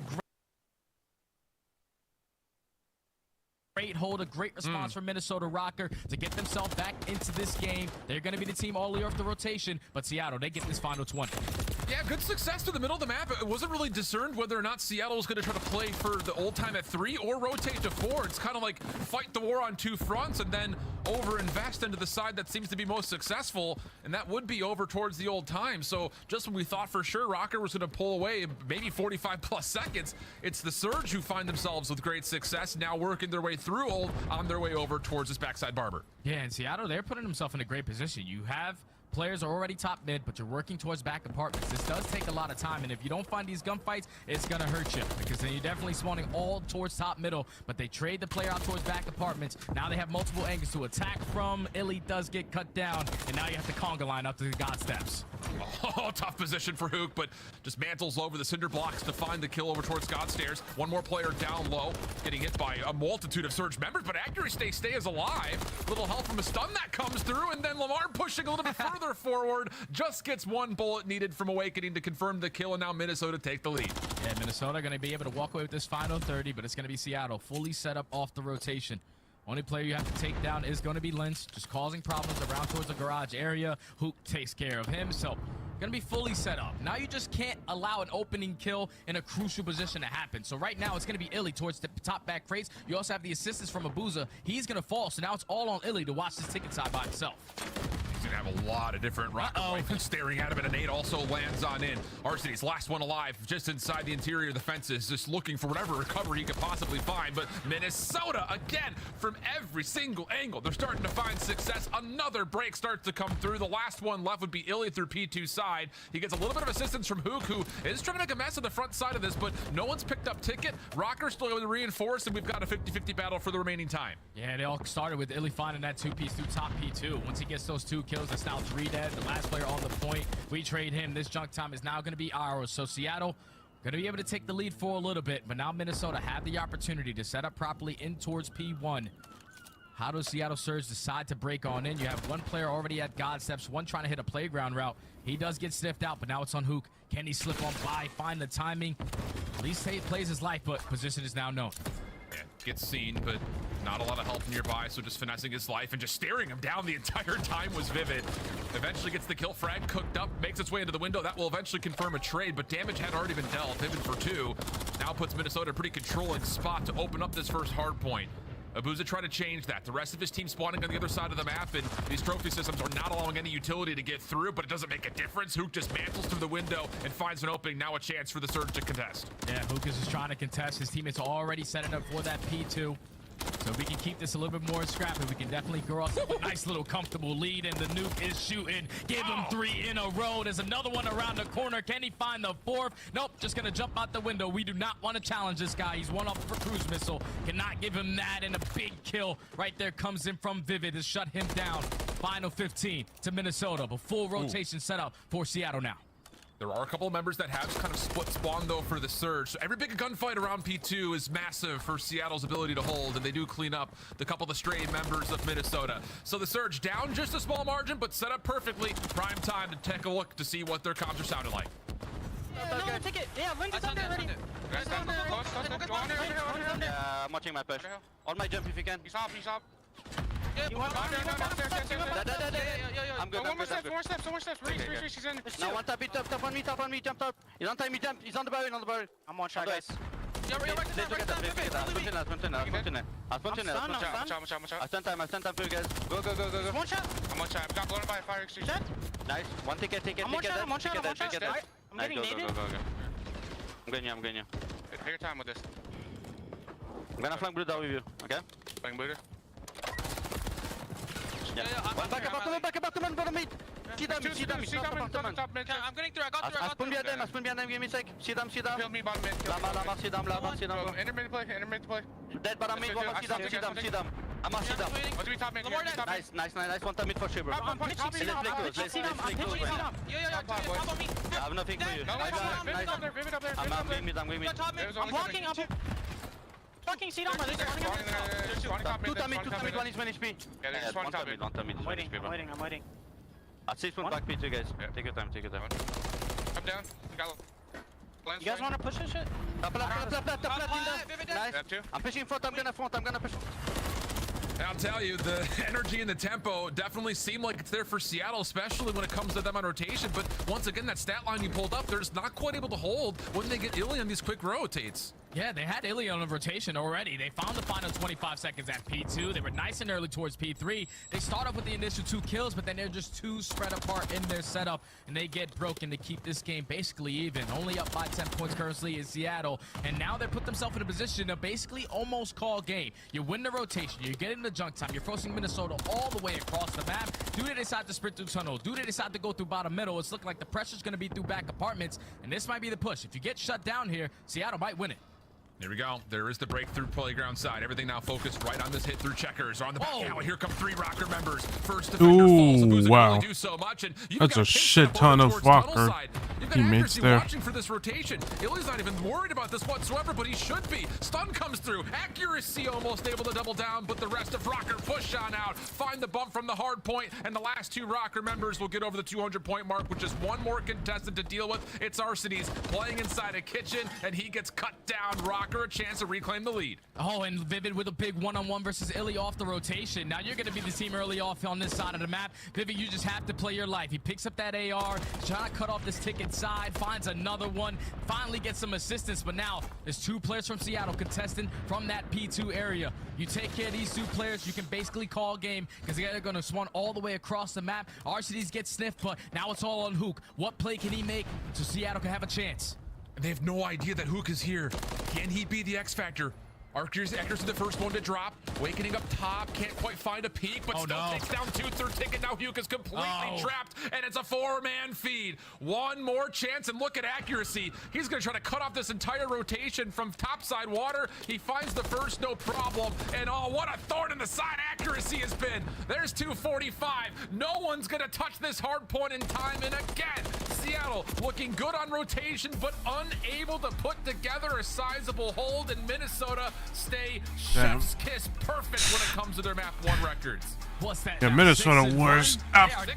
Smoking them. Minnesota Rocker Damn, came out man. swinging. Damn, son. Came down to those final moments at the They very just end. smoked them hard. The fact that Seattle were able to contest it, be up by at least 20 seconds going in towards that barbershop hill. They kept it scrappy. They said, all right, Minnesota, you can take the final 25. We're going to properly set up at the next hill over towards that P5 area crates. But unfortunately, when Illy loses that gunfight, Vivid makes the play happen. He finds that kill. Then he picks up an AR, finds a second, allows Accuracy to flank through top hat to find the third. And then even with Hook in that position, his teammates got closer to him. They came off spawn. They were trying to get back into the play, but they all dropped again once Hook found that kill. So when 3 go down, last player Hook, we take care of him. They spawn all the way across the map. Minnesota get it done. Up 1-0 in the series. Yeah, I mean, looking at this overall, again, it's one of those things we were kind of talking about it during the listen, and like Hook and Illy at different moments on these rotations are kind of dragging the rest of their teammates with them. Like, guys, I'm going to rotate at 25,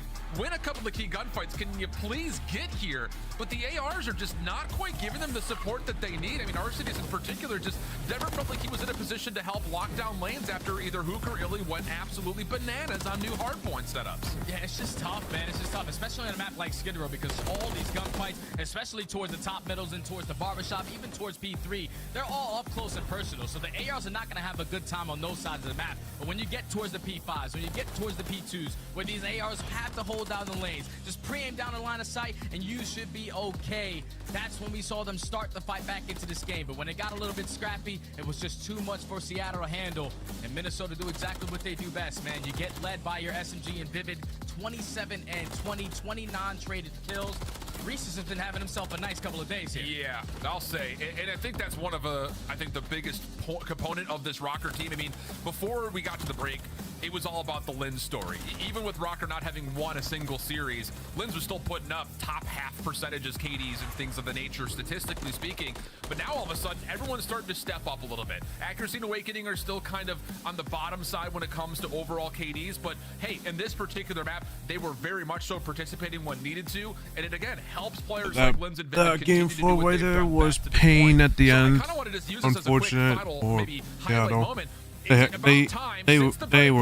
nothing when it came to last hill. Hard point. Their only loss is a close loss to New York. Is it about time here, Jay, that we start giving these guys their flowers when it comes to what they're doing in Respawn? Hey, man, they're starting to turn it around. Obviously, your first couple of matches didn't go the best. It was very difficult with some of the teams that you had to play against, but on the bounce backs, when you needed to get a W to get yourself a winner's bracket spot going into Boston, you get it done. That's so far, what, 7-0 in map count in the last 3 series so far? You got to be feeling the confidence if you are on the side of Minnesota Rocker. Now you're up 1-0 in this series. You're going into a search and destroy where you haven't really had a lot of success. You only played this once, and you absolutely got slammed on it. So, yeah, with their confidence right now, obviously, they went in the back end, through the practice, made some new strategies up, because one thing that I saw on the stat line that really stood out was their attacking rounds. You were not getting a single first blood. You were 0-4 on the attacking side, and when you don't get a first blood, that is on the opposite side where Seattle are able to capitalize on it, because when they find the first kill, 100% round win rate on a map like Invasion. Yeah, it's kind of like a tale of two cities right now when it comes to talking about search and destroy for these two squads. I mean, the statistics on this map, you have to go all the way back to when Minnesota played Vegas, and that was where that bad loss occurred in their first match of the CDL. And they haven't really played the map since. On the other side, we were really all singing praises for what Seattle has been able to showcase in search and destroy. Some of that was tarnished by their Karachi, but hey, that's the only map they have any losses on. But the question mark that still remains is, can Seattle find a way to shut down these SMGs, in particular Vivid? He was unbelievable in the search and destroy yesterday. What did he have? Look at the stat right there. There it is. I was about to think about it. 3,500 damage, 15-8 with a 1.8 KD with a 1v2 as well. Vivid was doing it all yesterday. We saw him in multiple different angles, picking up the AR, picking up the SMG. Reese knows what's going on when it comes to that search and destroy game mode. But here we go into the game number 2. Seattle are going to be the early team on attack, but just keep in mind, you're not going to apply a lot of pressure over towards B because there's no trophy system to work with. And look at the hard stack over towards the front side of the A bomb site. Little SMG AR duo setup that will allow first blood to come through, the victim being Abuza. So all of a sudden, Seattle kind of stuck playing just inside of this DVD area. Awakening, a little bit of trouble here at front tank. Gets a read, backs up, a little finagle with Hook on the other side. Lynn's here to assist. Ooh, the Well, timing. everyone stays alive for now. Accuracy on the hunt. Should be able to confirm this kill, just a matter of when and where. And finally, the kill comes through. Hook drops the bomb just outside Dark Alley. So now it's a 4v2. Accuracy gets some info on towards Illy. He's going to line him up. Illy has half HP. That Accuracy says we're not going to give him a chance at this 4v2. RCD's actually the island player across the map, takes down Vivid. So makes this a more manageable situation, but that bomb is still down towards the middle of the map. And with only 30 seconds left, you have to retrieve that and plant it. Good luck. Illy doing what he can, but like you mentioned, just... Yeah. Well, he's dead either way, so...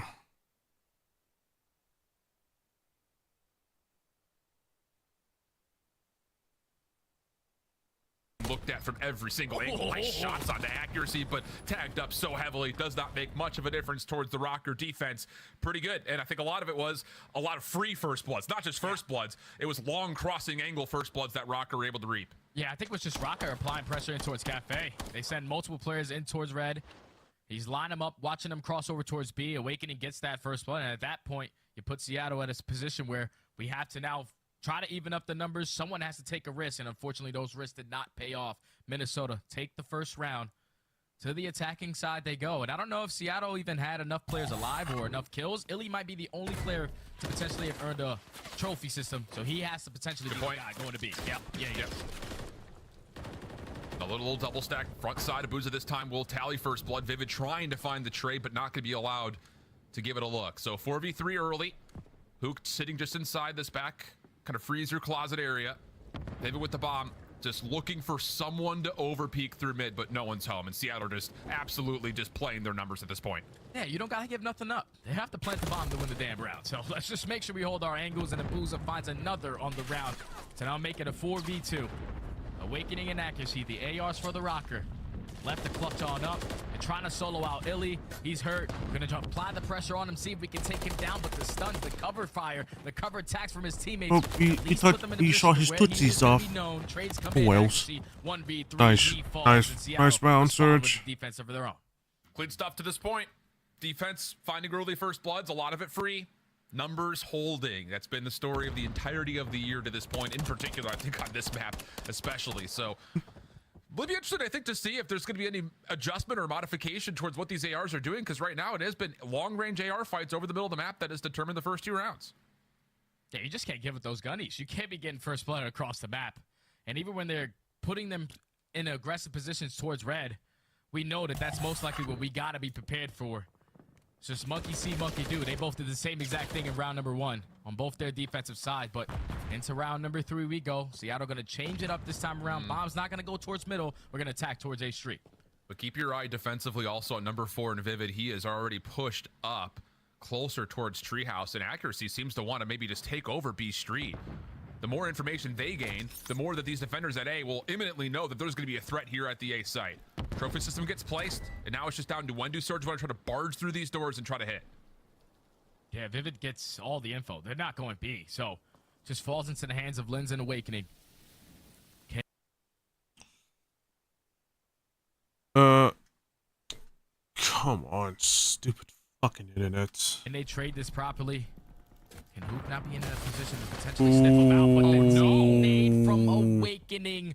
Don't know That how is so unfortunate. But he makes up for it. Finds one, finds a second. Actually, the nade over the top. It's now a 3v2. Actually, Stun keeps actually him locked plays into that place, really well. but the rotation's already on for the Surge. Despite and there's that, nowhere to Fred- go. I mean, this whole PK. BL is completely shut down, and there is no way Surge had any idea that it was a double investment through B lane. Wow, very strange, because Awakening actually still had both of his nades. So I'm not sure what happened for that team kill, but maybe he just threw a couple of shots into her or something. Regardless of the matter, Surge just cannot find a way onto the A site. They could not find a way, but Awakening almost gave them an opportunity to do some. But the nade comes in. I don't know if there's a trophy system right there potentially that blows up the car. I don't understand what just happened. That was Minnesota definitely a Seattle nade. Yeah, it was 100% a Seattle nade. That was hoop through freezer. Yeah. Someone tell me what happened. Someone let me know. Weird scenes. Nades through mid. Hook gonna get stunned up. And initially, a little bit of a poke here from Minnesota, trying to see if they can find him locked in place, but not to be. Who gets first blood? Lens to drop, and we go an early 4v3 in favor of the Surge. Early 4v3, and Hook's just trying to keep the aggression up. Sometimes it pay off, sometimes it come back to bite him, and unfortunately right there, Vivid was ready for the fight. Makes it a 3v3, but Illy instantly there for the trade. 3v2, Awakening and Vivid left the clutch on up. Illy spots Awakening, but he's just going to reposition himself, try to help his teammate out. Huge split across the map here defensively, though, for Surge. And it looks like everyone's going to track back over towards B. Awakening able to find his 3rd kill in a row. 5-1. Great map from him to this point. Can they turn this 2v3, though? There's still a lot of work to be done. Bomb and DVD. And is there a Q onto Illy? Sure seems to be. Now Vivid's on 3 in a row. Last player, Arcades, he's been scouted out. These shots from back Palace Wall means that there's going to be a quick rotation over towards B. Does he catch this cross, though? And it looks like there's enough intel where Vivid says, I'm not good enough to hit. Stuns will land. Smoke comes out. First shot's not good enough for Arcades, and Rocker will pull back the 2v3 to steal the round. Oh, man, and Awakening's having himself one hell of a performance in Search and Destroy. What is he, like a 0.5 on the season? 6-1 start. This is exactly what you want on a big wig. I know Nameless is proud in the green room over there in Columbus, Ohio, when I say that, because that's his favorite player. But Awakening is having himself a stellar Search and Destroy so far.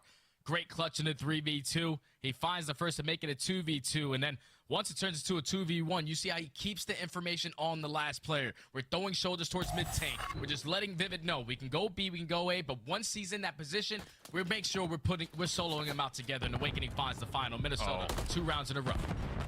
Get ready for some fireworks. We've got all 8 players leaning towards the B side of the map with some aggression. Vivid trying to take down Hook over towards DVD Alley. Not going to work out. Accuracy's also committed to being on the site here. Awakening had a good position there. So the first couple of kills, we got drop shotted. Damn. Pinch and Surge will pull together a flawless round. Yeah, Seattle just ready for that push right there. They know that Vivid loves to push up towards Broken. The last time they were on attack, he did the same thing and eventually pinched them. So just going to shut that player down. Find the first blood, isolate Accuracy, and have the player who was being the island guy to find the final. Four down. Very clean round right there from Surge to go down. Chad, how y'all holding up so far? Yeah, I like the idea for both sides, just for what it's worth. Try to change the tempo up a little bit. Get some heavy-handed aggression, not just changing the tempo, but also throwing extra resources to make this feel a little bit more overwhelming. But that time, all Surge all the time. So 3-2 we go on the scoreboard. Hook, trophy to keep him safe over towards mid. He is essentially playing by himself, although he's got ARs watching every possible corner that anyone could hit from, with the exception of this freezer closet. Yeah, Minnesota, they're playing nice and slow in their attacks.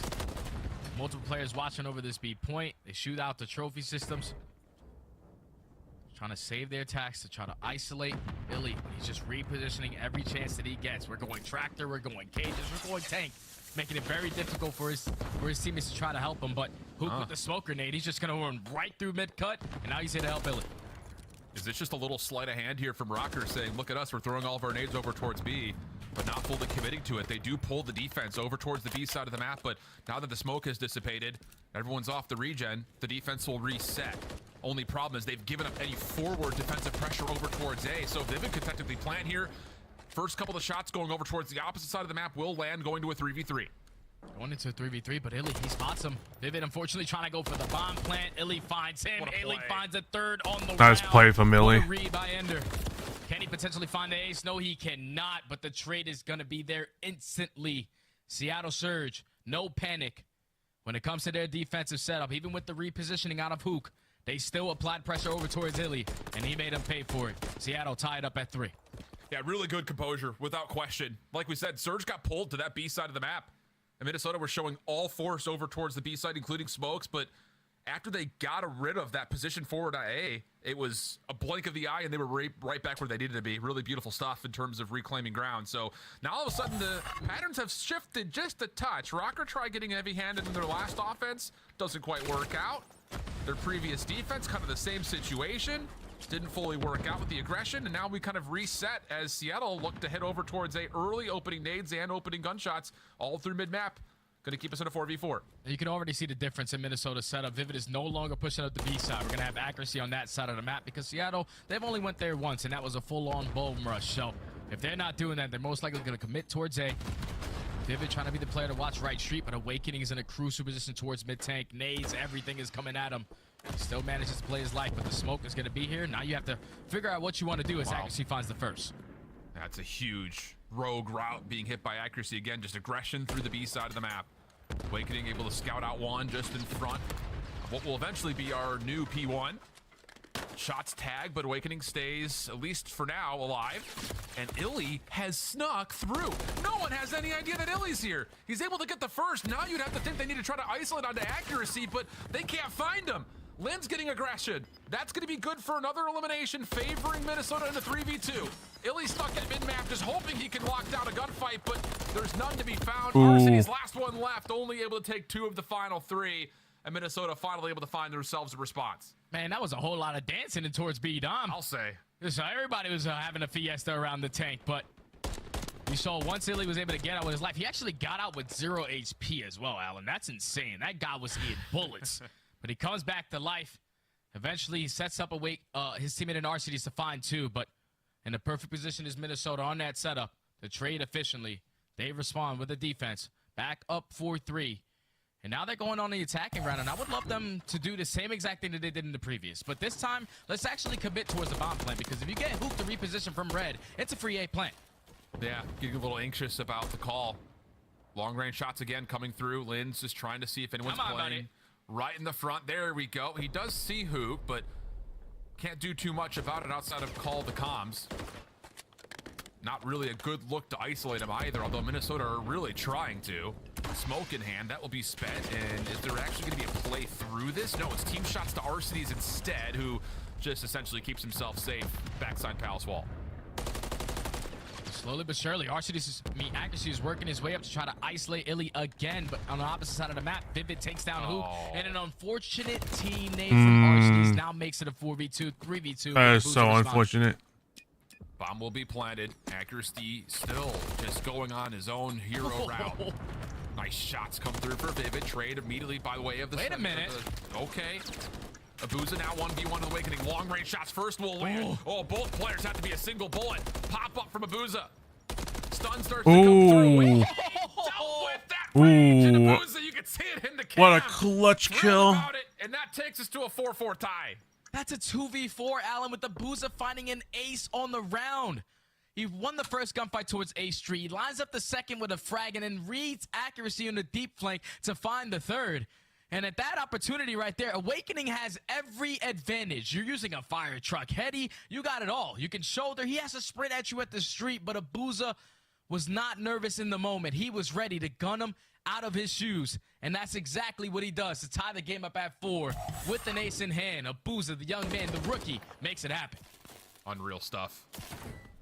And now Surge looking to just throw some pressure over towards B. Accuracy once again by himself. But look at this aggression coming out of Rocker. Very heavily invested through A Street.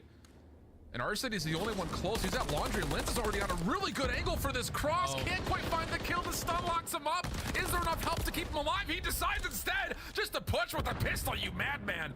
And does at least trade out his life, so we go 3v3. Yeah, there was just no way in hell for him to get out of that situation, especially when the stun came in. But accuracy, are your fists strong enough? No, they are not. Illy has the Renetti in hand to take him down. Now a 3v2 in favor of the Surge.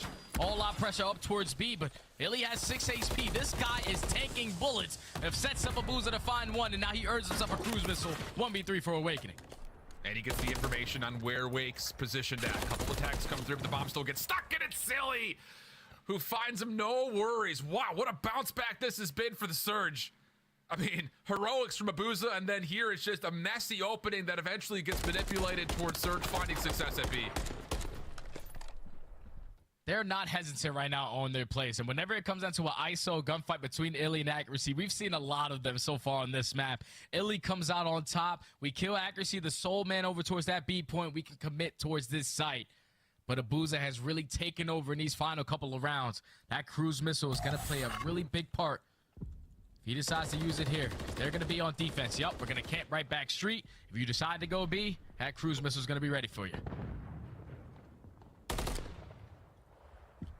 A little bit of intel towards Abuza, but with his position over towards Water Bridge, you can see exactly what Surge are thinking. We can just stack mid and get a quick rotation to B if there is a hit this direction. Otherwise, if Abuza does get into trouble, we can try to cut the map maybe a little bit differently, but Smoke will allow Rocker to start to make their steps in towards construction. Hook not quite able to hold the trigger back, so his information now called. Abuza gonna try to force out the cruise, but honestly speaking, this is kind of a fake from Rocker to say, hey, look how aggressive we've gotten. They've pulled this cruise out for really no effect. Yeah, and Seattle Surge, they have decided to play back on this round because no one wants to scam. No one wants to go out there and get first blood when you have a cruise missile, so their setup is not gonna be as dominant as it was over towards this A site. You still have Illy though. Over towards Tractor. Trophy system now earned. You get that down in your fate. You get some info that this is where the pressure's coming in. Everyone help me on this side. Duke is just taking his angle over towards Dark Alley here and there to see if he can find anybody. Illy coming opening shots, but it's actually that play through the Dark Alley that works out for both Arsenys and Abuza. Last players for Rocker trying to hit through the front. There's just really not a lot of space for them to work around. Man. Just a tank for coverage, and there's really nothing going the way of Rocker. Accuracy stuck on site, not a lot of time. And nice play from Seattle. To start, but Surge continued to be perfect outside of their Karachi Search and Destroy. We tied the series 1-1. Yeah, they just made the adjustments in the middle of the game a lot better than Minnesota. We're talking about the 4v2 round when it was tied 4-3. It was 4-3 Minnesota up. In a 4v2, a teammate comes in from Arsenys. You solo out Abuza, but the fact that you lose that round, the way that they lost that round, that basically called game because Abuza, the following round, was able to earn a cruise missile, use it in this final round, and then just stall out a lot of that game clock. Minnesota only had one opportunity. Cruise missile gets invested. Now you have 2 players in towards DVD, 1 in towards Broken. With only 30 seconds left, you have to commit towards this B bomb. You cannot afford to rotate back towards A, and they were just ready for the push. Everyone had a crossfire set up. Hook did not try to be super aggressive in towards red, and they were just ready for the retake, ready for the pressure. And Seattle Surge, they tied up at 1. S&D has been their backbone, and once again, they show it here. So with this tie series, 1-1. we start to look at the prospects of what's to come. Karachi control. See how Seattle do against Minnesota in control. Terminal hardpoint also confirmed, which leads us with some really interesting talking points when we eventually get there. But just to kind of tease everybody here, Jay, what's our early thoughts on this Karachi control and this 1-1 tie? Man, whoever walks away with an attacking round is going to be able to take the damn map because believe it or not, on a map like Karachi, attacks are usually the best thing you can go out there and get. Defense yeah, I'll be right back. But if I'm you gonna grab walk away with an lunch. attack, you're calling a W.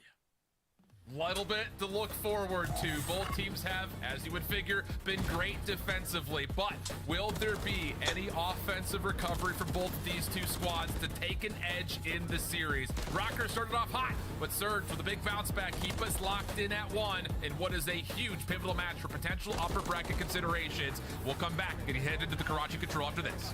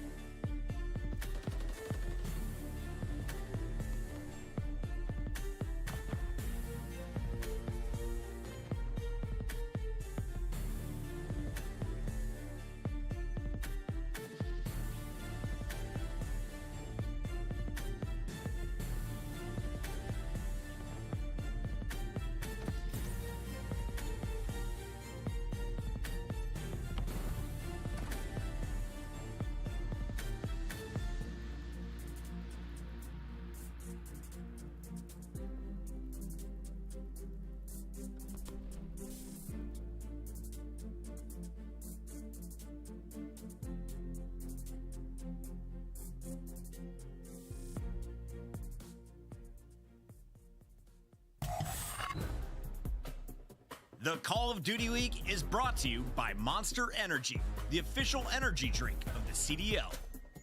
The Painted Alebrije bundle is available now in the Call of Duty store. Inspired by the folk art of Oaxaca, this stunning bundle offers colorful, vibrant, and mythical items you gotta check out. Start the season strong with the Call of Duty League Pack. Grab yourself the CDL Operator, Weapon Blueprint, and so much more. Check out the Call of Duty store in-game now. Ooh, we got ourselves a good one here, friends. Minnesota Rockers, Seattle Surge currently locked up at 1. Shift with study here. And boy, I'll tell you, this has been a really interesting matchup for a lot of reasons. Both teams have a lot of upper bracket considerations, but both teams need some help in the AR department here, Jay. Oh yeah, they definitely need help in the AR department, more specifically control. You see the stats for accuracy, 0.82. That's not the best, but on opposite side, RCDs, I'm pretty sure he's bottom 5 KD right now with a 0.76. On a map like Karachi, where those ARs are gonna have to hold down those top 3s, hold down those long range sides, just put yourself in a position to where you're able to block spawns, catch a couple players off spawn to get some freebies. These guys definitely need to step up for their respective teams, because you're not gonna win controls if you're dropping 0.7s. This game mode has basically come down to lives the majority of the time. Absolutely, and I think even more so than that, how often are we looking at the ARs to get ourselves some sort of a setup to make sure these offensive attempts are finding more success than they currently have? I mean, you were kind of framing it up before the break. We're looking at the 11th ranked attacking team in Seattle, whereas on the other side, Rocker find themselves in the bottom half of the league, also in their offensive attempts. And for all intents and purposes, this map may be decided by who can win a darn offense. Yeah, that's all it's gonna come down to. Who can win an offense? Who can put it together the best to walk away with an attack? And Seattle sure is they're gonna be the first team to attempt it. You're gonna have one player in Hook just going his sweet time by himself over towards B side. You're gonna make sure no players from Minnesota are gonna go for that deep flank, and unfortunately does not get the best timing there. Linz makes it behind them, enemy lines, and now he's on the flank to eventually strike, and he does it just so to take down a boost. Well, the A zone seems to be the focus for now. Linz finds himself on Illy, trying to flush him out. Does have to give away the high ground position, though, because of that. And in that moment, Vivid is able to kind of regain some high ground control. First stick of progress, largely depleted. Surge find their way back over as RCDs cooks up a perfect nade. And how about this? Okay, now Surge with some ground to work with as they continue to look over towards A. Yeah, but still, Linz is causing mayhem through the middle of the map. Every time a boozer jumps the point, Linz is taking him down. Now it's on Hook just dancing around this pole. He walks away with the gunfight. Awakening wants that one back, but finally Seattle Surge are able to get out of their base. Where is Linz? We have to focus on where he is, because he's a 1.18 KD in control, which is top 7. That's a guy you have to put a lot of focus on. Yeah, SMGs on both sides have been monsters for their respective teams, but after the clearance starts to come through, Surge with the 4 life advantage, plus 2 ticks of progress at Ed. Rocker looking like they're just going to set themselves up for a B defense or some aggressive exit kills over towards this A zone as the extra 60 seconds gets tallied. Yeah, it's all out red push, though. All out red hold, and at least you find at least one player in RCDs over towards the junkyard side. You just want to play your life, and finding kills is even better. He takes down the first in accuracy, but Vivid is going to try to strike to take him down, and he finds that kill. So Minnesota maintain map control. You're forcing all of Seattle Surge to hit the overextensions, but Illy's in a great position, and so is Hook. They're already flanking. Comes down to can they find the kills to crack the code over towards this B setup. Illy looking for kills mid-map, only able to find a couple. Not enough to deter most of this setup here for Minnesota. RCD's nade does clear out junk, so okay, here's the full spawn plus the full setup. 4-man hit straight down the middle. Accuracy, though, able to take down 2, and he wants more, and he gets more. Holy cow! What a play from accuracy, and now all of a sudden, Rocker just down a single life. Yeah, and now if you are Seattle Surge, you got to take your time, and taking your time leads to finding 2 kills. You can once again try to sprint out towards the junkyard side. No, we're going to try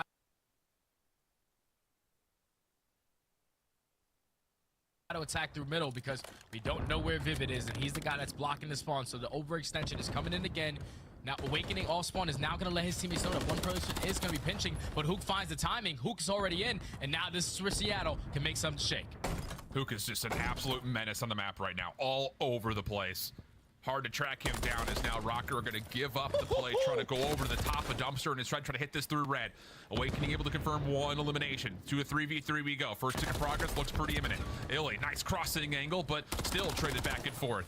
Abuza up top, able to help reinforce this as the second tick of progress starts to get worked on, but it's not being stacked, and Rocker are finding the kills to get out of spawn and have a chance to contest this. Yeah, Seattle Surge, they were just playing scattered. They were just trying to play for those second set of kills, because if they get those, then eventually the stack will come in.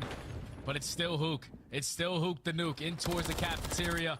He finds another gunfight. His teammates are coming alive. They find the kills. The stack is going to be in. And we were asking for an attacking round, and Seattle give it to us in the first one. Didn't have to wait long, Study. Did not have to wait long, although there were some real tight moments in there where it started to look a little shaky. But Seattle in a good spot early to kick this thing off 1-0 up, and it puts a lot of it, I think, just more pressure now to, again, both teams not being particularly great on offense. You win the opening attack, now all of a sudden Rocker have to be thinking, all right, must-win round coming up here to make sure we keep this thing tight. Yeah, it's definitely a must-win round, and they're also down by 6 segments, so both of these teams are still on defense. You want to make sure you guarantee that if you do go to a round 5, so we got to take an attacking round if you are Rocker. So let's see how they decide to break on off. 2 players right up mid, 2 players through the chicken coop side, 1 towards top 3. Just gonna get on this point. Let's pause this clock, but Viv is actually just gonna full on send it. He's just gonna be the aggressive SMG to try to play a couple cutoff kills. Booza, topside red, gets enough assistance around the back from Hook. Waking though an accuracy will combine for a couple eliminations. First tick of progress comes swiftly. Only a single kill has been tallied for the side of the Surge. So defensively speaking, not a lot of forward pressure here from Seattle, and it looks like they may have to chalk this completely as the second tick's gonna get locked. Yeah, the setup right now for Minnesota is just too strong. You have a player towards top 3, you have a player on bridge side, so you can't overextend toward the left side of the map or even go towards mid. So you're forcing Seattle to give this one up nice and early. It's going to be 2 minutes and 20 seconds. Actually, 2 players are going to potentially contest this here. Abuza sneaks right on by. He finds the first, and all you got to do is play your life. Where are your teammates? Nowhere to be found. I'll get it done myself. He finds 2, but that's not enough. Minnesota close out this 8 point. 2 minutes and 16 seconds now to work with. Remember that moment, though. Surge going for that late contest puts them in a kind of vulnerable spot, or so you would think, as the defense was pretty hard set over towards Junk in this B setup, but that gets kind of reset. We go back into an even 4v4, 23 plays 23, double stack up top. Vivid not able to answer or find a single trade, so Surge right back in prime position defensively around B. And now you're forced, if you are Minnesota, to just continuously sprint forward because you don't want to wrap back and potentially run into a player sitting towards top 3. So the close spawns are in, but none of the gunfights going their way. Even the pistol is working for the nuke. 10-5, 4 streak. I feel like I've never seen this guy run an MCW class, and he definitely shouldn't, because if he shoots like that, continue on, young man. Continue on. Trades do come through, though. Rocker able to regain over through rubble, and a quick hit as Vivid's able to kind of sneak behind the play. Illy's back alley, Awakening able to find him, but no follow-up as of yet. Oh, this timing. Man. Absolutely atrocious for Vivid. Quick kill over the top of Dumpster. Trades are through, and once again, Surge bounce right back into the setup they want defensively. Minnesota only have 13 lives remaining, make it 12 now, but that's a big gunfight win right there from Vivid. Now we can sprint up to the point. We know exactly the positioning of Hook as well, so they have full control of Cafe. We just have to win this next set of gunfights. All it takes is 2. They're not going to go over to Dumpster Alley. They're going to go through Fountain. That might play into their hand. First tick of progression already done. Seconds already rapidly on the way. You had 2 members stacking for a little bit of this time, so there's the second confirmed. Nice shots over the top from Vivid, confirms the trade, and now the third tick being worked on. Linz from the outside, nades interiorly, will actually take down the 1 player on the zone, so now Linz is by himself into the pistol he goes. Not able to tally any further kills. 9 plays, 7, 50 seconds on the clock, and we've got a mad dash for the Diner. Oh, we got a mad dash indeed, my friend, and none of the gunfights go in favor of the Rocker. Only 5 lives remaining. Has to be picture perfect from this point on. You want to try to get this round done. Starts off with Awakening finding the first, but do they find these players over towards Ticket? No. Wow. Abuza again with another 2. No more respawns. Minnesota, only 3 players left. Accuracy's got really no room to work with here, topside red, but him and Vivid do combine for 2. Wait a minute. Shots are good on Illy. Here comes the flood. It's just down to Arcades inside the Diner, playing in the corner. Stun comes through. Help is on the way. Stack. Now they're stacked for it. Contesto coming through though. Hook, Illy, and Abuza all find individual kills. Hop in the Dumpster. It took just a little too long to find Arcades, and the Surge were able to bounce back in and save the defense. That's exactly what it was, Alan. Too long to find Arcades. If he's in a different position, the stack is going to be a lot faster than what it was. But Minnesota just take too long to eventually find the kill. You allow the rest of Seattle to reinforce over the hop-up, and they find all the kills to secure the defense. A much-needed one at that. Now Surge are in full control of this series and of this map. Up 2-0, back on the attacking side. We've seen 2-piece after 2-piece clutch out of these SMGs, but we were talking about Arcades before. 0.7 into control, 14 and 12. He's turning up for his team right now. And how about this? Surge throwing a curveball. Abuza just showing force at A, but everyone else is wrapped over through the B side of the map. Hoop comes back to the play, finding one, but ooh, there may have been a missed chance here. Looked like Surge are going to have a chance to get all three members on B. The only one left surviving is Arsenes. He is able to at least stop the clock and get a trophy system down to try to help anyone else who gets in towards B. He's trying to finesse his life. He knows that Minnesota has to make sure they know where he is at on the map, and he's still finessing. That's 3 so far in a row. Just dancing around the cafeteria. Oh, look at Hook. Still just, he's by himself. Like, his teammates are not even playing for A. Hook once again hits this route through back dumpster. Now the double stack is going to be in, and it gets a little bit scary for Minnesota. They have to make a decision. Do we apply pressure here? Do we try to play for cutoff? Say they apply the pressure, and the SMGs get it done. 3 down. One more to stand for Surge would be Abuza. Still trying to play over towards the B side of that, but off spawn, the rest of his teammates taking their attention over towards A. First tick of progress, does get locked at B, but nothing further. The focus now at A starts to find their way on point. 37 seconds on the clock. Keep that in the back of your mind as Rocker will have a chance to continue to let that dwindle away with Vivid hitting a pinch. Vivid is finessing too. He's trying to dance around, but Illy in a great position to cut him down. So now with only 30 seconds left, Seattle have to chalk up going towards B. We got to try to extend this time, and these segments can play dividend if it does go a little bit further into this game. But Lynn's on the deep flank all the way through backside junkyard. The double stack is already in. That's 2 segments done.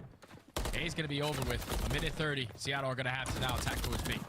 And Rocker just, whoa, late commitment to try to get the retake through. I was about to say, they're not even reducing the life deficit at the moment. Still a 4-life gap.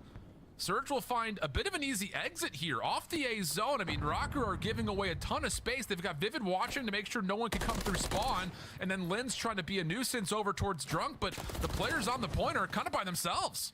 And with the Abuza finding that kill, though, you see the positioning right now of Varsity. He's going to potentially put him in the spawn trap. So you have to play your life, or at least take your time out of spawn if you are Abuza. And it's actually Agassi who guns him off of the heady, so that's a big gunfight to reinforce back in towards the cafeteria. They're still holding strong in this setup on the back of Vivid, who just finds 2.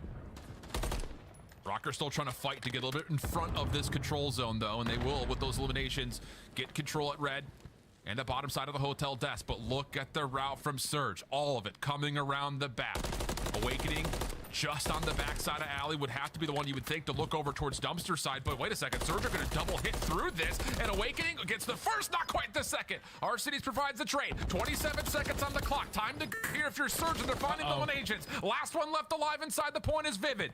Can he pull off a bit of a miracle? Contests in, finds the first, looking for the second. No! Arsenes finds the kill, but can he stay alive through this? Here come the rest of Rocker. 15 seconds on the clock, and the regain is in. Who could be the last chance, and he's pushed too far away. Yeah, there's only 10 seconds left. I don't even think they have enough time to run across the map to try to get in towards the cafeteria. Minnesota are going to be able to clutch up on the defense to stay alive in this control a little bit longer. But now's when I'm adding up the segments. They're currently down by 5. So if you want to have defense going into round 5, you need to win this attack by completing both, not by outslaying. So what is their strategies here? Do we have to make a decision to go over towards B to get that one out the way? A was pretty easy to get done for them. On the opposite side, Seattle did not apply any pressure once they lost those first 2 gunfights. So Minnesota have a game plan here. What do we do? Do we extend the time early, or do we try to go for the risky play over towards B? Yeah, I like the call as well, just to kind of reestablish that, yeah, Minnesota essentially got A for free. There was really no gunfights to happen outside maybe a first couple of opening skirmishes. And it looks like they will heed your advice here, Jay. 2 members right on in towards A. 2 others for Rocker going to make their way over towards the outside through market.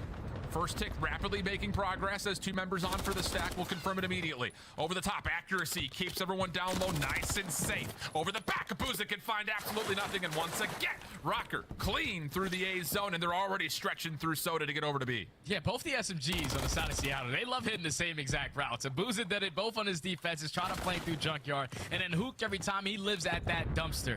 But finally, Minnesota are starting to pick it up. They close out that A point. Now they have 2 minutes and 15 seconds to work over towards B. You have 2 players working around the back end, 1 player trying to fight through red. So do it all from top platform, and he can do nothing. Put the net, and Linz is going to find him for free. Now there's a chance with his first tick of progress to be even further put than that, because there's a double stack on for the second starting to come through. And Surge are still spawning an absolute Narni. Do it all from top platform. Have round back out on. You saw Vivid in a nice little corner outside of Ticket playing for Illy. He gets that kill. They now force all of Seattle to run through Soda Alley, to try to jump over the dumpster, and that's just not enough. I thought Arcides, when he found himself in that 1v1 versus accuracy, you got to take that fight. He was just trying to finesse around the back end, not trying to give up his positioning, because he didn't know how many players were in that situation. Yeah. But in that situation right there, if you challenge accuracy, you probably stand a better chance at winning the round, and it eventually leads to accuracy on a 5 streak on the defensive side. Minnesota set up for the W. 5 kills currently in a row for accuracy. How big could a cruise be? 1v1 with Arcides does not win it. So now, Surge, first 2 kills good. Have not stepped foot onto the zone yet, but a chance to get on Stop the Clock. Minute 9 on the clock as A is the threat. A is the threat, and Linz, he's now in a 5 streak. He whips out that AR because he knows he's going to be challenging those long gunfights, and now he whips out the Red 80 for the close one. Give him the cruise missile. The rookie, again, is showing out in control. Repositions himself towards the top AC side, but he knows it's all a lot of pressure on this side of the map. He might have chose the wrong angle because they're all around him. But no one's been able to find him yet, so Hook will get taken down. Linz trying to get out of dodge, and accuracy will be there to at least confirm his trade. 25 plays 24. First segment done at A, and Seattle are still finding kills. This should be, if not the second tick, likely the zone. And it looks like Rocker are going to commit the cruise missile here. They want to try to regain this control point. Spam tax. The tax got to come in, but nothing is going to be able to connect. Trophy systems are just too strong. So now Minnesota, you get the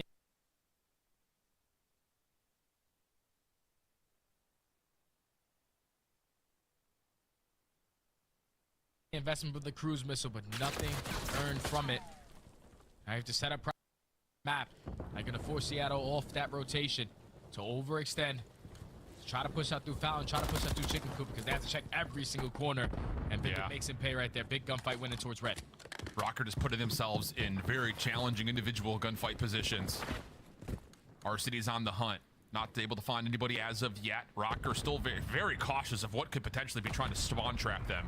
Linz hasn't left spawn yet. Eventually gets over towards the B side of the map, but Surge are kind of in the same fashion, taking their own time, making their way across to see if they can get a really good setup to maybe hit this thing from the back. Yeah, Minnesota, though, they are making the adjustments again. They know that. They love to apply the pressure over towards the back alley dumpster hop. So they're just having a player consistently play it, and that's Awakening. As long as his teammates just stay alive, we should be in a great situation. But now accuracy all spawn has to be forced to win another one-on-one gunfight in the back of the spawn versus Hook, and he gets it done again. 3 dead in the feed. Last player up is Illy, and his teammates are spawning all the way across the map. What can he do? He needs to isolate these players over at Junk. He gets the good look at the first, but they don't know where the second is. Vivid will drop. Okay, here we go. Pressure over towards Awakening, who's just trying to run for his life and almost gets the beatdown, but Hook beats him to the punch. Here we go. 2 players for Rocker. Make their way over the dumpster. Can they hold? Linz down low, able to find the first. Vivid nearby. Has not committed to getting in the site yet, but just as soon as he gets activated, the rest of Rocker find the kills they need. Arcides for a 2-piece keeps things at least somewhat favorable for Surge in the numbers, but lives may not matter. We got 23 seconds. They're getting the close spawns. They are getting the close spawns. All it comes down to is these gunfights, but unfortunately, they lose 3. So now Hook, the farthest player pushed up, he falls. All of Seattle all spawn. You have the conga line up through the red, and Minnesota are ready. Last chance saloon. Linz right in their way. Oh, man. Gets himself a big 2-piece. Last couple of seconds. Surge not able to break through the line of defense. And once again, Rocker's SMGs come up heroes to save potentially round 5 and give Rocker the edge of the series. Man, I thought when Illy made that play to wrap back towards Chunk, they get the initial 2. They find Awakening, 3 dead, and they also find the 4th. But as much time as that took, you allowed Linz to come off spawn, already hit the jump up, and put himself towards back alley. He starts it off with 2, Awakening with the 3rd, and then at that point, Minnesota reinforced themselves to put themselves in a great position to set up for that last second push coming in from the Surge. We know both of these teams are great on defense, but both of these teams needed to at least take 1 attacking round, and the 1 attacking round that Rocker got more crucial because they had the segments going into round number 5. They clutch up on the defensive end. They walk away with the control. Now up 2-1 in the series. Unreal stuff, man. What a thriller, though. And again, this is a massive series for the side of Rocker. You win this, it pretty much guarantees you a spot in the top 8 portion of the bracket. And I'll tell you, man, it's just one of those things that, hey, you start to get better participation from RCDs overall statistically. You think, okay, Hook is flying, piecing people up, and early it looked like Surge were kind of out-tempoing what Rocker wanted to do, but I think we have to go back to the simple fact that Seattle never put together much of a defensive effort over towards A, and it just kept giving Rocker 2+ minutes worth of time to eventually figure out this B zone late. Yeah, you just can't do that, man. 220 every single time just to play from one zone. All it takes is one push, one set of kills, and they're going to be able to get it done. I would have loved to see Seattle contest that A point a lot more, but they just simply did not have that in their game plan, and it comes back to bite them. So now they're down 2-1 in the series, Alan. They're going into a hard point where hard point has not treated them nice. And on a map like Terminal, where they put themselves in a majority of the positions to be the team there early, they're going up against Minnesota Rocker, who are 10th overall in rotations. But the reason why they are good at this map is because when they're in the hill and they're set up, they are second in holds. And when they're not in the hill and they have to break, they are 4th in breaks. And you know Seattle Surge, their wills and HP come in those holes and those setups. So you gotta make sure if you are setting up properly on the better side of the map, security you need to dominate if you are Surge. Yep, have to have it, because not only are those statistics great for Rocker, but you got to keep in mind that those stats carried through a win versus a very good New York Subliners team on this map. So you're 100% right when it comes down to all of a sudden Surge find themselves kind of backed up into a bit of a corner. Considering the patterns we saw on Skid Row, yeah, there were moments where we saw, like, for instance, Illy and Hook getting 2 rotations first, but where's the rest of the team? There's no one else there. So this has to be a full 4-man concentrated effort here for Seattle, knowing that, okay, if we're chalking and rotating, we're all chalking and rotating. We can't have these final little 2-man. It hasn't been concentrated enough to get those rotation wins into good hold setups, it feels like. And especially on a map like Terminal, where the holds can be full 60s on a majority of these hills. We're talking about Library. We're talking about Burger Town. As long as you're not scamming, peeking from the hill, not getting wall bang, trophy systems down, those are all full 60s. Library, Dreams, and Burger. So if you are Seattle Surge, if you're controlling that side of the map, you just have to make it really difficult for Minnesota Rocker. Don't make it easy for them. And I think one play that I really want to focus on this map has to be Hook. Like I said earlier in the last map, I haven't seen this guy run an MCW any map. And on a map like Terminal, these gunfights are very difficult for an SMG. So I'm wondering right now, you can see it in the screen, he's shooting bots or something. Are we warming up that AR shot, Mr. Hoop? Be interesting to see, because like you mentioned, I think, you know, at least from my own personal perspective, watching Hook early with the Seattle team before we got to the break in the first couple of weeks of games in December, I was just as surprised as you just laid out the fact that, you know, a lot of teams were pulling 4 ARs at every moment of time. Never been the case for Hook. He has shown us how this Rival 9 could really sing in the right hands. So yeah, it will be kind of a curiosity point to see if there will be certain circumstances of, yes, I am going to pull a Rival 9 and keep it the whole time, or like you mentioned, hey, we do have a rotation win. Do I pull out a 4th MCW, make sure we're fully locked in, and don't give Minnesota a chance to break, where, like you had mentioned, they have been great on this map in particular when it comes to their break percentages as well as their hold percentages. So it seems like the cards are really stacking in favor of Rocker here as we head to map number 4. Oh yeah, without question, man. If you just have accuracy and awakening, just holding on their lanes, you know accuracy is Mr. Fundamental. The GP on GD, he lives by that, and that's what he's been able to do for a long time in his career. If we just put ourselves in a better position, set up for the proper spawns, make sure we're holding on the proper angles, we're going to put ourselves in a position to win the game, and that's what accuracy is going to put a lot of focus on. So for these money L's, you best believe he's going to be the guy there nice and early. Yeah, love it. Okay, there's the things to look at. Will there be any change to the patterns, or will we still see this Rocker respawn continue to impress? I feel like we have to like sell everyone on the point. This Rocker team since break has been great. Wait, Alan. The crazy thing is, though, you know how they're like, what, 6-1 in opening hard points? I'm pretty sure they're 0-5 in game 4 hard points. So that's not good for Rocker. You need to ice up in some game 4s to close this one out. Always playing both sides of the sword, Jay. I love that about you. RCD's first blood. That's through the middle of the map, and that means that for Rocker, there's really not a lot of ability for them to try to break through this with force, although Surge are also kind of electing to play this at range, so Awakening will jump into the contest spot. A little bit of back and forth. Easy trades on both sides, and it's just a 50-50 battle. A little game of tug of war here. Yeah, Minnesota on the preferred side, though, so you need to clutch up on these gunfights. You cannot get flipped instantly, and with that player going through mid-tunnel, yeah, have already one guy working through library. He's going to try to set up a pinch, but he gets red. So Seattle Surge doing a great job early on towards P1, but as long as Minnesota trade effectively on this side of the map, they're going to be set up properly for Dreams. So that's a big gunfight win by Abuza. Everyone's back in the security spawn. Oh, and now they're losing a couple gunfight off cities. That was a big one. That was a huge one. Does have to kind of reset. Look at the spawn out. Lynn spawns all the way top right side of the map. He's got to get on his horse and trot his way over as fast as possible. Finds Zilly on the cross and a second off screen. Vivid holding over towards mid library. Oh my goodness. You thought it was going to go from bad to worse there for a moment for Rocker, but heroics come from unexpected places and the hard point of worst just stays neutral. Oh, but if you're accuracy in that position, you cannot scam out of Hill.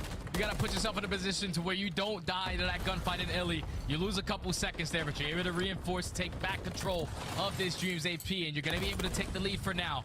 But Seattle Surge is doing a great job. Then with the next hill is going to be in towards Plane. We're controlling Terminal. If we can take him off of this junk time, even better. But Awakening is dancing. Unfortunately, the pistol is not enough. Abuza in for the break. Now they're going to be fully set up off the rotation. Only one player here to contest. You take care of him. Seattle Surge win the rotation.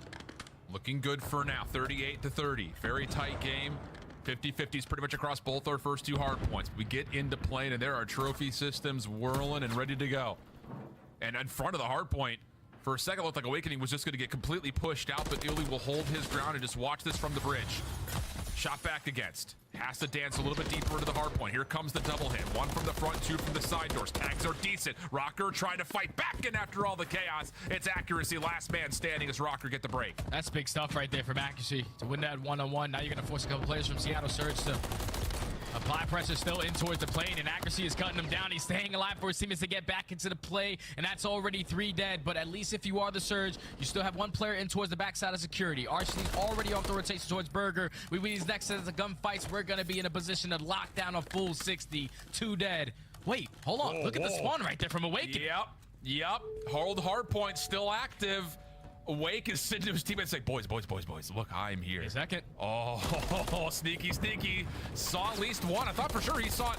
Abuza at range almost turns onto him, but accuracy right there to follow. Lynn's also pushing from the front. Spawn's now a bit of a mess as there's both teams spawning over towards Eski's side. Awakening able to cut off only one, and the whole time Arcades has stayed alive inside of Burger. Surge able to regain some control. And we just had to get some trophy systems down. Those players are dropping, so they're going to be coming back to life with those stuns and nades in hand. Arcades trying to do everything he can to play his life. He finds the first, can't find the second. Great pistol work out of Lens. This is usually a lockdown money hill, but with Minnesota getting those back spawns, it's a lot more difficult for Seattle to hold from the front end. So Rocker find the break. Now they're going to be fully set up off the rotation as well towards Library. This chain can cause the game to get out of hand. And Surge to make a decision here. They're still kind of split focused on, do we want to hit this through Cafe side and through Burger, or do we want to just take full focus into the front doors at Library? And interestingly enough, Surge get a little bit lucky here. So Minnesota in a little bit of trouble. So we take a look at it to see what exactly the Rocker comms are feeling like as they rotate over to Library. One more, bending Abuza. Bending Abuza. Okay. No, bro. Back book looking at way Alex. Alex looking at Burger. I got naded front. I'm gonna come left. I'm should be weak. Close P2 window weak. Close left P2 window weak. Close left P2 head. Timeout quick. Last guy time back. Time back. Yeah. Time back. Nice. I hear strong. Oh, she's dead. Nice. Statue dead. You on the car weak. Run to the security. You ran away security weak. He ran away security. What's back security? I got pitch from red. Red. No corner. Nice. 2 in the back. 1 hill, 2 in the back. 1 hill, 2 in the back. I'm gonna play the guy hold then. I don't know. I'm playing this from 2-1 with you. Boozer got me. Listen, one's left, one's hold your pinch. Okay. Next pitch in home, Boozer weak. Alright, Boozer's our red flag. He's gonna go red flag. I'm gonna get third. Time dead. Boozer can be third. Nice. Who's Burger? Close right time, one shot. Close right time. Kyler, he's right back to their side. Behind the cross, I think. Yeah, he's behind the cross, really weak. I spawned out guys. Short trip. I think he's on the pillar. He's on the cross. Yeah, one. Yeah, I'm gonna hold. Burger, come on. Still cross. Pillar me. Okay, fit the pillar. He's on the pillar. Pillar, one shot. Pillar, one bullet. He's on the pillar, one bullet. Burger and pillar. Alright, that's last 2. I'm going almost my brand. We need to trust. Back a piece. Man, we got in and it was all Rocker just spitting fire, energy, and then all of a sudden through this P1, it felt like there was just a huge deflating moment. Surge started to put together a couple of hills in a row. Yeah, Surge just dominated that P1 HP, and now they're still in control of back security. So they have the bodies, they have the position to reinforce to try to retake in towards Dream side. Just you got to get past these ARs who are watching over. Accuracy and Awakening. They're able to find 2. They shut down the player trying to go through the pinch. That's now 4 dead. Even though the spawns are still coming in towards the back, you just have to get past these ARs, and that's not easy. They are just beaming right now. There's no entry anywhere for Surge. Trophies reinforced. A big win. Still able to find a huge winner on the backside. Arseny's able to assist, and then Hook off the pinch. Leaves Lens now by himself. Deals with the first. Tries to get a read on the second, but cannot stay healthy for long enough. Break comes in right at the 30-second mark, and Surge continue to build their lead. That's big time. That's big time. And look at Hook the Nuke with an AR in hand. All right, Mr. Nuke. You know exactly. I don't know if I Could already be in a said position off the anything rotation in towards terminal. for the past few minutes, Not but fighting the first gunfight though, but Seattle Surge did a great the job. mic was accidentally moved it again. Now have a nice My apologies, little y'all. comfortable 55-point lead. And if you are Minnesota Rocker, you got to get a good Because chunk so far of time Seattle here, are- but you need to make sure you get Burger, because that's when Seattle can basically lock it up. Seattle are somewhat making some. Yeah, somewhat Seattle unfortunately are making somewhat a comeback. Ooh, Does at least nice. get one shutdown, but time still being tallied by Rocker. Lynn's on 4 in a row as well as Arcitys will head down over towards tail side. See if he can maybe just sneak behind this Rocker setup. He's got the Ooh, that's first for free, unfortunate but from can't climb Arcitys. the ladder. A little turn and burn possibly for Awakening, but no, too many to deal with. And Surge once again find a break. And if you are Surge, all you have to Ooh. do is just get to 190. All you have to do is get to 190. Unfortunately, they are at 189, so they cannot win it off of a flawless hold over towards the Burger. But Illy was here with about 40 seconds left. He knows that this is the game-changing moment right here. We get Burger, we basically call game.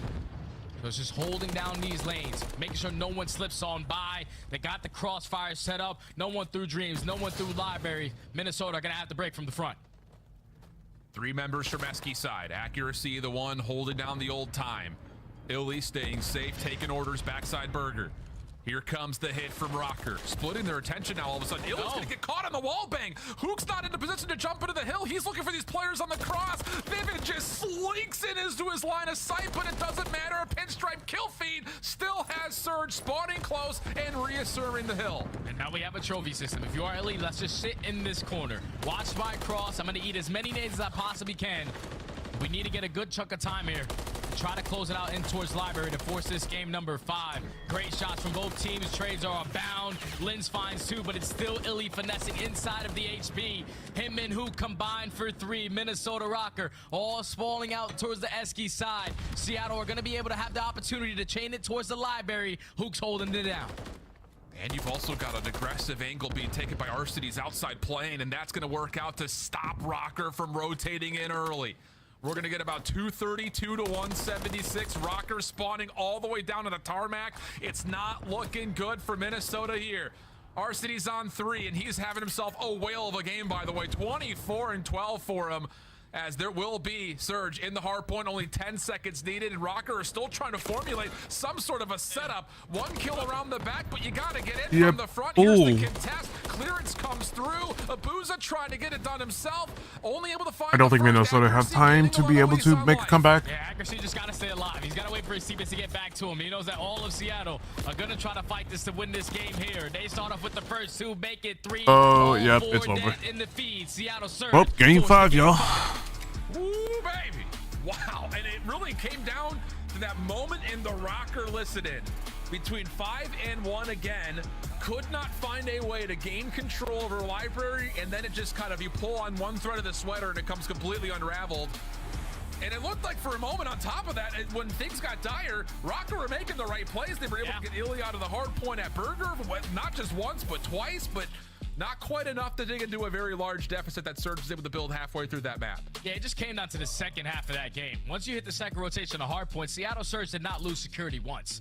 And if you're not losing security on a map like Terminal, where you have 3 money hills on that side of the map, yeah, you're going to basically call a game. That's just great work for them to dominate P1. And then even when it got a little bit scary towards the P2 side at Dreams, They found the break with about 30 seconds left to give themselves still a 60-point lead. You keep Terminal scrappy, you rotate early over towards Burger, you get good chunk time there, and then you just continuously hold down security, which is the better side of the map for those last couple of hard points, and they close it out at Library. We were wondering if they were going to fix their hard point woes. They do it there with some great setups, great communication, great crossfires, and also a great game from Archides. That guy just took over right there to force game 5.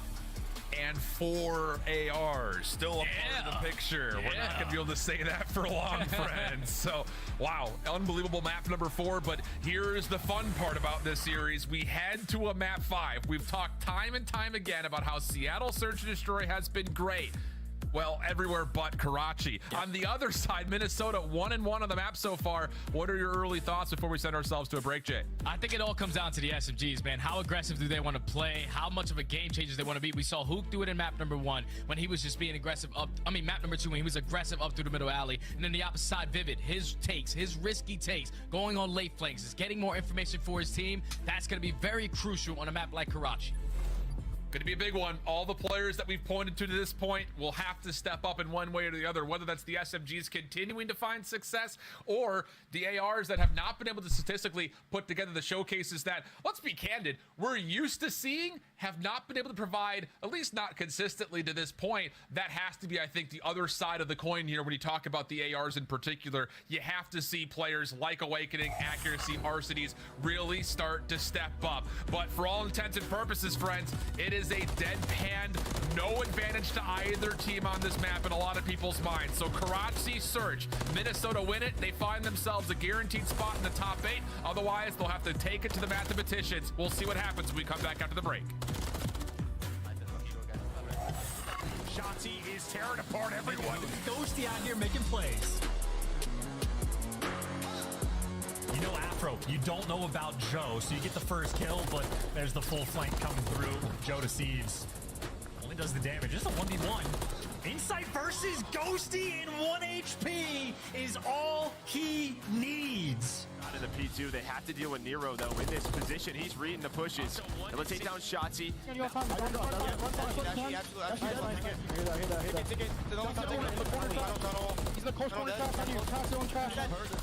Maybe not a free bomb playing. Ghosty's actually making moves. He's trying to get in through the smoke and find the angle, and he beams too. Ghosty out here making plays. Smoke's worth both ways. Oh my God. Shotzi, it's another first blood for Optic. It's going to be a fast flank, one of those risky plays out of Pred. It's all on Pred here through on a flank, or is it? Okay, never mind. Shotzi is tearing apart everyone. Shotzi's getting an ace. It started with a car and ended with an MCW. Shotzi with the beams. This map now, they know they've locked it down. They wanted the full 60, they've got it. Oh my God, Snoopy and Capsule are moving at light speed. They can't kill him. They cannot kill him. He is 21-9. Players take note. This man is a menace.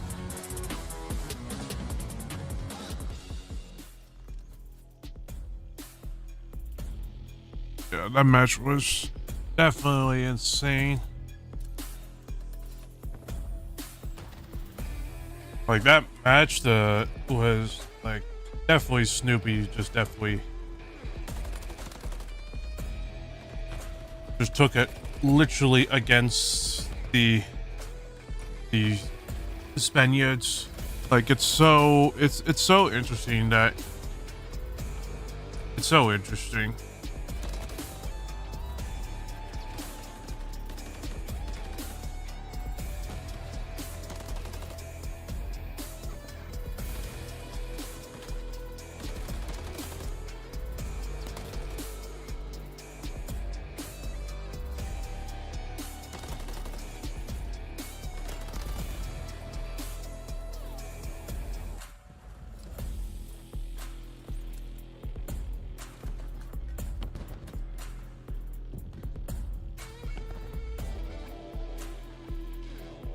Well, our first game 5 throughout the whole fucking weekend.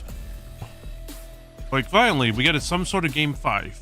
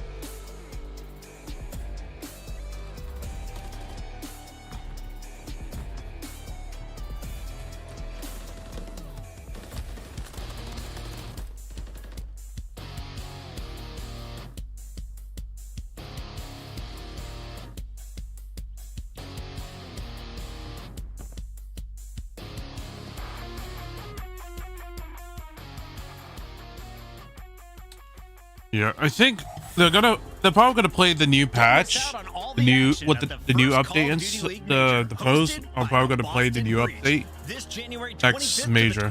Which, like I said, I can understand why they didn't immediately update everyone in the new patch and such. Is because like, well, the pros have no idea. Haven't even learned the new points yet, and they need to know, and they just need time to look at the what's new and such on the new patch, and be able to like. I mean, obviously they could be able to adapt themselves. They could be able to adapt themselves like any pro would do, but they definitely need a little more time before they can do that. For sure. Was dominant in map 2 for Seattle. Yeah, Booza took over in that map number 2. He had an ace 1 round, 2v1 clutch, and on the opposite side of Awakening, I'm pretty sure he started 6-1, so he went 1-6 the last couple of rounds there. Yeah. Well, 1.0 KD, that's pretty good, but we need to have better. We cannot be dying that many times. But map 5, it all comes down to the ice, man. Who's gonna be able to put themselves in more clutch scenarios? Who's gonna be able to put that stamp on it to walk away with this series? It's going to be Minnesota Rocker on the attack early on. They know that they can't go over towards B because they don't have any trophy systems to work with. We don't want to get naded off site. Oh, and Illy just gets smoked at range by Lynx. Who's going to try to Ooh. turn it Bull, and Hook just barely saves the day from a disaster. Bomb still gets planted at A. Vivid bouncing back up towards top. Red finding an elimination, and fast and furiously, we're into a 3v2 post-plant for Avery Rocker. And now RCD's position is now known. They take down Hook, 1v3. RCD's just get stunned. Everyone pre-aim that side of the map. RCD's finds at least the first, locates the second, but is not able to win the gunfight. And that's the perfect round right there for UR Rocker. No trophy systems to work with. We know that the nades would definitely be bombarded over towards that B-bomb if we go on that side of the map. But Lynn's right through the middle, finds that first one onto Illy, opens up the site, and you just get the bomb down, play your numbers. First round clean for Rocker. That's just a question mark moment. Like, was that just a blown coverage? I mean, he shouldn't be able to walk up with an SMG and then gun someone towards bus station in the first 10 seconds of the map. Curious moments there to start things off, but Rocker comfortable in their first. Everyone getting a kill, also keeping the hands hot. So here we go. Surge, their first attempt offensively. Lots of nades over towards mid-map, but no one really stepping in towards Rubble at the moment. RCD's giving it a look, but everything else is kind of defaulting over towards Coop side. Yeah, and I'm really curious how fast they decide to play this because they don't have any trophy systems either. So you don't want to throw your smoke, invest that to try to get over towards Bridge. But Vivid already puts himself in a great position. Everyone else is around him. Does he turn the corner to find the first blood? And Accuracy has to be kind of watching two things at once right now, both up top to help Vivid as well as down low. And Vivid just tries to find first blood, but walks right into the waiting arms of Illy. Accuracy slides forward over towards Concrete, though, and help is on the way to try to reassist this. So 3v4, but Bomb still leaning B. Trophy comes out. That might be the green light for Surge to head to go call. And Accuracy's just waiting. He knows that this is where the play is coming in. Ooh. When do we decide to take the shot? But unfortunately, you go one-on-one with the nuke. He makes you pay for it. The trade comes in from Awakening, but it should be a free B-bomb plant. Seattle Surge in the advantage. Lynn still both pieces of utility left to play with. 2v2 we go. Bomb planted, post plant, setting up a bit split. RCD's towards bridge side, which he gets seen. Lynn's getting a couple of tags. Awakening now his time to go, but Hook once again just floats through mid, finds the elimination on the first, then RCD plays his life perfectly to find the second. No worries, we go 1-1. Yeah, that just comes down to the gunfight between Accuracy and Hook. If he wins that, it makes it a more manageable play because Lynn's does go on the deep flank. He eventually finds one. So it'll potentially be in a 2v1 without that bomb being planted, but what a gunfight from the nuke. Yeah, you definitely don't need that MCW when you shoot like that, my friend. But they tie it up at 1, both attacks for both squads. Be interested to see how the chess game in this match starts to develop and adjust. We talked a lot about Seattle's ability to kind of adjust when they played through the invasion, and it found significant advantages in the middle of the map. What does the head game look like here? Another full flood kind of through mid. Lynn's able to get the barrels very quickly, clears out Concrete, and that's enough for Rocker to know that their focus, if they want to approach B, has to be deep through the lane. Yeah, we just got to get a smoke down. We can put this bomb down. Just get the smoke, get the trophy in play. So Lynn's is watching over the middle. But still, RCDs with a great line of sight. Make sure no one contests from top 3. Just trying to get more information of how this setup is being played before they commit. Yeah. And Hook has actually committed himself very far forward and did not back up. Instead, tries to push forward, and then that moment, Awakening and Accuracy finding the first 2 kills. Abuza a couple of tags in, but the bomb planted, and a very tough 2v4 retake on the line here for Surge. Yeah. Really, really tough to even try to retake this B-bomb in general, but in a 4v2, even tougher. Abuza still putting down shots onto Awakening, but he's playing this life great. Time is starting to tick down. Illy across the map, though, wins a 1-on-1 versus Lins, but now it's a 1v3 for Illy with only 20 seconds left. Good luck. 1v3 and the ace required, plus the defuse, 15 seconds. And if Yep, you can't no take time. it by the candor in both of our voices, the premise of that happening, not very hopeful. So, clean stuff from Rocker in just a moment where Hook just kind of gets a little bit isolated. Yeah, they're not even close. They weren't even close. Back up, decides to go with the former, and the ARs just watch him the whole way. And that's what we said before going to commercial break. These SMGs taking those risky routes, taking those risky plays, and unfortunately it comes back to bite Hook. Once it gets first blood, you're forced to repositioning out of the players on his side. But at that point, the smoke is already down. The bomb is being committed. You try to take them off. You find the second kill, and then in the 2v4, they just stood no chance. Minnesota, so far, perfect on their attack. 3-man defensive setup again over towards B. Lins this time moving his way over towards Bus. Oh, come on. I fucking hate this internet. Jesus. Just tosses a stun to see if there's going to be any early threat. Doesn't confirm any information, so just backs up, plays back alley. He's going to have help from Awakening here. Plus, we've also got Vivid really far forward into mid. So again, Rocker have a pretty good understanding of the lay of the land. Wait a minute. The smoke. Decides to go to the frag instead of the pistol, but trades still come through. Will stay now 2v1 as Accuracy turns the tide to the kill on RCDs. That's a big kill from from Accuracy to find that 1-on-1 versus RCDs. Now it's left up to the nuke. 1v2. We know that they're most likely playing the buddy system. We're going to commit towards this B-bomb plant. But what does he decide to do after? In the first attack, he decided to fully wrap through the middle of the map and find a kill.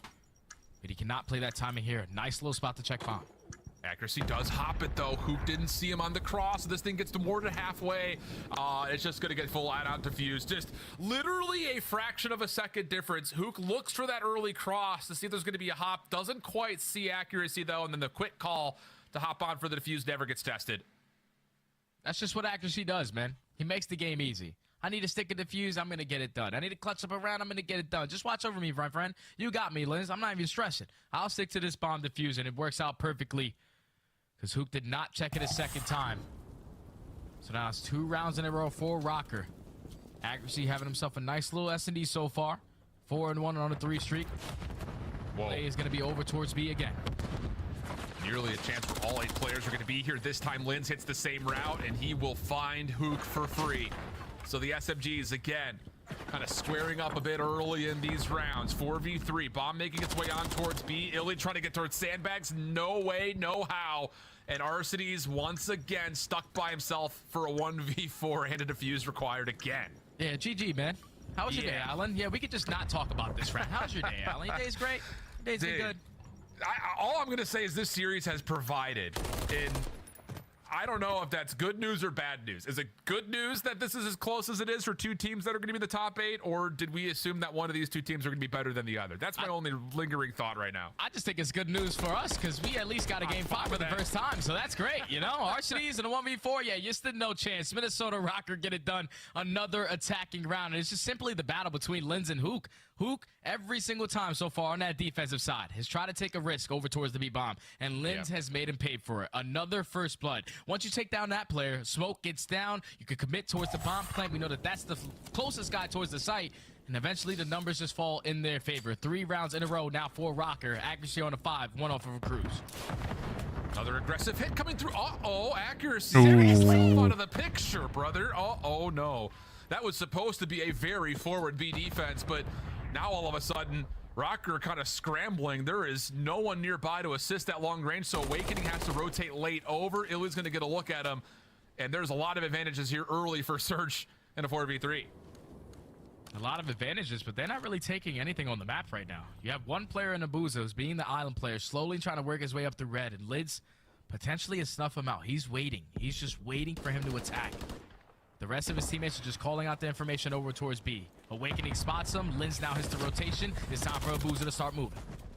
Vivid just completely caught Lynn's able to scout out one, but does not expect the second from behind. Oh, poor timing once again, as now Awakening is stuck in a very impossible situation. 1v4, Illy top stairs, cleanly taken. Turn for a Booza, good, but the follow-up was right there through barrel. So Surge will still hold on to what should have been a guaranteed round, and can be the case. Yeah, and I'm pretty sure we have the replay of the nade that Accuracy just takes himself down with. He's definitely going to be beating himself up with this one. Oh, that ricocheted. Bounces? Wait, I don't even understand what just happened. Did it hit the back building or the telephone pole wire? It's wow. If it was off the back building, that thing had some rebound on it. That thing came back so quick. Accuracy. You need to throw that nade a little better, my friend. That was a cruise missile waiting to get gun. Oh, man. So here we go. Surge still continue to try to get aggressive over through Fountain side. This time Hook will not step super far forward. Instead, it's a Booza at mid-map to find the first onto Lens. Oh, and a second cleanly one on the Vivid. And Rocker find themselves in another very dire situation, 4v2 early. Yeah, this is where Seattle Surge, this is what they do best as S&D. Those mid-round adjustments. Lens has hit middle map every single round on their attacks, but this time they send a Booza, not Hook, to go get the job done. Instantly a 4v2. Awakening and Accuracy, two total opposites of the map, but Awakening's just waiting for Accuracy to get some information. He's able to find Dilly. This should be a free kill. Should be a free kill. Should be a free kill. Okay. Didn't want to say it a fourth time. So that will allow the bomb to start to rotate over. Surge trying to recover some ground after that mystery starts to make its way through, but Accuracy continues to be a bit of a thorn in their side. Now changes up the angle completely. He may catch another for free here. Arcity's scouted at range, but Abuza up top goes unnoticed, and he will find the final 2 kills. Yeah, that's just too much right there for Abuza. I'm pretty sure he finds an ace on the round. Starts it off with 2, finds the final 2 to close it out. And I don't know, this is looking like map number 2.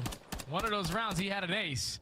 And then all of a sudden, he had a cruise missile, and then they called game. So Seattle Surge, with those mid-round adjustments, already coming to fruition. Now down 4-3.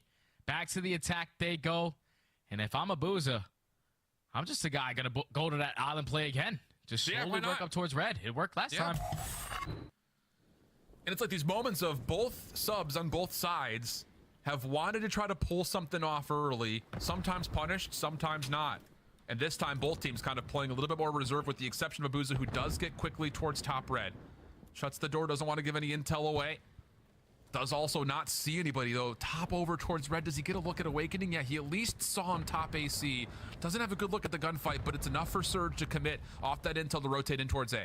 Yeah, just got top AC. We're going to try to isolate him, and it's time for Abuza to strike. Couple shots come in, but Awakening able to get out with his life. How do they know? Positioning of Liz, because he's in the bus. He's trying to make something happen. Oh, bro.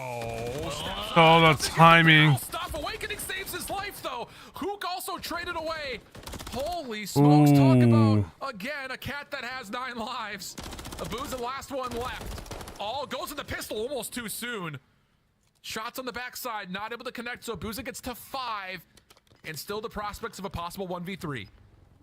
It's only 25 seconds left, though. The bomb is going to be down at that A site. Awakening with the repositioning towards back Soda Alley. Accuracy also watching across through bottom fountain. They're just waiting for him to pick up this bomb. There's the look. Shots come through. That's from Soda Alley, and that's where the gunfight will finish. Heroics from Abuza in map number 2. Not quite able to be echoed here in the 5th. And with that, Rocker keep us in a real tight one here in map 5. And that puts them at game point. I thought it was going to get scary. You know, the smoke comes in. Lens doesn't find a kill. The fact that Awakening was able to cover fire, at least get the first kill before Lens is traded. It's already job well done. You shut down that push. And then with the bomb being down in that position, it was just too much for Abuza to handle. Crossfires set up properly for Minnesota Rocker. And now put themselves at game point. Seattle Surge, their Karachi S&D continues to struggle. But they still have fight in them. 3-man stack again defensively for Surge over towards the B site. Bomb making its way towards Coop at the moment. Lynn's taking a very similar route that Abuza had last round, as they continue to try to look for each other in and around red. Nades are being blown over towards the B side of the map, but looks like everyone stayed pretty healthy through it. No one's rotating over either, so a lot of mystery still in the mix here for both sides. But the bomb's going down. The bomb went down for free. So now if you are Minnesota Rocker, 4v4, you have bridge control, you have back chicken coop. No one's going to be going for the deep flank. You also have a player in lanes on the opposite side. That's 3 down. No chance at all. In the 1v4, Minnesota Rocker looking like they're going to get this W. And Rival no chance. With ARs looking at you from literally every angle possible. Wow. So Rocker find themselves a key series win. And, you know, we just work here. We don't know 100% that's the case, but it feels like that should be enough for Rocker to confirm themselves a spot in the upper bracket just based on the records. All right, I just didn't want to go out there and say it and be wrong. Yeah, 3-4 record, it gets it done for you. Fair enough. So Rocker, heroics after the break. I mean, you want to talk about a team that's really turned it around. Look no further than Minnesota Rocker. They just had the perfect game plan in this game 5. Early on, you had Linz being super aggressive, shutting down Hook every time he tried to be that aggressive up on the B site. And then even in that they just had it was just unfortunate for Seattle. They just got absolutely slammed from start to finish. Even with accuracy, nading himself, he puts up 2,200 damage, 6 non-traded kills, 8-3. Him and Awakening just took over. We were talking about Awakening before the map, 7-7. How about 10-4 for you, buddy? That's the big wake that I know. 100%, and we said this when we watched Minnesota play yesterday. It's kind of the same situation where it's just, you don't often see the words Awakening and a KD of less than 1.2 when it comes to search and destroy. Not in the last 4 years that he's been in the league. So it's been a weird start for him, but the entirety of this Rocker roster really has started to turn things around since the break. It puts them in a great spot, now awaiting a pretty decent seed in the top 8 portion of the bracket. The Surge should still also be fine, but kind of trending downwards a little bit. In particular, this Karachi search and destroy continues to be a huge problem for them. Yeah, that's tough, man. The only S&D that you continue to lose, unfortunately, falls in the game 5. And now if you are Minnesota, 3 matches in a row going into the event, oh yeah, they're confident as hell. Almost feels weird. We haven't seen a game 5 what feels like a long time, but hey, we got a good one on our hands there with still one more to go. So we'll send things back over to the desk to talk about, again, these predictions they keep finding themselves pretty short on. Thank you. Congratulations to all of us on being wrong. Minnesota proving us wrong. And I would just want to take a moment here and celebrate a sub 500 record. A 3-4 is something to celebrate if you are a Rocker fan. After starting 0-4, this team officially jumps the Surge.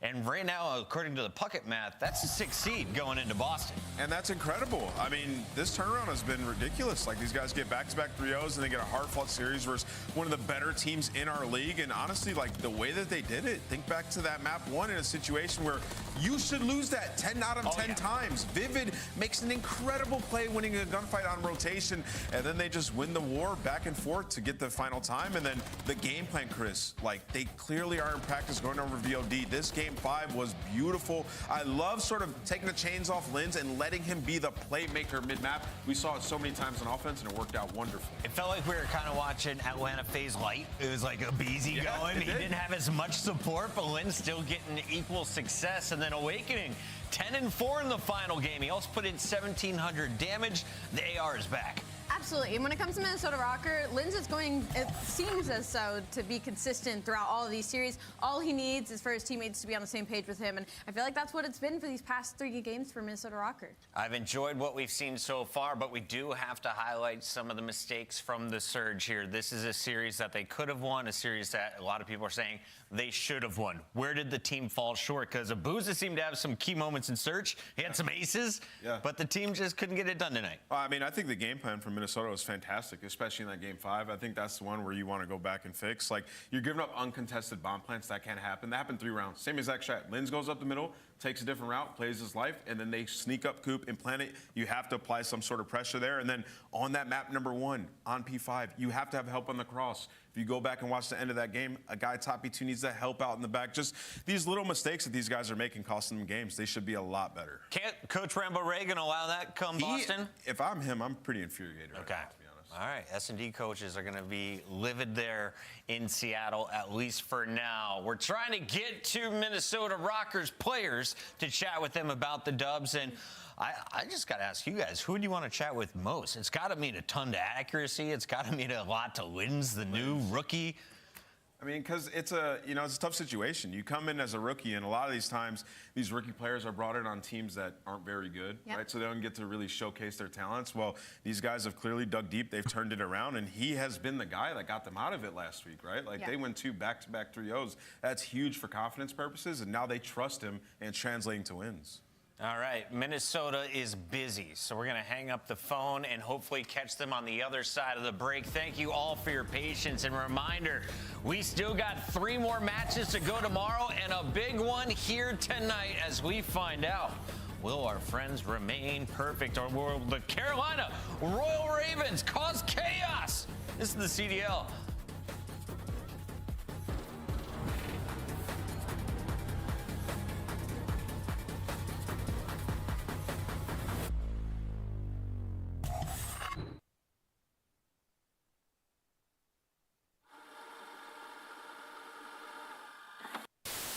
A little bit short. What was the key takeaway kind of from FaZe? Is it any individual players just not being able to hold when they had the early setup? Well, look, you need Clay and Enable to play a little bit better. I mean, Zuma played great there in that game 1, but you need some kind of other help, especially if you're going to go up against Optic Gaming, where they're so powerful in the slaying department. You need everybody to have a pretty good game. But I think in that last hardpoint. Hello, everybody. Welcome to this week's show. This weekend, we saw the top Call of Duty teams compete at the U.S. Championship held at Full Sail University. In a surprising turn of events, strictly business, the 9 seed came out of nowhere to dominate the bracket, defeating 9-time champions Complexity twice to secure the #1 seed at the Call of Duty World Championship. One clean break, 1 set of kills there. Afro sneaks in and steals the victory. Telling me this couldn't be a map? For now, it's kind of a 2v2. This is all timing right here. Oh, he's not.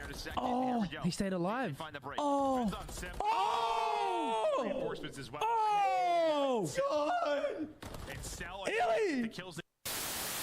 So underbarrel.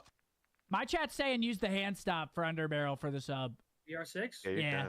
Sub, I think it's the XRK, right? And then it's the Purifier, the Clear Shot, the Marauder. Is it the Marauder still?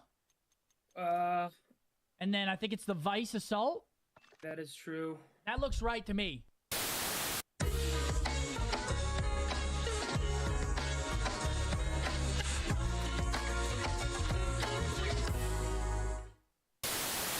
If I leave, do you guys leave as well? Do you remember me from TNT? No, I don't think so. Oh, if you're leader though, I don't know. Oh, I just got close by the jumper play. No! Jump, jump, jump! Get it.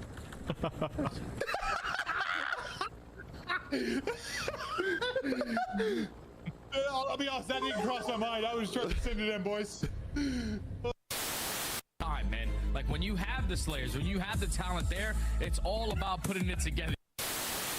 First blood did go over towards the Ultra side, but Capsidal in such a fantastic spot will find one. Looks over towards top 3, will dip out as well. 3v3, J. Snoopy and Kill.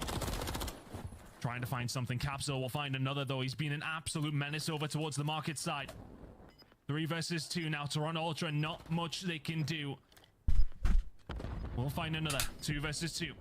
Snoopy lingering around the middle of the map, but Capsidal has just locked it down from the market side. They need to get rhythm with 15 seconds to go. He cooks the nade, and that's 3 for Capsidal. Snoopy's baiting out. The ace is on the cards. The ace and the map is there for Capsidal and Boston. On bridge, yeah, our bridge is shielded. What's left? I'm cutting in.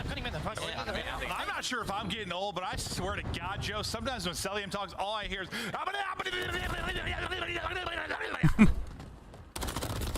Yeah.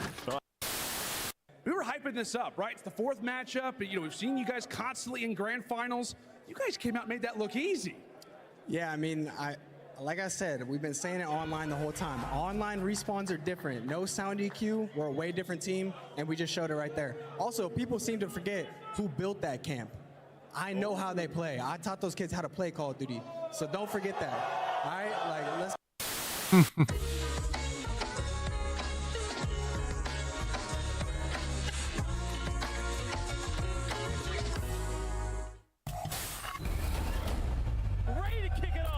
in the city of Boston, where champions are born.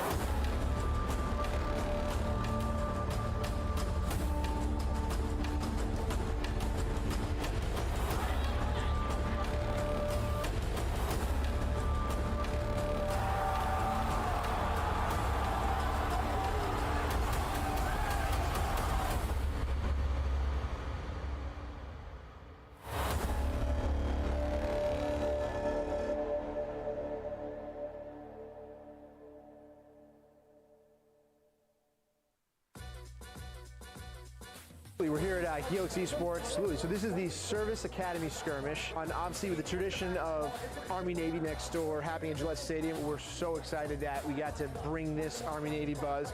So happy Coast Guard joined in, and hopefully to grow this. We work with Activision and Blizzard all the time, but this is our first time taking on a project like this with them. I mean, the organization that they have there for the veterans and the Call of Duty Endowment, it's a phenomenal program. Activision Blizzard has a long-standing history of supporting veterans through our hiring processes and the Call of Duty Endowment. The Call of Duty Endowment is a nonprofit organization that places veterans in high-quality jobs. This week is the week. You know, Army versus Navy is one of the greatest rivalries in collegiate. This is Call of Duty, Army, Navy, Coast Guard, and that's what it's about. It's been one of the longest running rivalries, so, you know, things like this bring such a great culture, and now we're drawing esports right into it. We are literally from all four corners of the United States, being able to come together and just work on communication, building a team, building something more than just an individual effort helps a lot. And the winner of the skirmish gets to play Boston Breach. One thing we've been really talking about since we found out about the event, and we've been grinding pretty hard to play them. Getting recognized, being able to come out, drive out.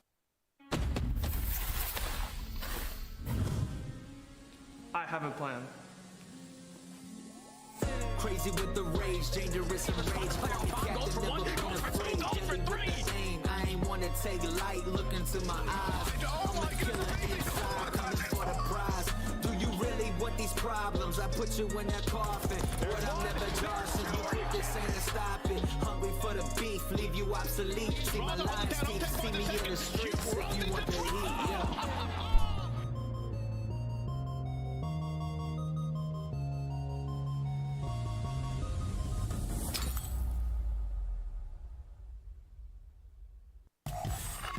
Welcome back, everybody. Pucking alongside Alley Cat and Nameless. And before we jump into the final match of the night, we have our Monster Energy winner spotlight. We wanted to chat with somebody from Minnesota, and we're going to do exactly that. Accuracy is going to be joining the show. And I want to start this one off. Lamar, welcome in, my friend. We're about to see Atlanta FaZe go up against Carolina, and you have a chance to play maybe a top 3 seed, it looks like now, after your recent performance.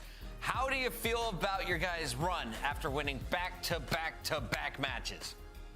You know, it feels good because when the season started, you know, we were down in the dumps, basically losing a lot of close series, starting off 0-4, and no one wants that. So after we had that little break, we went home, decided to change our mindsets, change our mentalities, approach, you know, practice and everything in a different way every day. And I'm glad that it's showing, and we can, you know, get some dubs for the fans that are supporting us. Lamar, that's incredible. It seems, you know, you guys are just consistently proving us wrong as you do now head into that mindset. So kudos to you guys. But also, I just want a little insight on what does Minnesota Rocker feel the most confident in right now as we head into Boston? I think we're most confident in our hardpoint and SND right now. Control is the game mode that we're, you know, working on. Okay, thank you. Lamar, you guys today, Search and Destroy was fantastic. I love what I saw. Different looks you're throwing at them on offense, and they couldn't seem to figure you guys out. What have you guys been working on in that game mode? We just realized, like, yo, we're not gonna lose the game. We're not gonna lose not playing the game. Like, we're going down swinging. You know what I'm saying? So Yeah. there's nothing to lose. Just play the game, play to win, and play like with confidence. So make some plays. Yeah. Well, it was happening today, man. Yeah. Congrats on the dub. Lamar, who do you want to play on LAN? We get to Boston, ignored the seeds. What team do you want to see on the other side of the stage from you? Whoever, every team's the same. You know, just treat them all the same. So whoever ends up matching up. Boring answer, but I respect it, my friend. Thank you so much for joining the show. You were trying to get a clip for Tack Rap, bro. I was just trying to get things for my homies. All right, thanks so much, Accuracy. All right, that is Accuracy, and of course, we see Minnesota now jumping past Surge in our power rankings. Now you're seeing the very top, though, versus number 10. Start here with Atlanta FaZe. They are the #1 seed for a reason. They are a perfect 5-0. This is their final week of action, and they play Optic in the last match tomorrow. Woo! Tonight, though, you get Carolina. What are you expecting from a BZ, Celium, Draza, and Sim? I'm expecting a very quick series, right? This is our best team so far by the numbers and by the looks that they have shown us in all the series thus far. So for the Monster pregame, I mean, they're great fundamentals of search and destroy. They've always traditionally been a really good search and destroy team. For me right now, it's really been the respawn that's been impressive. Last year, they were struggling in the beginning of the season when it came to hardpoint. This year, they're not having any issues. So for Atlanta, this should be a fairly easy matchup for them. Nameless, what does that mean? 93.1% conversion rate? And when they get their first blood, they're winning the round 93% of the time. That's fantastic. #1 in the league. But, you know, for Atlanta FaZe, like, they've just been unbelievable. But in their hard points, 4 of the last 5 have been 25 points or less wins. Okay. Obviously, it's sort of the nature of this game, but they could get better at it. They're also 11th in breaking. So there are some things that they can work on. And when we get to maps and modes, it's going to reflect that. They're playing some maps to try to deepen their pool. Let's take a look at the opposition, because Carolina, they brought in a new teammate in their most recent matchup. They do it again. It's a whole new team. That side on the left, Clayster, Felony, and TJ looks pretty familiar to a Legion lineup we saw last year. Gwyn, though, has been a rock star for Carolina. Could be the missing gun they needed. I mean, there's not much we can really say great about this team so far, but this is a brand new squad, right? You got 2 new people in it, so hopefully they can gain some honeymoon phase momentum, and you can see Monster Energy pregame. New players, old faces. TJ Halley did have a great invasion control last week, and then also must find a mode to rely on. They're 2-9 in respawn modes, 1-5 at S&D. Also, all 3 of their map wins came against the Vegas Legion. They've been smoked versus everybody else. Felony's coming back. Yes. How do you feel about this? I he love played it with the Mutineers, personally. now he's playing with Clay again. Yes, last year he was on the Mutineers, and me personally, I loved watching Fellow in game. He's a very high IQ player, and he proved as well that he can keep up with the pace of these players. Hideways, Karachi, sub, excited to see what he does Skidbow. for Modern Warfare 3. Here's a look Interesting map lineup right here. Well, considering that Carolina is a donut on all 5 of these maps, I think this might be a pretty good one. This is a brand new team. Throw out the old stats and let's start anew as we make our picks official. I'm going to start things off Atlanta FaZe. I will go 3-0. All right, and as we move down the line, I'm definitely going Atlanta FaZe. Maybe 3-1? Well, 3-1. congrats, Carolina, on the upset, because I'm also going Atlanta FaZe. All right, we're always wrong here on the desk. Chat, are you with us? Let us know right now as we send it over to your favorite casters, one without a lot of hair. Yeah, it's going to be 3-0. Still got, I mean, it's a lot there's on top. a lot right here. But thanks, guys. He's a hairy Listen, animal. He's a hairy beast. Yeah, no, I can be. Sometimes, you know, take care of my body hair. Sometimes I don't. But, yeah. Listen, I'd be worried about this Carolina team if it were 2015. You know, Clay would be twisted. Like, TJ's up and coming. Gwyn's in diapers. They might still win maps. Yeah, I mean, but it's not 2015. It's not. No. It is not, but we don't know. As the desk was talking about, this is pretty much, I mean, a brand new squad. Obviously. Yeah, define new. They have 2 new players on the squad. Yeah, but like.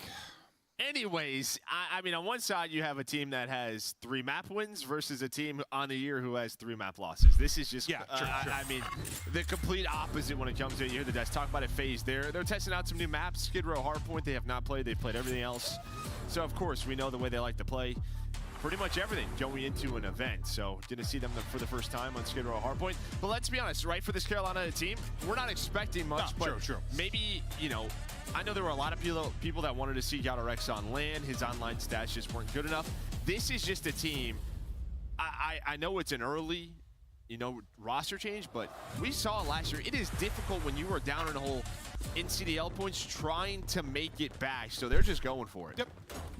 And listen, as much as I'm roasting and having a little laugh about it, like, I'm pulling for it. These guys have been casting my whole career. Like, I want to see them find some success. It's just going to be difficult against this FaZe team. But can you come out and catch them? We've had some crazy results this year. I mean, you just think about, what, yesterday, some wild results for Optic and Subliners, 2 of our top teams. Maybe some wildness today, Joe. Yeah, I mean, Fellow, let's just talk about it, right? He is sort of revamped himself as a player these last few years. Sure, yeah. You know, he was in the CDL, the CWL. He was this aggressive SMG player. You know, the First Bloods, S&D star, and then he went back to Challengers. We saw him before last year, a slower AR, kind of an in-game leader, and maybe that's just what they wanted someone to do. Help in the comms, be a little bit more consistent from GalRX, because Gwyn, he has been fantastic stats-wise for this team. You're just trying to find I don't know, maybe a little bit more teamwork out of the squad. And honestly, sometimes it is that. Like, you know, we think they need kills, it's that, but some little teamwork thing, some little pacing thing that can be all the difference. But let's see what they're able to do. So far, so good. They get a bit of a lead, but obviously FaZe will focus on second, which can be one of the bigger money hills in the game. How much this time are they going to be able to get? The pressure is here early, though. A chance, maybe that chance is getting shut down, though. Actually, still one player up top. How much disruption can it be? Simpson Not even close for Clay. Shut it down, and now the spawn out here for Ravens. Yeah, I mean, you had a chance there if you were Carolina. I mean, but a nade hit, I believe you saw the explosion hit marker. That made 2 players weak for Carolina. Clay, he was weak, so while he was the last player alive, Sim just pulls out the Renetti, able to find that kill. So over the rotation, I guess you disrupt some of that time if you are Carolina, as Simp up to 6 and 2, gonna get the rest of the time. And now for Carolina, just a focus on setting up for P3.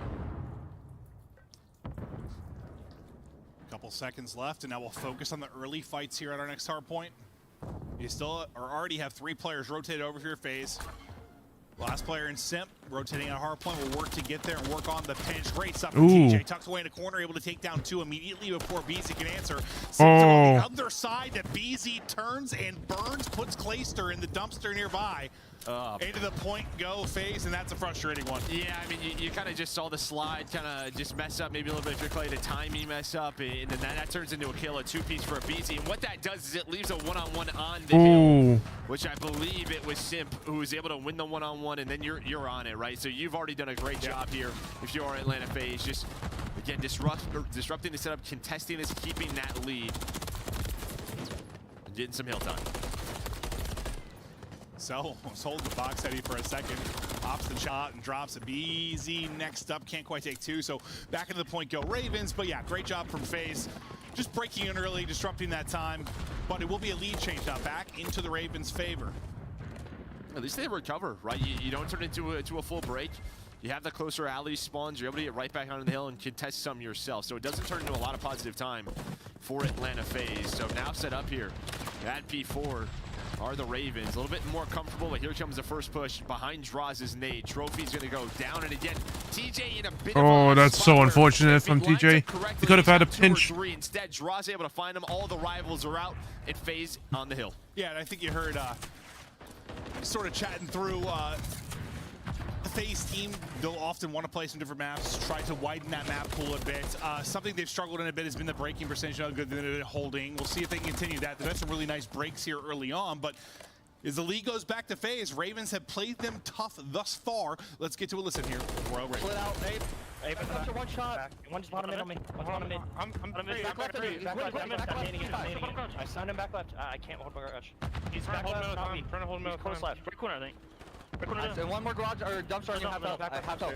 He's back on your left side, Gwen. On your left side. That was him, Gwen. Tunnel weak. Push up garage. The one copy 2. I have garage lay down. Hold my ticket. I'm laying down graffiti. One's gonna be ticket. Okay, I'm turning. I got garage. Watch out, garage. He's behind me. Garage out. Garage and low P2. One ticket. Low P2 last guy. Low P2 last guy. Low P2 going upstairs. One shot. Okay, I'm looking tunnel. There's one tunnel. One bottom P2, one shot. Bottom P2, one shot. Cell. One shot draws. Absolute top left on AC. I'm looking at AC. 2, no, ticket on me. Ticket. One top P2. Cell P2, one ticket. 2, one top P2. Top P2, one shot. No. P2 cell still. Let's go new. Copy 2 still? Let's get into I'm leaving you old. One shot. I gotta fold. Cell one shot top P2. One more. You can hold. Simp weak and new. Simp weak and new. They're gonna spawn tunnel. They're gonna flood it. Help me. Yeah, I got one. They naded. They're not hitting me old. Oh, okay, I naded. I'm watching plat dead. I'm watching. I have a trophy here. Oh, shit, okay. Good. I'm one plat, go. Yeah. I'm low garage right now. Weak.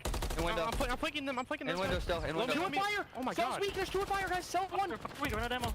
2 on fire. One's back out. Cell weak and fire 1 bullet. Window room there. Okay. I have if he goes to the dump barrels. He's not. Reloading. I'm inner fire weak. I'm holding window room. One more cell weak and fire. There's that fire. And one was window room. Drop. One shot. Absolute window. He shot 2 months up. In the window. He's weak in window. One shot. I'm going new. He's top new already, guys. Abe is already top new. I signed him top window on you. Listen, there were some comms there, Joe, but I just have to ask you, I'm not sure it was spectator lag, but did I watch Gwen mid-mantle, like, not miss a hip fire bullet on someone on P2 heady? Yeah, top P2. Celium was one shot. We heard that in the comms forever, how weak he was. But yes, he did mantle. It's like when you hold a stun. I don't know exactly. I'm pretty sure it just breaks the game code. It's done it for years. That looked insane. That looked insane. That was one of the craziest kills I've seen in COD. You take that if you are Quinn. As he's 12-11, and Carolina with a nice lead, but a chance here for FaZe maybe to get a solid lead as they are set up here at P2, able to find a couple of kills. But you kind of heard that listening, right? Here, Clay kind of making his call-outs, bringing the intensity we know Clay has done for a very, very long time. But Fellow is sort of this calm voice. Hey, pick this up for me. I need this. It's just kind of what he has been these last few years. Very different than Chatterbox Fellow. Yeah, no. Yes, no, it's the complete opposite person. It's been awesome to see that transformation, but they're starting to fall behind a bit now as FaZe start to make a rally. And one of the things for FaZe, they've had all these tight hard points as draws is hitting now to 5 in a row. Well, before man wipe. wipe. Factor's been there for them. When it's these close games within like 30-40 points, they've been coming away with the dub. And in this title, it just feels like you're going to need that, right? Like, or you're not going to win hard points, yeah. Maybe their break percentage isn't the best, but maybe in clutch time, I don't know, maybe someone could look that setup. It's one of the best, or their holds towards the end. But it feels like when they need a play, they are getting is now. Yeah, they're going to have a full 60 at P2. It was Draza and Celium who really locked that down. And kind of the same position. You get the allied control. Can the trades be a little bit better here for the Ravens? Last time through, it was not. This time, so far, so good. And then off spawn, TJ's going to find Cell. Yeah, last time it was still a mess by the time like Simp rotated over from the old hard point. This time, yes, much cleaner. Now, can you continue to hold on as you've got to make a rally right now if you are Royal Ravens? The kills are starting to fly. No. That's 3 through. The answer is quickly no. That's a squad wipe. That's 7 in a row for Big Draws. When Draws was asked what he was worried about with the Carolina Royal Ravens, he said, honestly, nothing. Yeah, no, that's what the Atlanta FaZe Twitter said. And knowing Draws, yeah, it makes sense to me. As now it's a little bit desperation time. And Sim, I mean, it's not 3 kills for him, but it's pretty much 3 kills. They're just going to flood on through. And with that, look at the mini-map. They kind of know Carolina, they're going to have to make a play either through bottom, middle, or through tunnel side. And Cell is going to see everybody put shots into everyone. Abizi's got the cutoff on the other side of the map. Just 9 more seconds needed for FaZe. Yeah, when it's come down to this final couple of minutes, I mean, it's just been all FaZe. They get the break at 3rd, they have the perfect hold at 2nd. They now lock it down here at 4th, and the final tick goes through. Great stuff there from FaZe. They did get tested a bit early on, but yeah, I don't know how much more I can like say that in this title, because it just feels like there haven't been many blowouts. Like in Hardpoint, there have been some, I know. But saw our first 100-point club yesterday, yeah, I believe. But that's crazy though, right? Like at this point, like our first, like that's kind of nuts. Yeah, no, it's just sort of the nature of the game right now. Yeah. But this is a solid one. You got to think about it. Going to that P2, we saw Draza was on 5 in a row. He stayed alive that entire rest of the game. Gets up to 9-0. It was 160 to 120 or so, and then they just run away with that game. But I think the key for me is those 2 P3s. You have a chance if you were Carolina to respond, and they just need to. Even if that splits a little bit, we're still playing this game. Maybe it's tied. Instead, they get broken twice. Yeah, and that's a hard one. We see a lot of breaks. I mean, it's just kind of, tough. You have the natural pinch kind of on that hard point. It's almost like a first hard point in many ways, like a central point, and it can be difficult. But you just think with all the setup you can get, due to all the emphasis you have on 2nd, you'd like to get 40 seconds out of it, something like that. They weren't able to do it. Yeah, not able to do it. This was the first one through, and then that Clay play. Yeah, BZ. Obviously, he's teamed with Clay for a long time. World champions together. I'm sure showing him some extra love. This was another key break for Atlanta FaZe. And yeah, I mean, I think for Carolina, kept it close. And then we saw on the scoreboard, TJ, he actually had 4,400 damage or something. So a solid game from him. There was that ridiculous kill you were talking about out of Glenn. Yeah, I think you and I, we were, listening, and you and I just looked at each other with our eyes wide open, like, what was that? So what, it was 150 minus, like, 150, 140, and then after that, we're going to see the rest of these highlights. They don't get many more points. No, they really don't. I think this next push, what I'm saying, like, can they hold? And you just go, no, right here. After this break, no, I don't know if they look at it again. So, yeah, they're outscored, what, about 110 to 20? Of that final stretch? Yeah, I don't even need to tell you that because we got a game flow graphic now, and it shows it's tied up. And then after that, they stay around 151, goes up to 170. That's where it ends. And Atlanta FaZe run away with the game. Yeah, I do love, but I don't have to make up numbers as often. I think it helps everybody. Yeah, no, it absolutely does. But map 1 is in the books. Map 2, high-rise search and destroy. We get ready to go.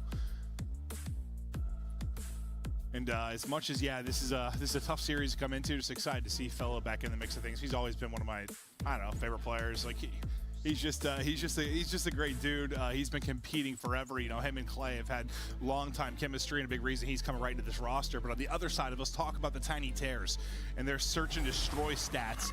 Joe, look at it. We could probably do this every single year between these two. Yeah. The guy on the left, he's usually the First Blood Lord, but 1.23 on the other side, Simp, in just such good form in this game. Running the MCW, running the Rival 9, whatever he honestly wants. But that opening duel percentage for both of them, right around 60%. And that's going to win you rounds. Yeah, they've just been quietly kind of doing their thing. They have 3 map losses on the year, Yeah, but like, it just feels like since they've... You and I have talked about this in the past. We don't really say it on camera very often, but we've looked at each other after casting phase and like, that was boring. Because like they just get into this form where they haven't had a lot of... they haven't had game 5s or crazy series or all these dramatic things, and they're just sort of under the radar, like, yeah, we've lost 3 maps. Yeah. It seems like they're getting in that form where it's just... They're just winning, and they're kind of making it look easy. Yeah, I mean, they've taken care of business. They haven't played New York, Toronto, or an Optic, and we're going to see that matchup tomorrow. And yeah, no, that's a very good point. The Green Wall has, I mean, destroyed them these last couple of years. Yeah, that's the big thing. You know, we're talking about how has Draza helped this team, or when will we know if he has? I mean, hardpoint's been something we've talked about, obviously. If Draws has helped the squad. But then the other ones, like, yeah, even when they've looked so good, like, Optics always in the head-to-head giving them trouble, always. Regardless of, like, the roster changes for either team. Like, they've just been a thorn in their side for ages. And I think for FaZe, just obviously a series, just not trying to get trapped, or I still trying to keep this momentum going into to a major. Have to understand how important this practice is. And just getting repetitions on as many maps as possible. And for Carolina, new roster, you're just like, yeah, tough match versus FaZe, but let's give it our best. Yeah, no, and maybe sometimes, I mean, I know you fell away at the end a little bit there, but like, you already have like the chip on your shoulder, like, new squad, but especially against FaZe, just like, yeah, whatever, go out there and play. And sometimes you get some crazy results when that's the case. Like, yeah, no pressure. You just no pressure whatsoever, just kind of go out there and shoot your gun. I really do love the jerseys, by the way. Just like I've always been like a baby blue fan, like that or whatever you call that blue. Periwinkle? Sky blue? Like sky blue? Sky blue? Yeah. It looks really good. No, it does. I was thinking Clay just looked real handsome. No, they're CDL operators, their camos, they're looking nice. Even the FaZe one, much better than previous years for them. I'm a fan. I am too. You can buy them in the game. Use code. No, I'm just kidding. Yeah, we don't have those. God. We are ready to go here into map 2. Probably starting with a BZ because, yeah, he is a First Blood machine. Now, this map a little bit more difficult at times, maybe, for him to make the early round impact like we see him do on like a Karachi. Like, he can do it, but I've also seen him get real flustered here. I mean, I think any SMG player, if you're running a rival, because some of these timings down here can just go absolutely awful. Climbing a ladder, mantling up, barrels exploding in your face. It feels like it could all go your way, or it cannot. Feels like anything can explode in your face on this map, Joe. Gotta watch out for that. Gotta watch out for that. There we go. That's exactly what we were talking about. You're hearing around it, but he is still alive in Draza with the First Blood on the TJ. Oh, God, we are children.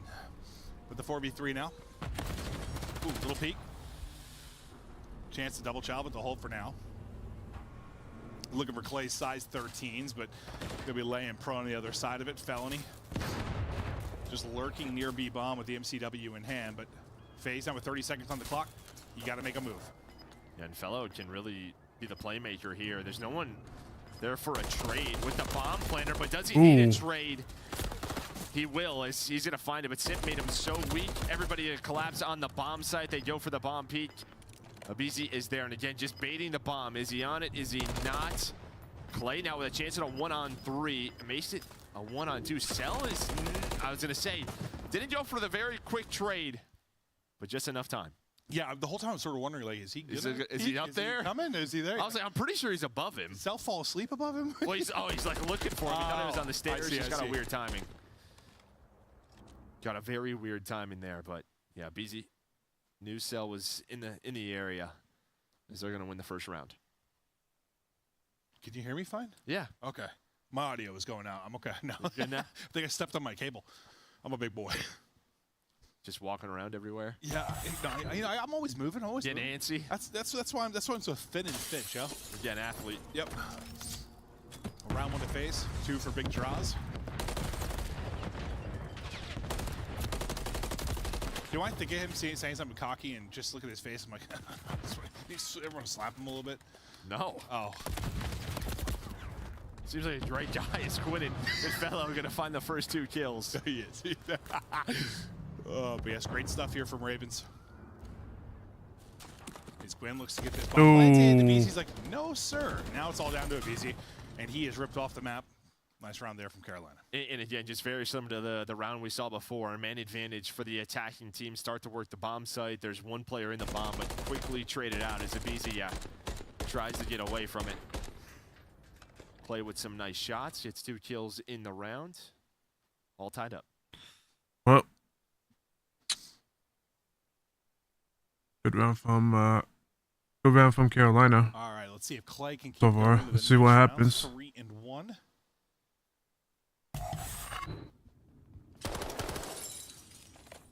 Bye-bye window.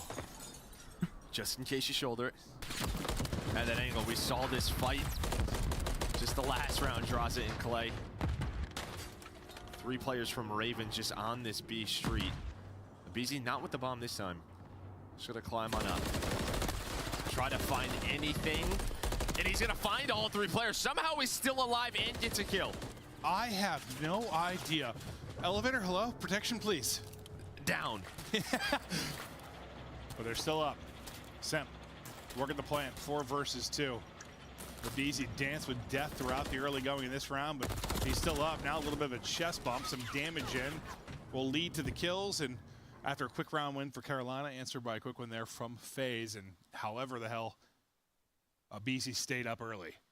I mean, I was thinking like a quick trade or something from the Ravens side, but I think the players of FaZe were just watching over them. So they just could not peek the angle. So he's able to stay alive, just slides into the corner, just buys as much time as possible for his teammates to get there. Did you tangle yourself up over there? Yeah, I was untangling myself. I was just... You're just a mess. Let's do a little bit of a ballerina. You know, I can't control... I was sick, Joe, and now my body's temperature's all over the place. My ears are like sweating. I don't know what's going on. I think I got menopause. Okay. Okay? Just take care of me. It's been all offensive first bloods throughout this map.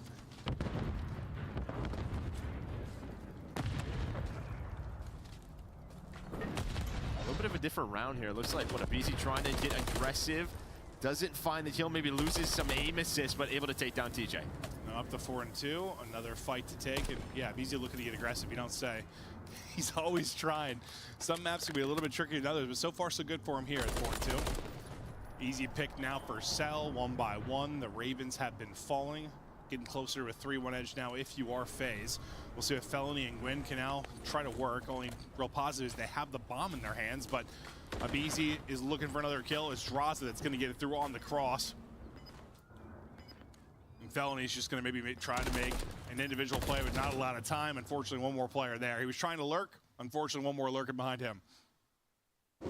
And I mean, FaZe there, it's a little bit of a switch up, right? It's been so much heavy B Street, just trophies down, fighting. And this time what they do is Abizi and Celium, as soon as there's not a lot of pressure over towards B, they aggressive A side, just try to take something away from the Ravens side in a much slower round. And yeah, it's just Abizi and Celium, that 2-man game over towards the helipad, give them the advantage. Semp, he's just relaxing. 1-2 currently. TJ still looking for his first kill in the round. Gwyn, who's been so good as a young player, struggling as well, but plenty of search and destroy to go here. But you need a round if you are Ravens. BZ, once again, looking to get involved early. And this time through, they're not going to see a lot towards the B Street. So what info does that give Abizi? Maybe an opening to make a play as Fellow, again, inside the bomb site. has TJ with him. I'm not sure how many S&D strats this Ravens team has gone over. True. I'm sure it's not much, but some great S&D players on this squad. Yeah, the intuition's there. Certainly spent some time playing together in the past, but on this title, could have done that much. Simple find his second in the round, and will get caught the second. I think he was thinking about the plant, and there you go. You're gonna hop on it. If you are Carolina, you find a fantastic time. Beezy just trying to get away with his life. Cell will be on the other side of the map. Beezy snap back though, and Gwyn will get dropped. Now 2 versus 2, 25 seconds to go. Celium, he's looking to get involved. Looks like it's getting red though. It is. It doesn't really matter though that it's being red. Clay will get dropped. Cell with the kill. Looking for the trade. Is Felony able to do it? And then a lovely little drop shot and snap, but just too much sauce there for FaZe, as they'll go up 4-1. Yeah, and I mean, you have the 3-on-2, and obviously there's a lot of different situations. As a BZ, he's just got the advantage. That's the rival 9. The shotgun, as we see the pros kind of call it, you're just going to melt Fellow in that situation. If he had MCW, you might win that of your Fellow. But I mean, I think Gwyn, right? You know Bomb is down B. He goes for that 1v1 challenge onto a BZ instead of just playing with the team. They played trade so well throughout that round. That's how they had that advantage. And as soon as Gwyn goes for the solo challenge, puts them into a 2v2, it's a tough spot. Also Cell with a disgusting win. Well, I mean, both. Like, yeah, BC's kill and Cells are just like ones that you think might be, you know, bordering on freebies for Carolina. I know those gunfights when you're upstairs with the railings and stuff. Like, I'm sure that fight from Clay's POV was frustrating, but just kills you get to change the round.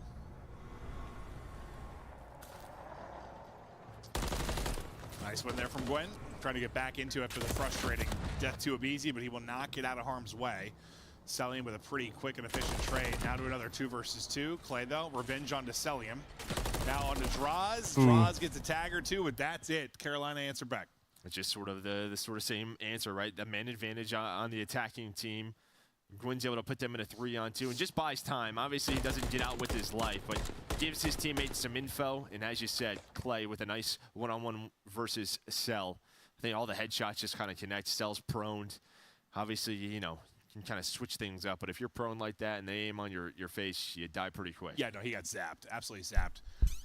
I know Clay had a frustrating gunfight, but he's up to 7-4 now.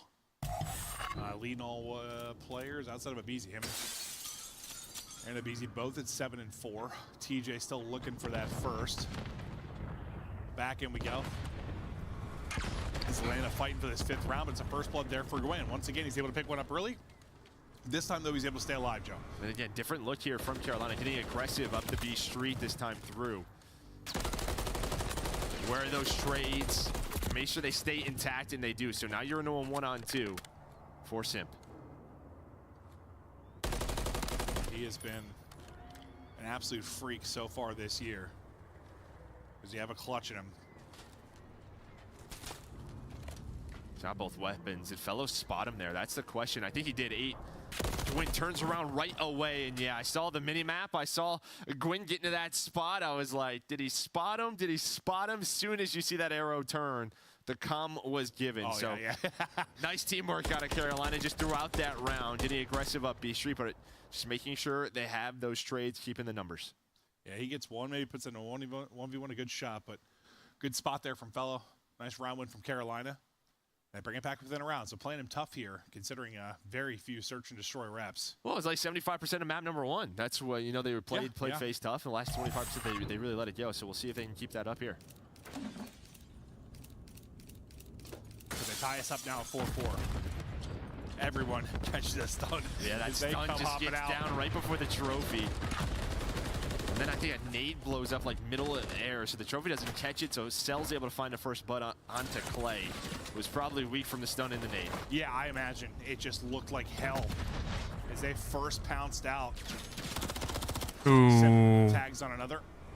Fellow still got bomb in hand. See what him and Gwyn opt to try and do. Re-challenging is Celium. Trade is on point there from Draza. Draza takes down the next as well. FaZe 5th round up, one away from a 2-0 edge. Yeah, and you and I were talking about it, right? Coming into this map where we're starting with a BZ and we're like, we know this sub, depending on how the map and rounds go, it could be not a fun time. And I think you're kind of seeing it instead from TJ, who's pretty much doing the same thing. Now, what, 1-7, 1-8, right around there. And, you know, he's just trying to go for a trade, but you have Simp down low, you have an MCW looking over it. Just difficult when you're in those positions. No, it's, I mean, you saw what Simp has, like, I mean, it was pulling out an MCW, but, like, this, I think this map in general, like, regardless of what you run, you just get the blender. I don't know. It just happened to, I feel like, so many players. Even players who seem to be stellar and Search to Destroy this one, just the timings of it, I guess. Well, it's all the finesse, too. Yeah, yeah. With how you can mantle just 90% of this map. It draws it with the first blood. Right? Sometimes intentionally, sometimes not. Yeah. But Clay is there, as you said. He's up to 8 and 6. Now a 3-on-2. Oh, BZ with the rival. The headshot connects. That might just be it. Yeah, a little bit of a snap, and Clay's probably yelling, "The rival's stupid!" It just snaps, and his head comes popping off. FaZe. They'll go up 2-0 in this one. Still only dropped 3 maps. But for Ravens, I mean, yeah, you play them tough again. Throughout a bit of that search and destroy. You just don't get a whole lot out of TJ. I mean, search is going. Everything's going to be hard at this level of competition when you haven't played together long. But search, man, it's going to be tough. Yeah, I mean, 6-3. I mean, they played them tough. I think there's like that one round where they had the 3-on-2 men advantage. Maybe threw that one away, but you can see the stats right there. Just a team effort on the side of FaZe. Celium with the most damage. Clay, as you said, he's got 2,000, 8 and 7. Obviously, MCW is just putting the damage in. Players are running away. It happens quite often.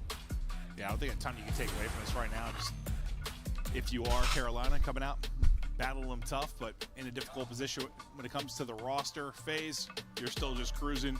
You're probably thinking more ahead, honestly, for the match tomorrow, the big one you've got marked on the calendar. Yeah, I'm sure. I mean, you know, again, got to take care of business here, but they know it's a huge test. I'm just going on based off what Draza said. Yeah. Yeah. He didn't seem to be all that worried, but this will be a 2-0 advantage for FaZe. We ready to head to break, and we'll see if Carolina can bring it back. But yeah, I mean, you nailed it. 3 maps won on one side, 3 maps lost on the other. You could not have more disparity between the two teams currently. Clay will try to get the boys fired up. TJ will try to get locked in after a tough map too, but it's a tough road forward. We head to break, we'll get back. Control's up next.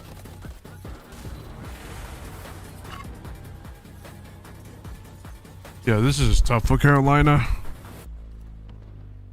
Like they were decent in hardpoint, and obviously just the outslaying on a land of FaZe is you can't do much against the outslayers, the Slayer.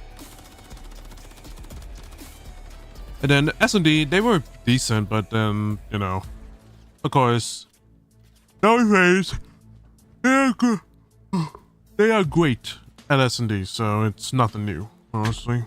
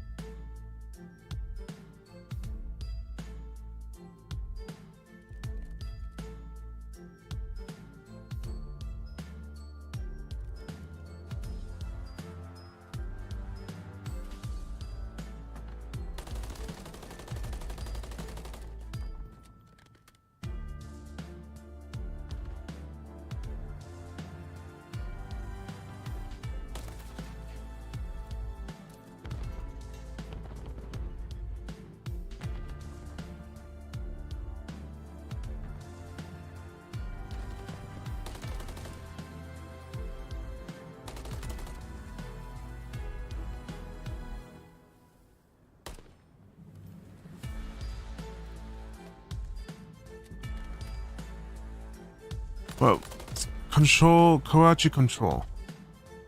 I know who's gonna win that. And it's probably no other than Atlanta FaZe. Woohoo.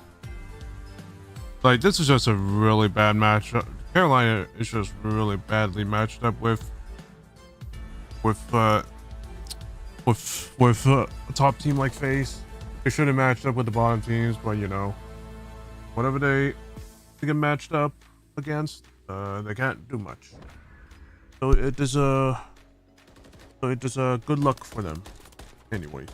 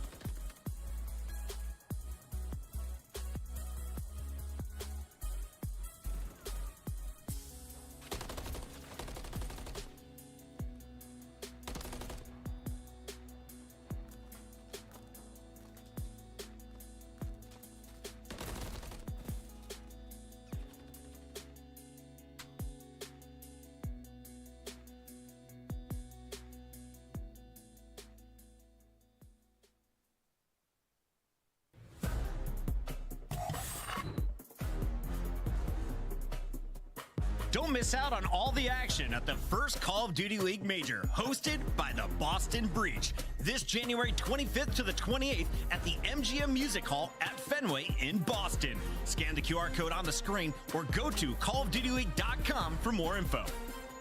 The Painted Alebrije bundle is available now in the Call of Duty store. Inspired by the folk art of Oaxaca, this stunning bundle offers colorful, vibrant, and mythical items you gotta check out. Start the season strong with the Call of Duty League Pack. Grab yourself the CDL Operator, Weapon Blueprint, and so much more. Check out the Call of Duty store in-game now. Well, hello there.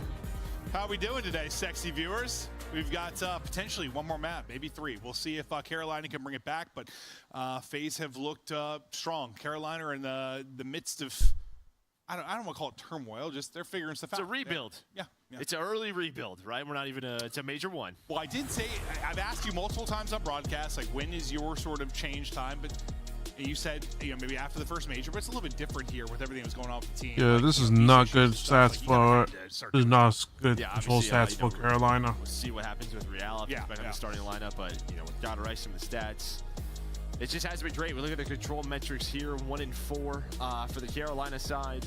We're on the other side, 4-1, and really their defense 9-2 for FaZe has been so strong. It's Riyadh Karachi control, and I was just thinking too, some of these maps today, Skid Row hardpoints, Karachi control, could be what you see in the matchup tomorrow versus Optic. You know, depending on how those vetoes go. Yeah, I'm excited for that. It's gonna be fun. I think, you know, I've been doing this 10 years or so, and I've casted a lot of FaZe optics over the years. There's always something a little different, a little more to them. Well, I mean, just really throughout this year, what we've had Optic New York matchup, that was game 5, and then yesterday you had the New York Toronto. Like, there hasn't been a lot of the top 4 squaring up versus each other. So even just those matchups in general right now, I think everyone's excited to see. We're talking about sort of building tier lists. Everyone wants to know where their team is at before the major. Yeah. So these are some of the big tests. I think you said with Optic, like, you know, whether it was coming out slow versus Vegas or the loss you just had to Heretics, like, you know, have it before the major, or maybe have it before you play Atlanta. Because I think Atlanta, that's one of those matches, like, he's a little chip on your shoulder if you win that one too going in. Like, all right, boys. We'll see though. It's gonna be a confidence builder. I think you and I'll be casting tomorrow. We'll have a lot of fun with that. I'll take all the meds so I can be wacky and twisted for that one. You don't need meds for that. Yeah, it's true. It's like the match is the medication, right? Put it right in my veins. No, that's just you. Yeah. True. But now, FaZe Ravens into the map 3, Karachi. I think definitely become my favorite control. It was fun to watch Heretics on earlier. Yeah, TJ maybe going for an early pinch here. Sims just on the hill. Abizi just playing patiently. He's gonna potentially hear that. Yeah, he's gonna hear one player jump above him. The flank does work for TJ, and he's able to find the second one. Nice shots from TJ with the rival. So gonna deal with the first push over at A. I think the tick does come in, but TJ's gonna have to go and make sure there's not a lot of work over towards B off a spawn for FaZe. It's Draza locking down this side of the map. I think just sticking out a little bit too much is they'll end up getting dropped. First bit of progress is done. They continue to try and move this. TJ's doing it again. This time he doesn't win it. Yeah, no, trying to make the play, instead gets clotheslined. Gwen now dancing. That's some nice centering, nice shots there with the rival. Onto that heady, but any other player, maybe you might win that with those initial shots, but Selim, he's a tough kill. Yeah, maybe if you have an MCW, but yeah, still, just a very tough gunfight. Insane centering on a point. He got like 3 headshots. Those were great shots. Yeah, A is done, now over to B for Atlanta FaZe. 2 life advantage. A lot of time to work with. Is Clay going to be the first man up? He gets dropped, and you already have Fellow pushed on in, but that's really it. There's not a lot of presence near the point right now for Carolina, but a nice one from TJ off spawn to win the gunfight. Now you got a bit of a 3-on-3 here towards the point. Clayster wins a big one as he comes off spawn through back alley onto Sim. They go to rip him easy out of the corner.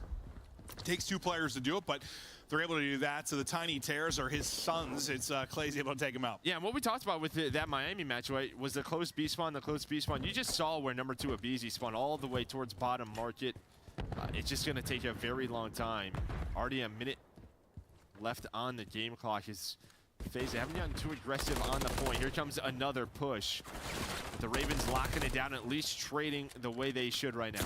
Yeah, I mean, the difference is, look how far you are spawning versus, what we watched Miami do and how fast you just hit it and hit it and hit it. But you still do have somebody here. And obviously, FaZe has been pretty successful in mode, so they have their way of doing things. But fun to see the subtle differences between the squads. 3 through, though, for Ravens on the feed. Beezy going to be the last guy up here trying to dance. 45 seconds left to work with. And you thin them out a bit on lives. You got 10 left if you're Royal Ravens, but you're really going to need to stop the clock here if you are FaZe. If those lives are going to matter, I think. Yeah, with the BZ staying up near bus, they do get that close spawn. So they're going to quickly be in the area, but yeah, just not a lot of objective progress over. Ooh. Draza, maybe a bit of a Got caught with his pants down. I wasn't. Kills, though. Here for FaZe, onto the point. I was saying they just need to stop this for a bit, and I think the lives will be all they're going to need, but you lose a tough one. It's one the BZ wants to get back, I'm sure, and then you get cleared off the point. Now, time's starting to dwindle again. 9v6 on the live department. Here we go. Selim, hipfire sauce, able to connect. Clay trying to chow out. He's able to take that one. TJ, another, and Clay will take the second. 5 seconds now to go. As they're trying to battle back towards it. Can you get there in time? I don't think anyone's going to be able to get across. And that will do it. Ravens able to hold on. And man, it is different watching them attack versus Heretics. That's all you think about. They hardly had that spawn, and yeah, just keeping it messy. But this man right here, Clay, 12-5 in the round. A big round for him. Almost 1,800 damage. He ends it on a 4 spree.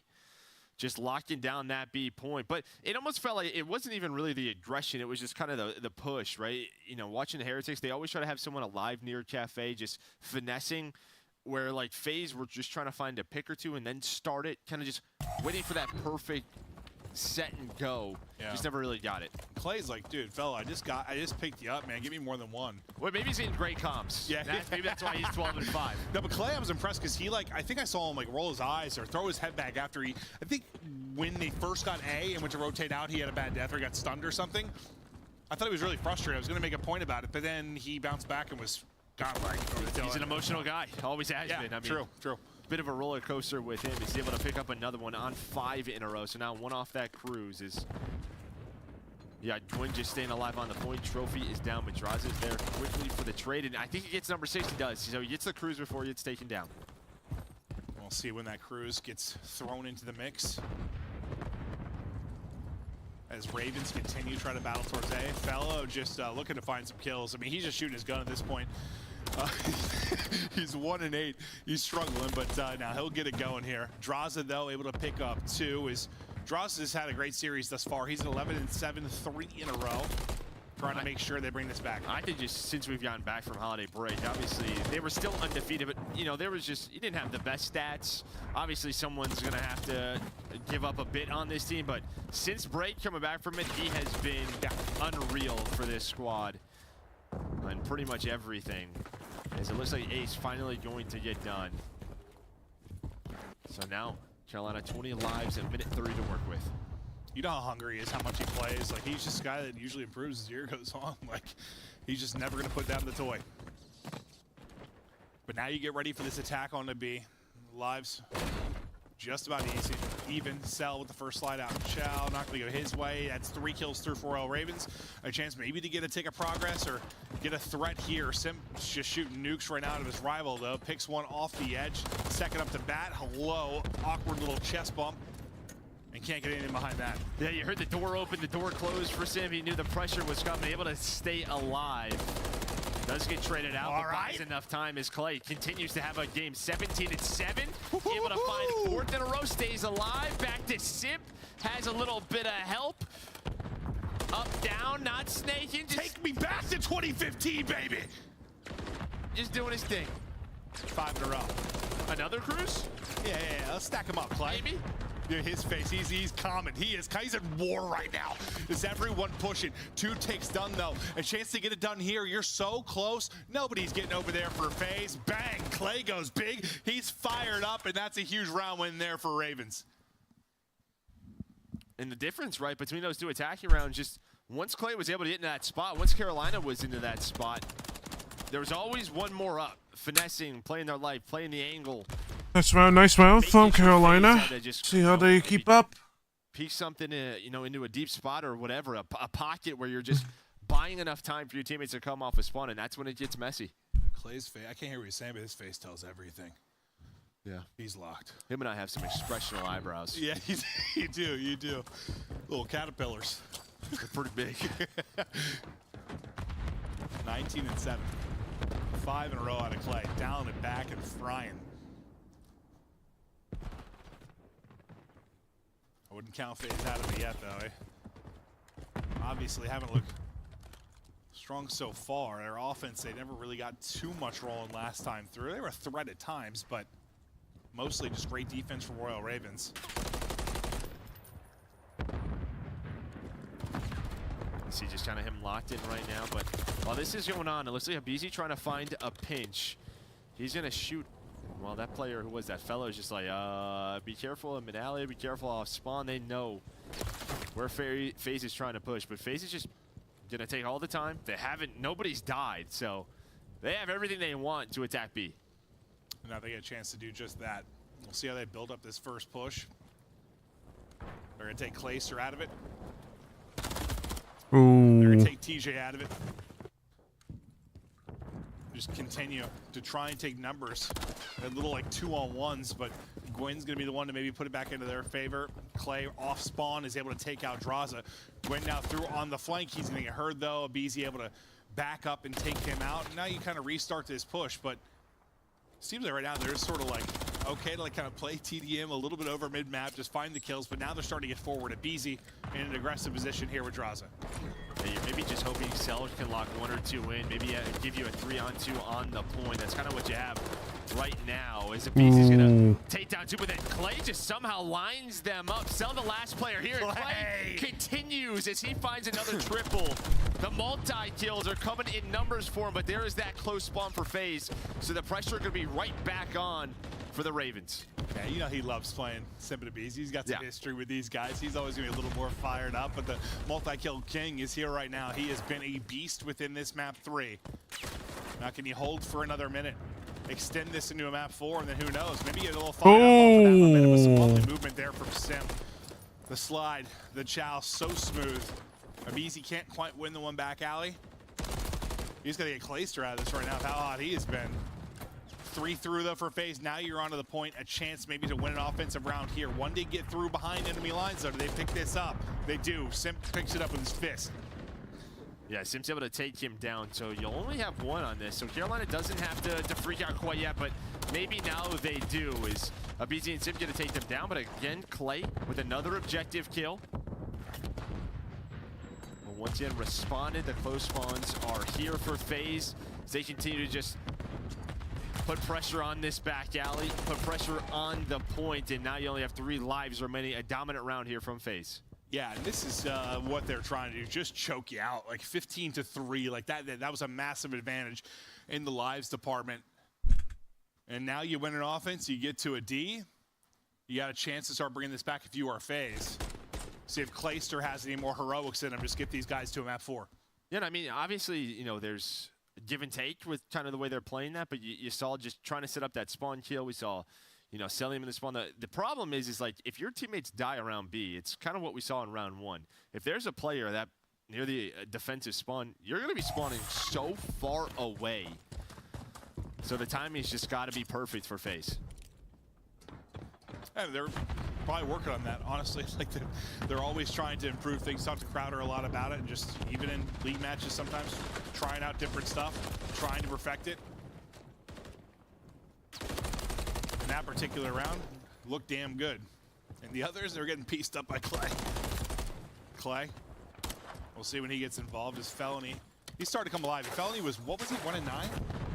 Yeah, around there, 1-8, something like that. Something like that. So he started to bring it back too. Maybe ride the momentum of Clay a little bit. Simp snapping, wins that one with 11 HP. Rival looking strong. 22-16 right now for big draws. As he's getting picked out of the window by TJ. That middle of the map's just so interesting now without snaking. I can't stop thinking about how it's just everyone's laying down and taking it. You just lay down. Literally, it's like, all right, guys, I'll be back. Just put your controller down. Yeah, like, when can you stand up? Like every 5 seconds or something? I don't know the official time. but yes, you just kind of see. Yeah, Clay is just absolutely slaying. The pressure's still here from Simp and Abizi. But it looks like they're going to get done with a Gwyn still alive. Not the best game for him, but they are leading on the map. Just trying to find that third round on the board. Okay. Well, now we'll start this first push forward if we are Ravens. And a one-on-one on one side of that's TJ, so he wins the back dumpster side push. Look at that reaction. Yeah, second. Yeah, you should have a nice little transition across here. Yeah, as soon as Abizi gets taken down again, Sim's like, I gotta pick up that back alley. And then the push comes from the rest of the Ravens. Nobody on the point quite yet. But I'll tell you what, FaZe is just trying to gain some positioning. Is TJ gonna check all his corners? Yeah, you might have some damage done to the objective here. You might lose a tick. You still have a chance to regain if you were a FaZe. Still a lot of gameplay likely to go, but you might get rewarded for some big kills in transition. If you're a Ravens, I don't think you quite got. Okay, there you get the progress. Now you got 3 kills. Now you might get a big time reward. TJ, pop it off around the point. Cruz. 4 in a row for him. Cruz coming in. Second point done. Trying to pick him out of the point as the missile comes through. Abizi's able to hit one. They're still fighting inside, but this one got wild and wacky quickly. Yeah, what Cell on the pinch was able to. Oh, they got it. All that Carolina's got to do is get a 4-piece and then just going for the point. Not sure exactly where Gwyn was. I think near the point. That's all they got to do. He's able to put it in the corner.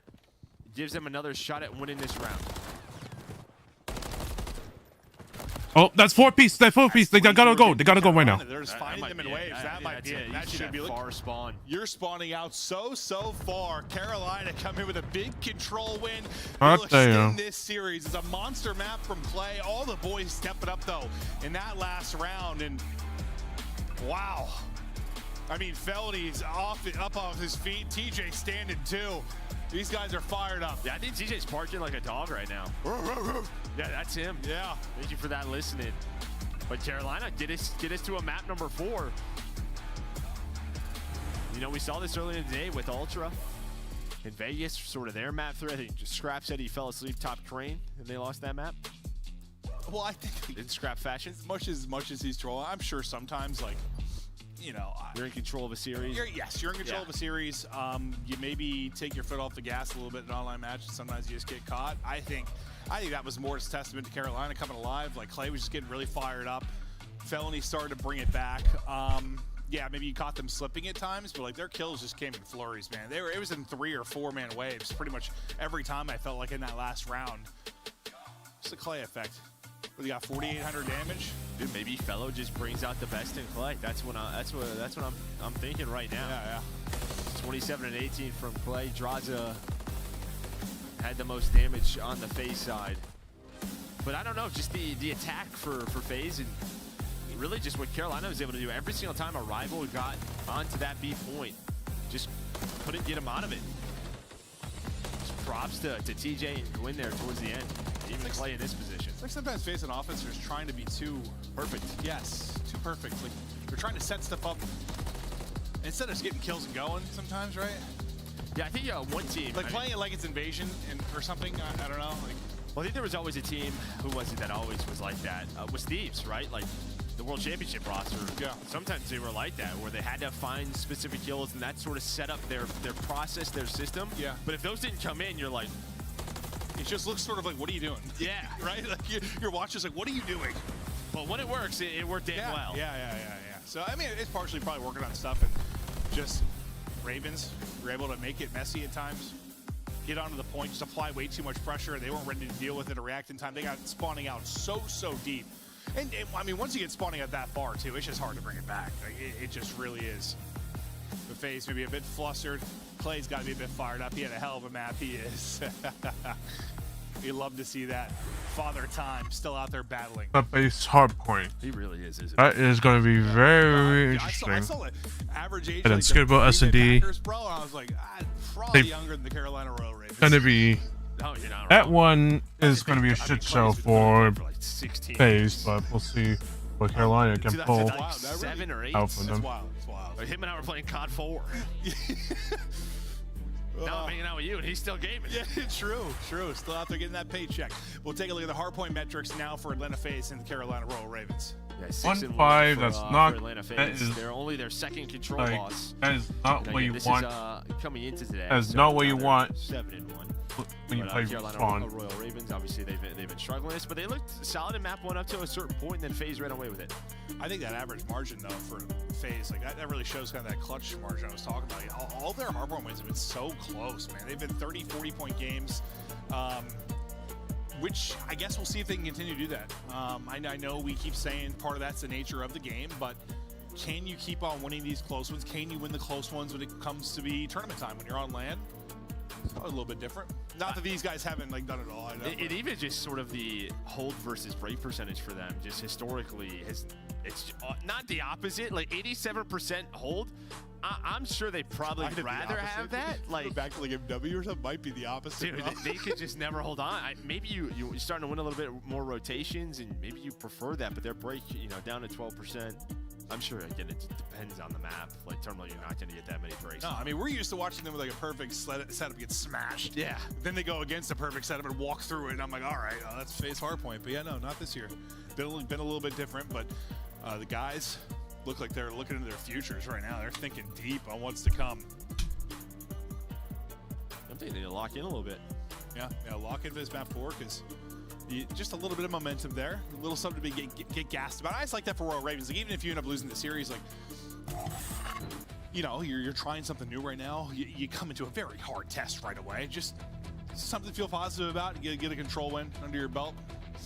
Get the blood flowing. Yeah, I think Clay was saying they were trying to get like this fellow move done. I think for last week, just give them more reps, but just could not happen. But you're taking everything. At least you got some VOD.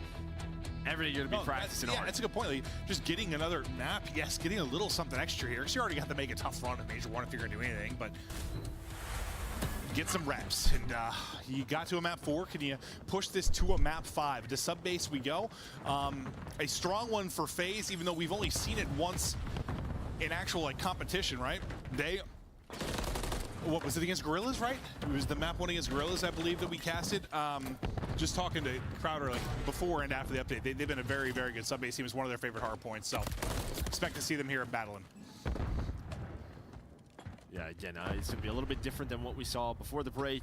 It's a little bit different than, it's a lot different than what you're playing right now in Reigns play. Again, we're still on the old patch. We will be until after the major. Yep. Carolina, some nice early time, but FaZe controlling the left side of the map. Yep, of course they're going to play old patch until the major. Which, honestly, makes...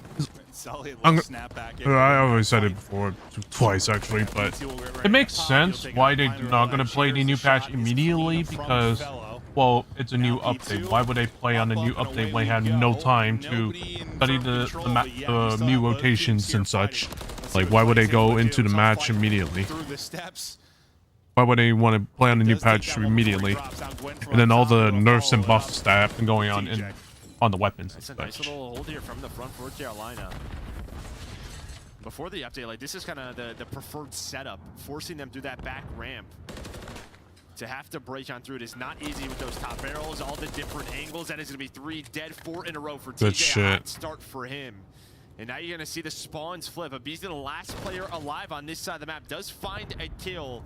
And now you kind of see the blue arrows are looking all over the place. They know the spawn outs are possible. But with Abizi's 3 kills, you have a 3-on-2. And there we go. Abizi in sync with the there's a break in immediately. 10 seconds. All right, they take the 10 seconds, but look at where you just popped. I believe Abizi just spawned top left. So you get second control. You get the spawn deep for a third, and now you're going to try to rotate across, but so far so good for Royal Ravens. You did a good job in the opening skirmish there on the point. TJ was popping off. Fellow, another slow start, but he'll start to come alive here, just getting worked into this roster. If FaZe will get right into your next point, Sally may have ripped out of it right away. Yeah, now Draza's going to spawn all the way out, but I don't know if Carolina recognizes that quite yet, but Abizi, he held on to that first gunfight, now able to win the next 2 is... Does he take it down? And now Carolina, they actually get the closer spawns. They're going to get the break. So you'll take this, what, 28 seconds if you can hold the rest of it. Yeah, absolutely. 4 in a row for TJ again, by the way. He's 12-3. Quadruple positive for TJ. He's gaming right now. Also picking up the time, leading the way for the squad. TJ's doing it all. Why not? Why not? Down and back. We know we can have these pop-off moments, but Draza kind of lurching all the way back docks. A nice trade, but with his position, what does allow Abizi and the Celium to spawn up, but inside of P3 is Gwyn, so can you get some trophies down, deal with these nades, and they have just that. All stack up inside as they're looking to build a significant lead here. I mean, with the results we've had lately with the Optic loss, with the New York loss, why not? Why not another miracle? Can Carolina push this to a map 5? Maybe come in and shock us. But still soaking it up inside the point will be Gwyn. Fellows come back. He was, what, 1-4? It was 3 in a row for him before he dropped. 4 in a row now for Gwyn, the youngster, making noise, and the lead continues to grow and grow. Not quite to 100 points, but it's getting there, Joe. I mean, they have hardly gotten off this hill. Finally, FaZe will deal with them. And I know the trophies were down. I think right at the start of the hill, Fellow gets a big kill onto Abizi, so there was no middle pinch for FaZe, and they just flood them over and over again. That was a great hold for Carolina at P4. Now an 80-point lead and 3 dead. I mean, they are just popping off. They are absolutely popping off. It came to play today. Simp able to get 2, 5 in a row for him, maybe slowing them down for a moment, but they're still into the point. Is Carolina. You have been able to find no objective time if you're Atlanta FaZe. It's the Carolina pop-off right now. Is Clayster, I think, just getting going. In that map 3, the team just started to come alive, and, well, they brought it right here into this map 4. Yeah, nobody really in the hill these last, what, 15 or so seconds, just fighting over the middle of the map. No trophies down, so the nades, the stuns, everything will hit. But Draza, he's going to put one down himself and wins the second gunfight.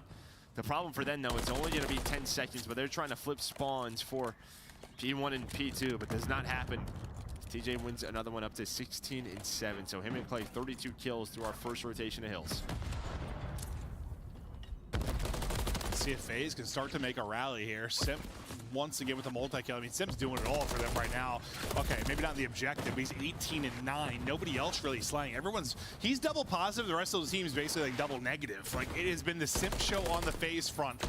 The rest of the team may have fell asleep, but he has not. That's like back-to-back killing sprees off these lives. He's been nuts, and now he's starting to rally the boys. And I think a couple of players spawn out and maybe now ready for it. Now What the hell's going on? or dead. So I think it was Clay I guess the and life Gwyn thing who tried to actually spawn up near move P2. forward. You kind of saw with Sim's position, he was roaming top snow. Nobody really turned for them. They thought they had everything locked down instead. Carolina, they're going to get that time. So just beautiful stuff for them. Atlanta FaZe down 80 points. Let's go to a listen with FaZe, see if they can bring it back. P2 on me. I go. Back cross. Alright. Top window. I'm right now. Shot step. Twin time.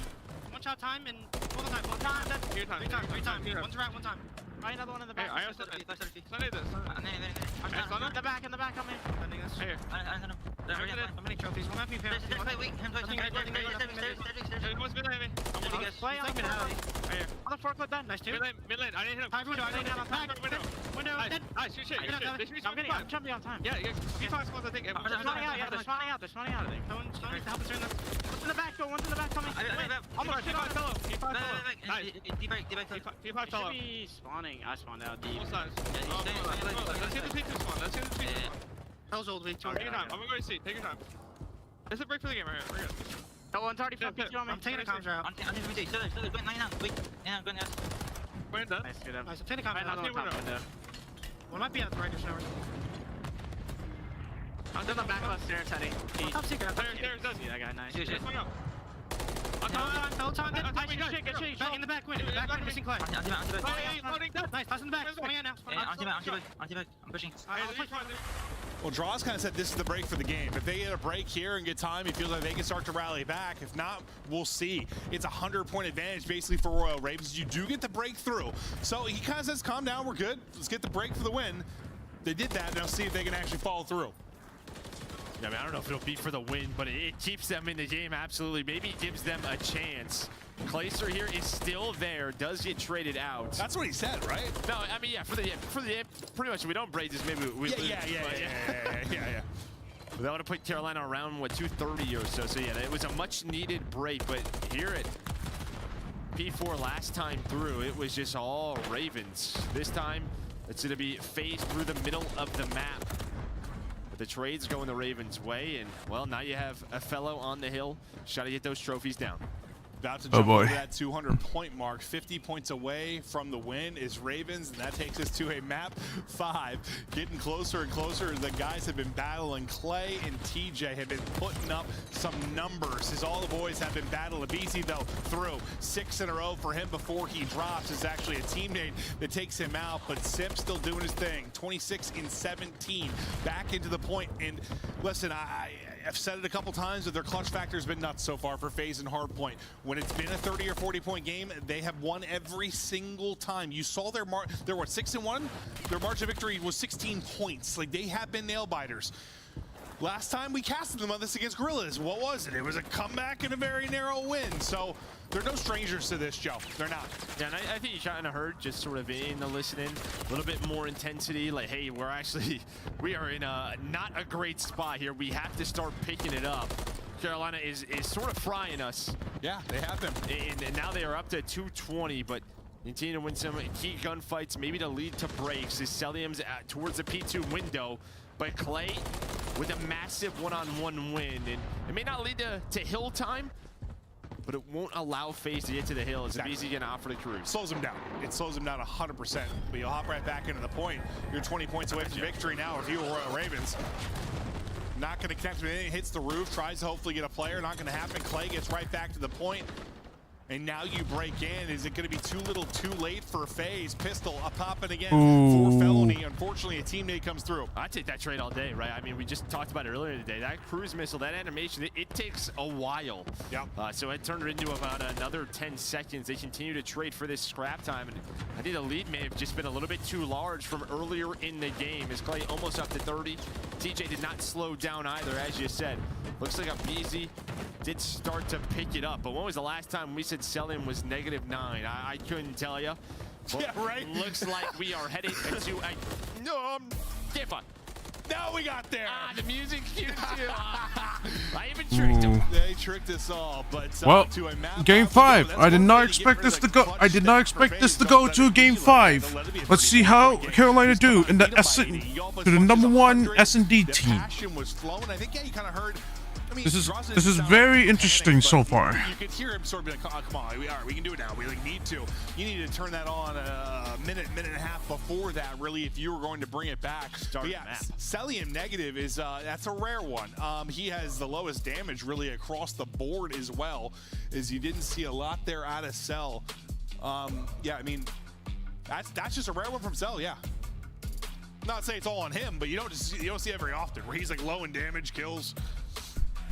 And I mean, listen, Now FaZe has 5 map losses on the year, and 2 of them are to Carolina. How about it? How about it? So we're headed to a game 5. Why not? This has been a crazy couple of CDL days. And Clay, what, 5,400 damage he puts up? Like, you listen, he has always been, maybe, well, I guess he hasn't always been a streaky player, like, you know, during AW, he was just a god the entire time, but he, just due to his, like, energy and passion, he's kind of been a streaky player. Like, when he gets going, he can just start to take over. When you saw him start to roar in that map 3, I'm always, when I see Clay start roaring, I'm like, maybe a chance for him to start making some plays, and he'll do just that. We are tied up 2-2 going to a map 5. Did not see this one coming. Carolina Royal Ravens, after the team change of Mr. Felony, the teamwork has been on point, trying to catch FaZe now. We'll see if they can do it. Can they win one more map to complete a weekend of crazy results? It's been a wild one. We hope you enjoyed the show. One more map to end the night. Don't go anywhere.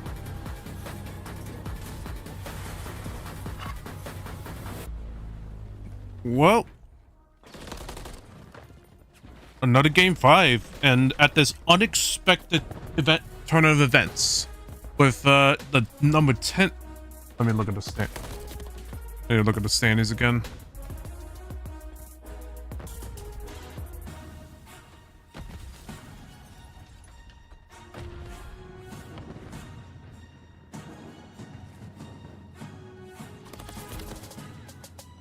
Yeah, number 10, with the number 1 team going, or number 2 team now actually going against the number 10 team.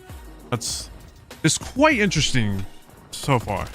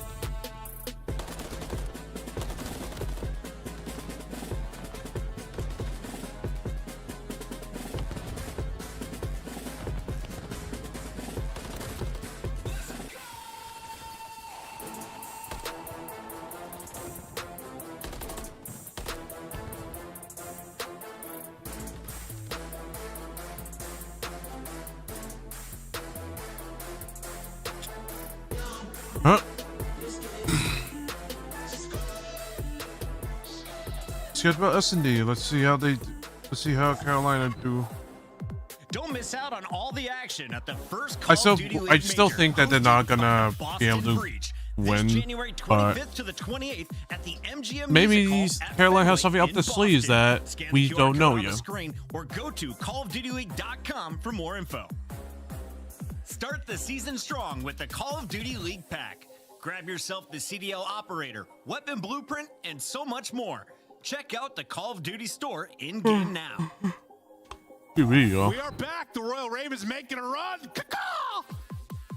Yeah. That's it. That's exactly. You should be their mascot. Goddamn right, it should be, Joe. Why not? Why not? We're gonna look at our map 2.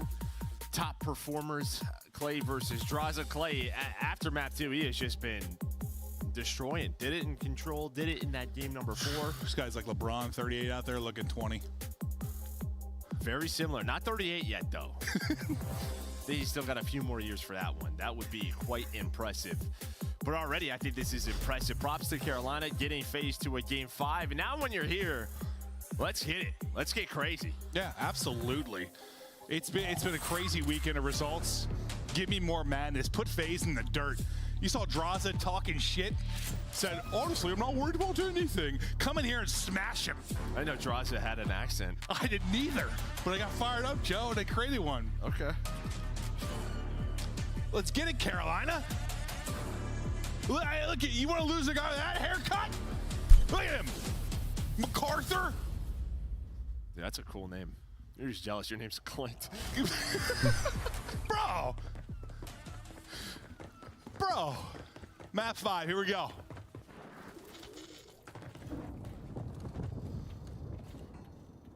Oh, whoa. Carolina. I'm rooting I mean, for this you. is a read and a half. They just go 2 right down the middle of the map. They're going to spot Sim. Sim's like, they're in our spawn. Draza does find one. Is Draza ready for the second one? No.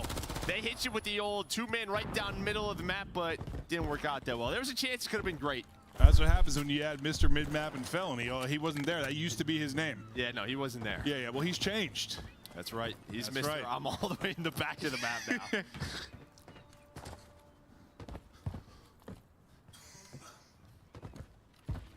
There's 40 seconds left in this round. Fellow and Gwyn just playing very passively.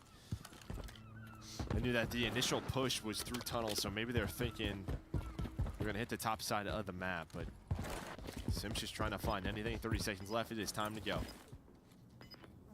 Felony and Gwen looking at clutch up. The fan base in the entire state. Oh, unfortunate from Fellow. That is unreal timing. Doesn't go well. He just watches that cross, is checking for Yeah, a that's just foul planner, maybe unfortunate. just for some info. Unfortunate timing for Gives it Fellow. up. MacArthur moves past that door. Oh, MacArthur's moving. Celium wasn't moving last map. MacArthur's back this map. Okay. Heard it here first. Yeah, just saddle up. Just whoop. It's going. Were you riding a horse? Yeah, yes, I was. No one can see that, though, but you, Joe. It is 1 kill apiece for the entire squad. I mean, I'd love to play from Carolina. It just didn't work out. I mean, take some risks. I like. Yeah, I mean, there was a chance. Depending on some of those times, they're throwing off some trick shots here. Clay's gonna find a first blood. Of course he did. It's Clayster. 4v3. See what they can do behind the numbers. Try to bring this back into a 1-1. Gwen checking his corners. Hate his wall bangs. Check your corners. Open your doors.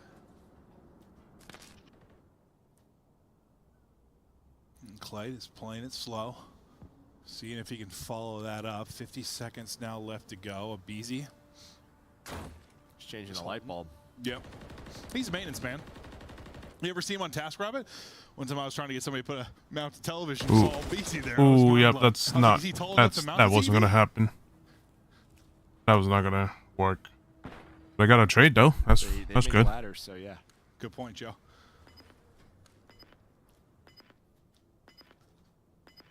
Three v2 now for Ravens.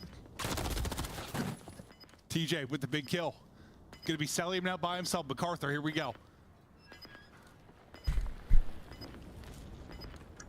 Bomb's gonna get planted. We'll see if Sal can clutch up in the 1 versus 3.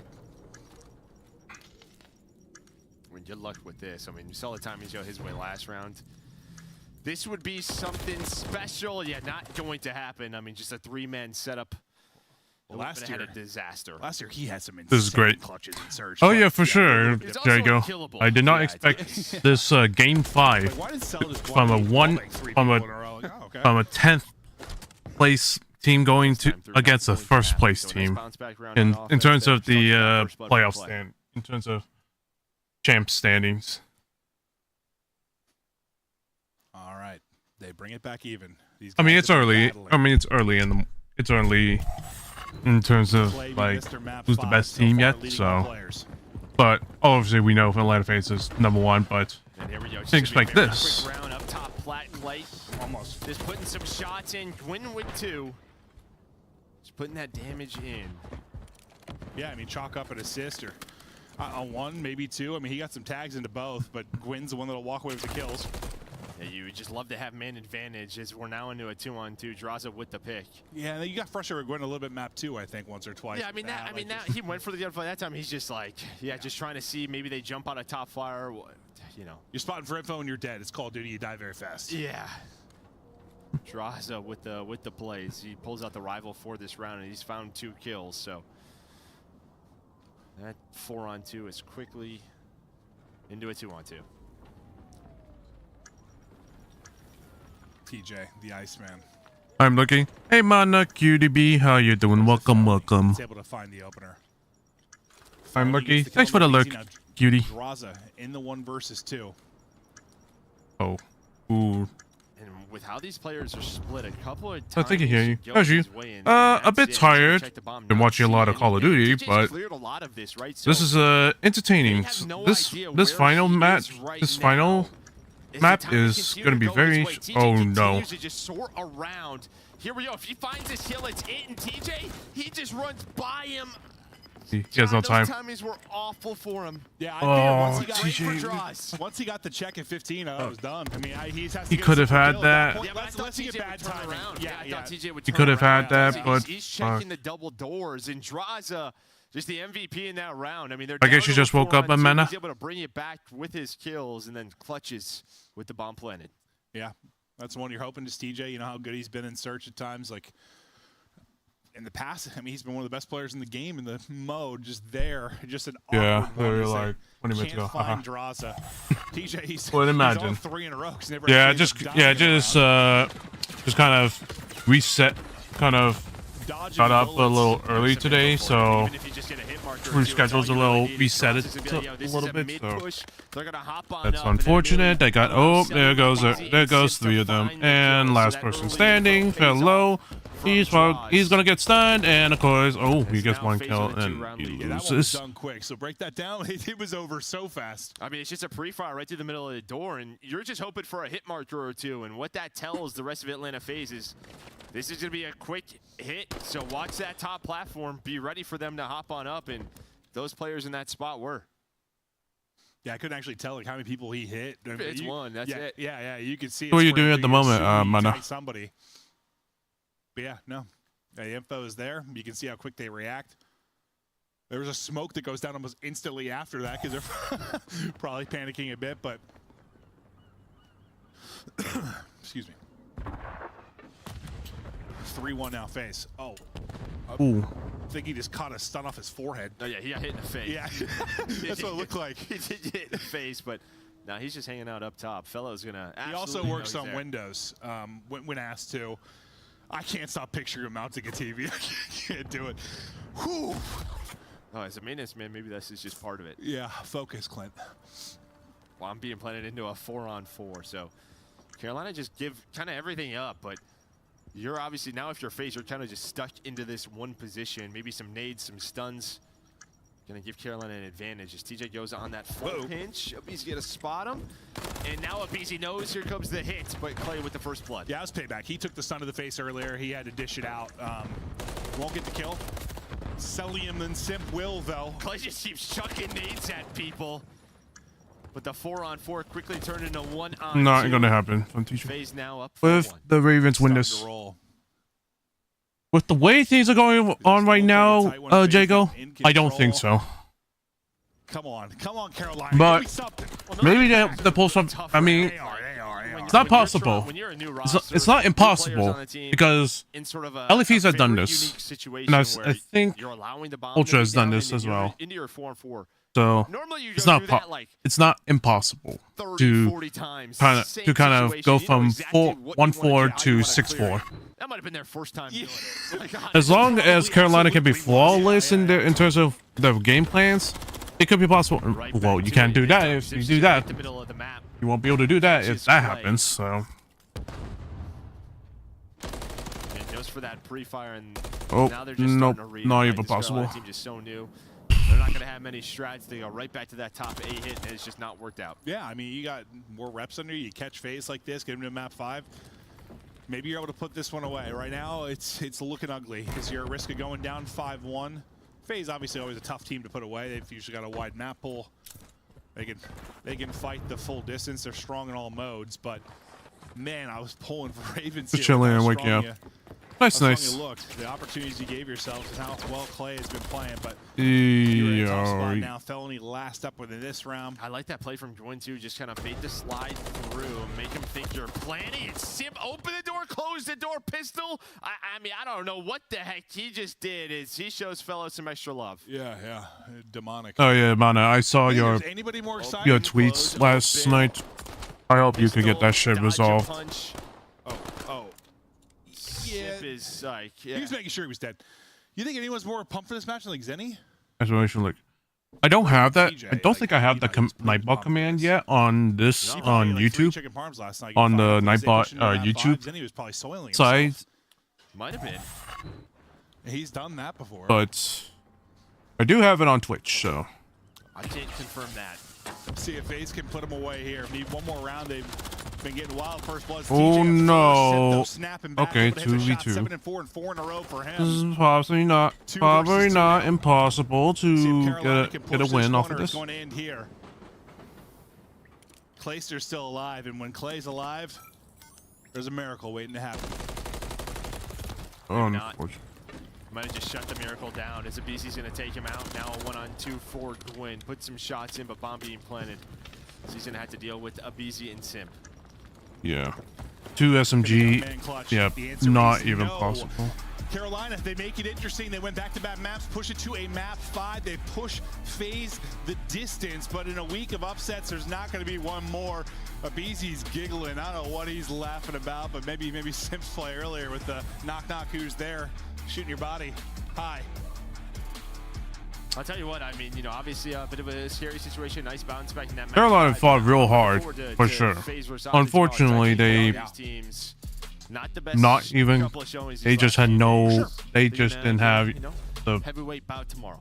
ice in them. Looking forward to this Unfortunately, one. It's gonna be, fantastic to see how they go up against each other. Statistically here, though, Simp got himself a map, almost 1,600 damage, 8 and 4. But this is one that ends quickly. It's 6-1. They dominate the search and destroys, really. Yeah, I mean, again, just, you know, obviously they're going to be ahead. They're there's no way. Respawns 3 and 4. Ravens could have had the reverse sweep. Just going against #1. Not really. Going against the #1 team in the league at the moment. Not really, unfortunately. But TJ's moments. Clay was popping up. Win has been a true pleasure to watch. But for us, that'll do it today. We'll be back tomorrow because I was actually out yesterday because I was not feeling well. We're going to be casting it tomorrow, so we'll see you guys again tomorrow. But for us, that'll do it. We'll get it back over to Des to break it down. Hope you guys enjoyed the show. Christopher Puckett, how are you, sir? Doing excellent, Maven. Appreciate it. And, of course, you can sync your calendars with Maven and find out whenever he's casting. We've got a great cast coming up for you tomorrow as well because just 3 games remain in the qualifiers. But first, let's talk about this one. Atlanta FaZe is the only team perfect so far. They are now 6-0. But this is the second time they've been taken to a Game 5. And we almost saw a Royal Raven reverse sweep. I didn't think I'd say that one. It was closer than the numbers showed in that final search and destroy, but where did things go wrong? I mean, listen, I I think everybody's kind of impressed with the Carolina Royal Ravens right now to even go to a map 5 right now. Atlanta FaZe have been 3-0ing a majority of these teams, and yes, they stay undefeated, but they're our #1 team in the league right now with Carolina Royal Ravens seemingly the number 12th team. So for them to come in with a new player like Bellowin and be able to push that map 5, not only that, winning that control, which they have been seriously struggling in, and being able to take that sub base in a beautiful fashion. I mean, perfectly executed. They had the early rotos, they had the sling, they set the pace. I think this is a great looking forward for Carolina Royal Ravens fans. Yep. Anyways, what does it mean when you put a Renetti at a dead body and you just point it and pull the trigger a few times? It just means I must have just smoked you. But I mean, talking about the series a little bit, I'm very impressed by the Royal Ravens, man. They played great games 3 and 4. Elliot touched on that hard point. Great rotations, and then also just off the jump, like being able to get majority of P1, then hold P2 from the front. Impressive, getting off to about a 120-point lead. And for Atlanta FaZe, it more so shows nobody's untouchable right now. Yeah, no one. We got to ask FaZe about it. Joining us live in the Monster Winner Spotlight, please welcome Simp. And Chris, I want to start things off asking you about that Game 3, because it seemed like there was a shift in momentum, and it all went in Clay and team's favor. What happened there on control, and where were the Ravens causing problems? I mean, I feel like the biggest thing with control is we kind of just let things spiral out of hand. We were dying all at the same time on defense and kind of just letting them get on the point. And I mean, once they get down to control, it's kind of hard to retake it with how you have to float over the diner. And I don't know, they were just kind of just shooting their guns on the sub base, to be honest with you. Heck yeah. Simp, we go to Boston next week. How excited are you guys to be back on land for the first event of the season? Oh, I'm super excited to be back. I mean, it's going to be a little chilly there, but I am super excited to be back on land. It's been a super long off season, and we have 7 matches online, so it's going to be something different for sure, but I'm super excited to be back. Simp, you guys are top 2 in hardpoint win-loss record, sitting at 7-2. But a lot of your guys' hardpoint wins have come within the 25-point margin. 4 of the last 5 headed into this match. We see you guys lose a sub base there, so clearly a little bit of improvement can be made. What has been happening? Why are these hardpoints been so close, or what have y'all been working on? I mean, we've been working on a little bit of everything, but I honestly think we've just been trying to expand our map pool as much as we can, since obviously we have winners guaranteed, and that's kind of just been our biggest thing, is just play the maps we haven't been playing in matches and see where it takes us. Love it. Simp, congratulations on a 6-0 start. Regardless of what happens against Optic tomorrow, you guys are looking like you'll have a #1 seed, or at least competing with Toronto for that spot. What do you feel about Boston, though? Do you have any superstitions? Do you feel good about playing in the same venue that you've already won a championship? What are your thoughts going into the MGM Music Hall? Nah, I don't think we have any superstitions. We're going to have to, I mean, we walked back to the hotel a couple times last event, which definitely gave us some grit because of all the cold, so I'm probably going to have to do that again, but outside of that, there's nothing really nothing we really did that was superstitious. All right, well, best of luck at this next LAN that's coming up next Friday, and of course you have one more qualifier match. Any prediction against Optic tomorrow? No big prediction. I mean, it's going to be a good one, as it always is. A good one. All right, we'll take it. Thank you so much, Sim. Go celebrate with the team. That's Atlanta FaZe getting the 4th W on our Super Saturday, and we're going to walk you through every match on this fantastic weekend day. Where did we start, Alley Cat? What was your favorite match of the day? Ooh, my favorite match today had to be that last one, but we did start with the Toronto versus Vegas Legion, taking the W as they should have, but I will say Vegas Legion showed some life as they won that high-rise round #5. They were down 0-2, and they battled their way back into the series to force them at #4. We talked to Insight at the end of this series, and it looks like the team's just feeling confident right now. Yeah. Nameless, after looking at Atlanta going to a Game 5 and seeing that Toronto able to take care of business against Subliners 3-0 and a 3-1 against Legion today, who's the stronger team? Brother, it's tough. I honestly, I'm going to go with Atlanta FaZe, but I feel like we have 5 contenders heading into Major. Love that. And Heretics is one of them. Heretics is one of them. Well, let's get on to that second match, because Toronto, they kind of made it look easy towards the end against Legion. Meanwhile, the Heretics matched up against LAG, and LAG had some decent moments, but this was Miami through and through.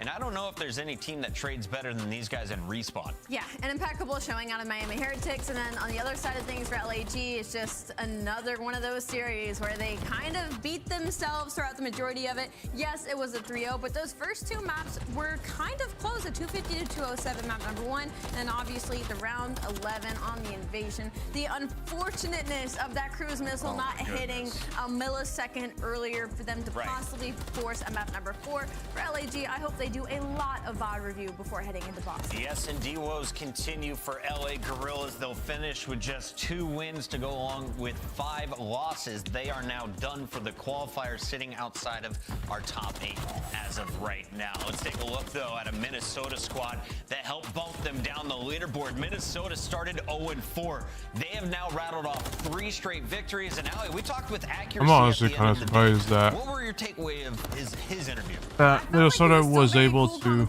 You know, after getting those 3 wins, And Minnesota was able to still take the about 3 wins in a row, I believe. So for Minnesota Rocker, it's just a proving ground that this team is never to be. Yeah, 3 wins. It's crazy on how where Minnesota was ass at the beginning, and then after the break they start kicking ass, which is quite interesting. But you know, I'm not like they have potential. I mean, the first they had potential, and but they were just ass in the beginning. But seems like somehow they just. They just kind of turned it around and proved all of us wrong. It's coming up tomorrow. So fans, if you're feeling sentimental like us, make sure you write some hearts next to these 3 matches. We got LA versus Carolina, Boston versus Subliners, and Texas versus FaZe. Boston Subliners, Texas FaZe, and FaZe versus Carolina. This is going to be very interesting for the Optic because they got absolutely piss slammed in Miami. We're in for a very banger of a day tomorrow. All right, Subliners just got 0-3'd by Toronto. We'll find out how they fare against the hometown squad. That's all kicking off tomorrow, 2:45 Eastern. That's 11:45 on the West Coast. See you then. Shout out to my rivals. We both know now the world finally can see. Well, Shout out to my rivals. You never what a bit of a banger today, yo. Finally, instead of 3 O's, now there's 1 3-1. But at least 2 of them were game 5s, which definitely was intense. 2 of them were 2 of the game 5s were definitely intense, but hey, did not disappoint though. I'm really happy with it.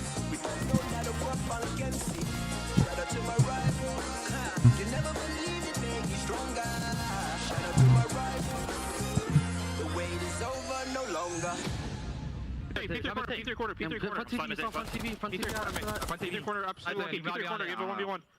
Definitely got him. I'm beyond. Oh, no, I got a streak, bro. I'm really killing my streak. Is it there a what? player? It's a Vical, yes. Check it. I'm Yo, he's gotta check it, bro.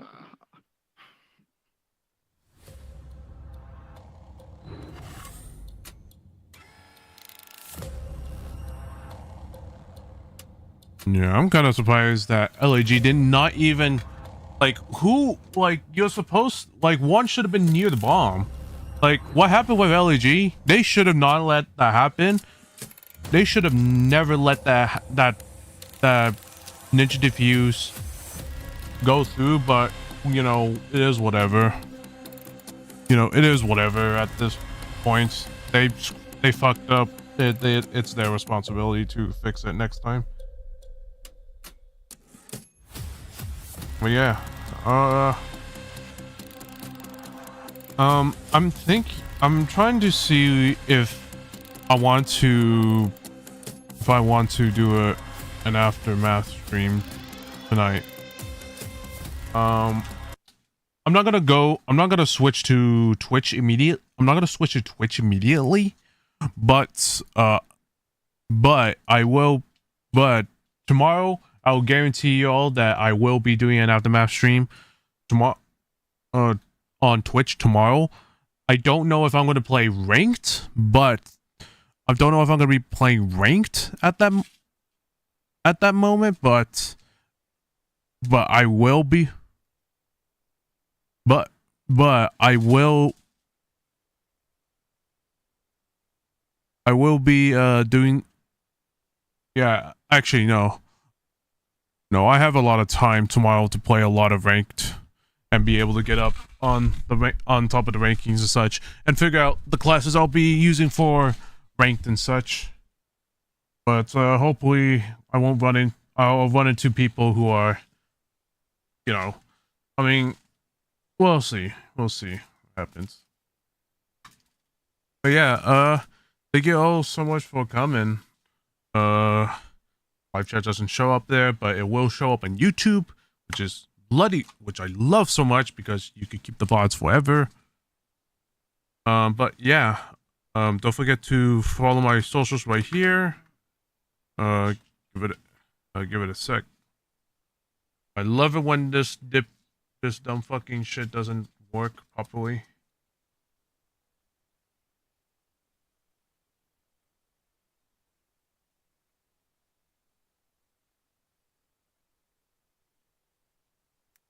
And yep.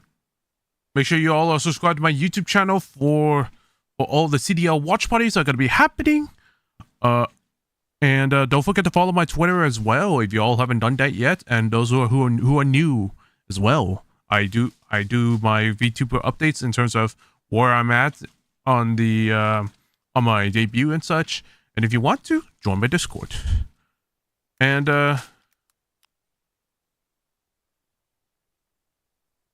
that's a little wet. But yeah, for those that are not following me on Twitch yet, please do make sure to follow my Twitch right here. I will, like I said, I will be doing a, oh my god, I will be doing a Aftermath stream. I will be doing Aftermath stream after the CDL watch party tomorrow, and hopefully I'll see you all over at Twitch tomorrow. Check out the sponsors that my esports org Godslayers is sponsored by, and check out their merch line as well.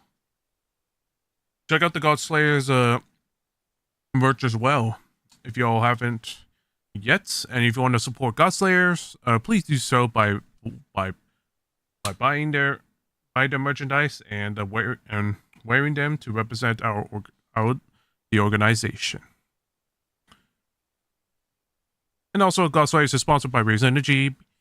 Raise Energy, if you want to buy their stuff, you want to have a bit of a discount, if you want to have it at a little bit of a cheaper price, you could use our code you could use the Discord discount code Godslayers for 15% off Raise Energy.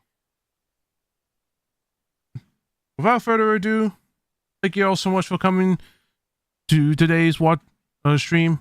I hope you all had a good time, and I'll see you all tomorrow on YouTube and Twitch. Thank you all so much for watching. Y'all have a good night.